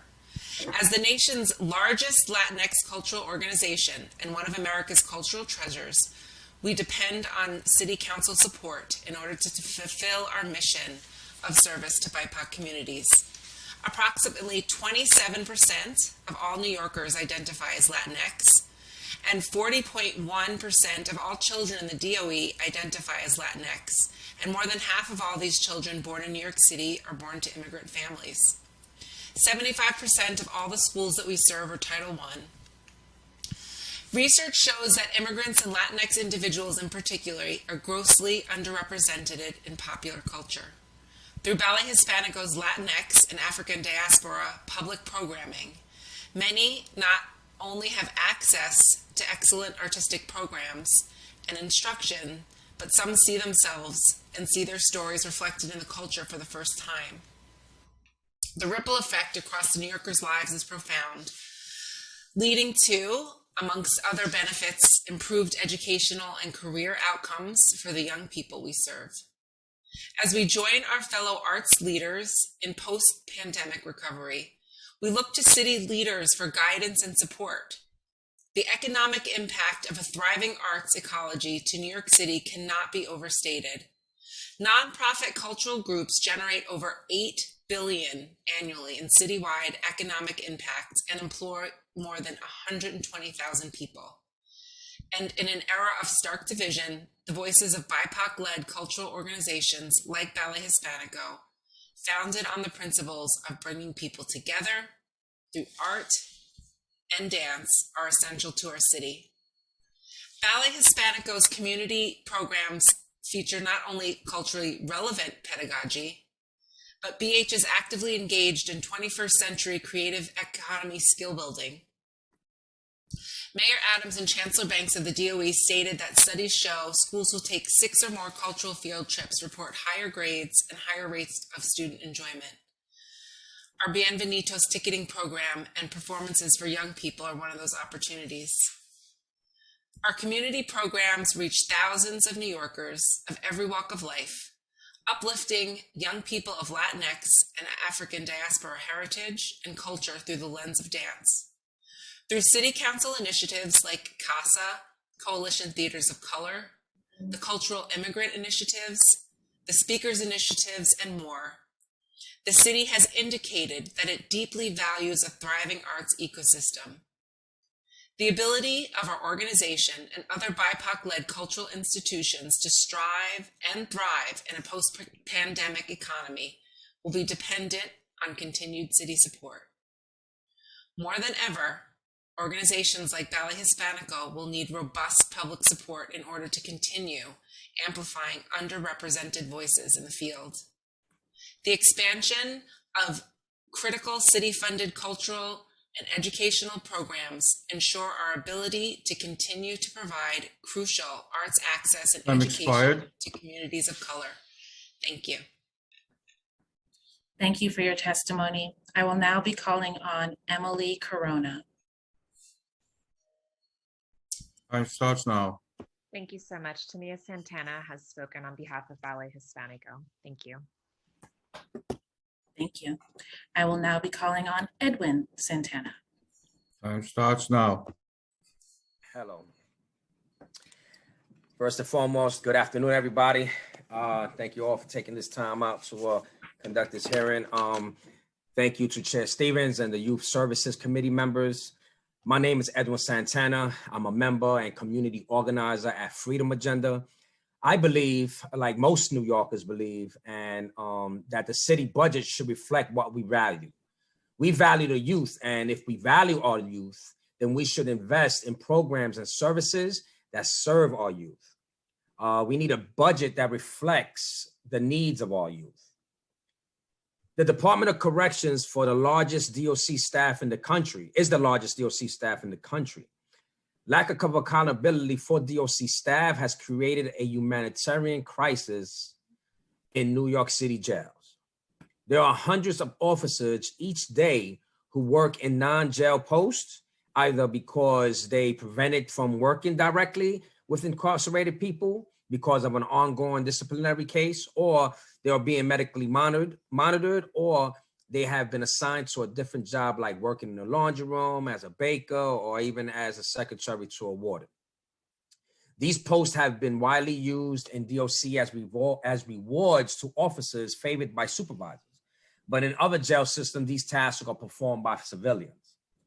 The Commission on Reinvestments recommend that young people who require access to a range of services often face barriers assessing them for many reasons, including a lack of awareness of availability services, distrust in government, or a need for a community peer support person to help them in identifying needs and matching them with services.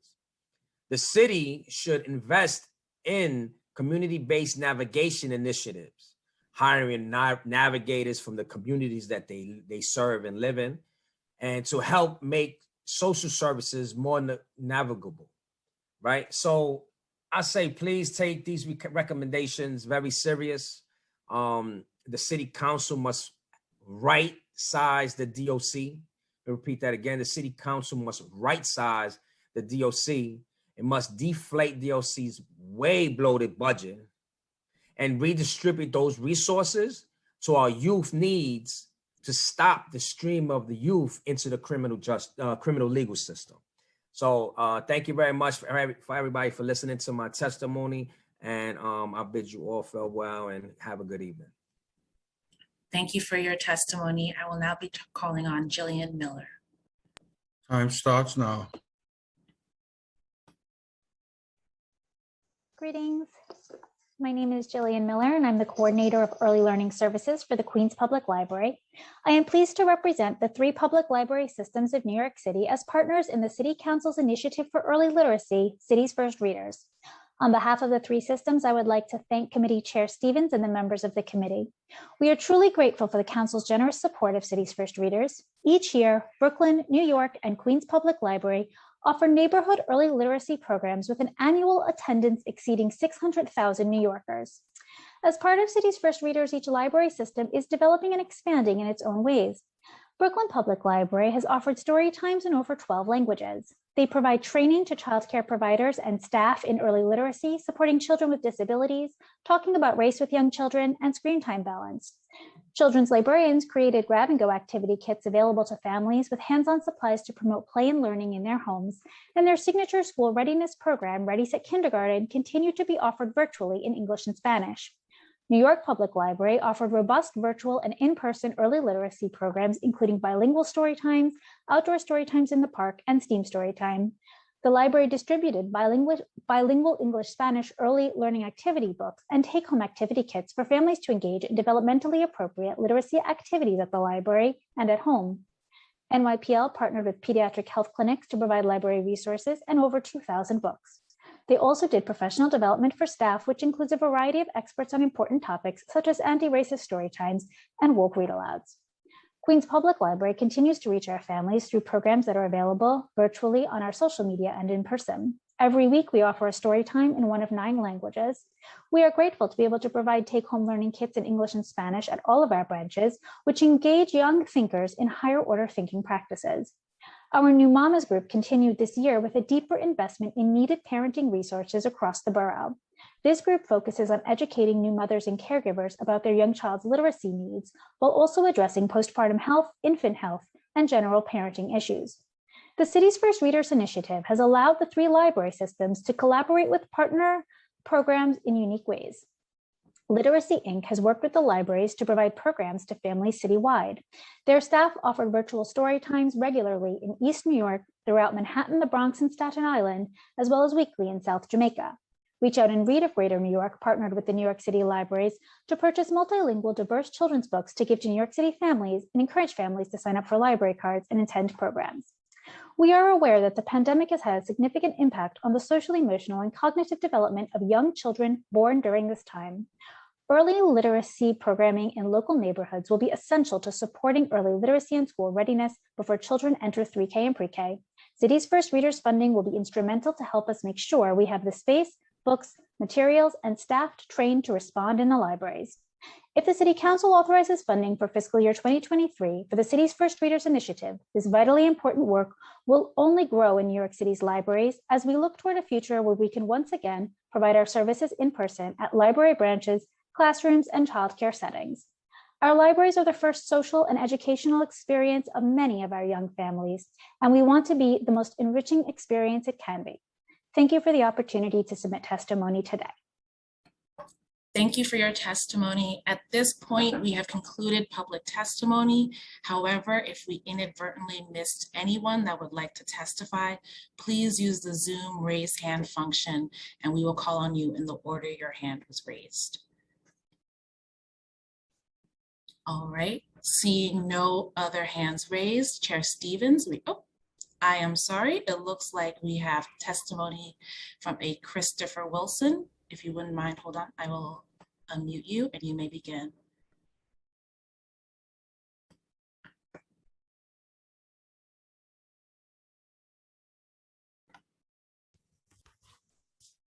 Time starts now. Hi, good afternoon. My name is Christopher Wilson. I'm currently the Deputy Executive Director at Claremont Neighborhood Centers. You heard from the Executive Director, Abraham Jones. I've worked at this nonprofit organization for the past 5-6 years, and I have seen ups and downs in this community. I'm from this community, and I love where I work. Claremont Neighborhood Centers serves a host of families in our communities. Will provide after-school programs, summer camps, to the residents of the Claremont section of the Bronx. Over the past 3 years, Claremont has been able to provide childcare support to families during the pandemic. We've been open, we have not closed. through programs such as our DYCD Learning Labs, our Sonic After School programs, Summer Rising initiative that Mr. Jones spoke about earlier, as well as provide services for our fee-for-service summer camps and for families in our community. We have also served as a partnership to Woody Crest Development Center, where we serve as a work site for SYP, for the SYP program, where we push our young people to sign up for SYP. Currently, right now, we have enrolled about 70 young people in SYP in our community and counting. While we are a small nonprofit agency, we're on the ground, we're doing the work. I think it is important that we look at the funding in our community, especially for small nonprofit agencies that's being considered, and not allow large or outside nonprofit organizations who are not rooted here in the community, not allow them to monopolize the funding that's being given out to our youth, funding to our youth services in New York City. I believe investment in smaller nonprofit agencies should be looked into and considered, especially considering the history of a nonprofit organization and the connections that they have with local schools, health providers, churches, as well as NYC. Thank you for your testimony. I believe at this point, we have now concluded public testimony for this hearing. Chair Stevens, I will turn to you for any closing remarks. Thank you so much. I am honored that so many organizations and young people and families signed up today to testify about the importance of making sure that we have adequate funding to support our young people and community throughout the city. I look forward to my continued partnership with DYCD and providers and being the bridge for all of them. Like I said in my open testimony, I think that it's important that as we're expanding, we're also making sure that we're evaluating and supporting the providers so that they can implement quality program. I think we have to get to a place where we're looking at quality over quantity. And so as it is important that we are having program available to everyone, we need to make sure that at the same time that those programs are producing quality. And the same way that I am strongly always going to hold DYCD accountable for making sure that they're supporting providers, I am also going to be at the same time holding providers accountable for having quality program on the same side. So, as we're rolling out these programs for the summer, I want to ensure that we're working together. And if there is issues and there's things are coming to rise, that providers are letting us know and letting me know and DYCD know so that we can support you through the process. Because when we do not work together, only people who suffer are our young people in our communities. Thank you for today. And at 2:19, I adjourn this hearing. Thank you.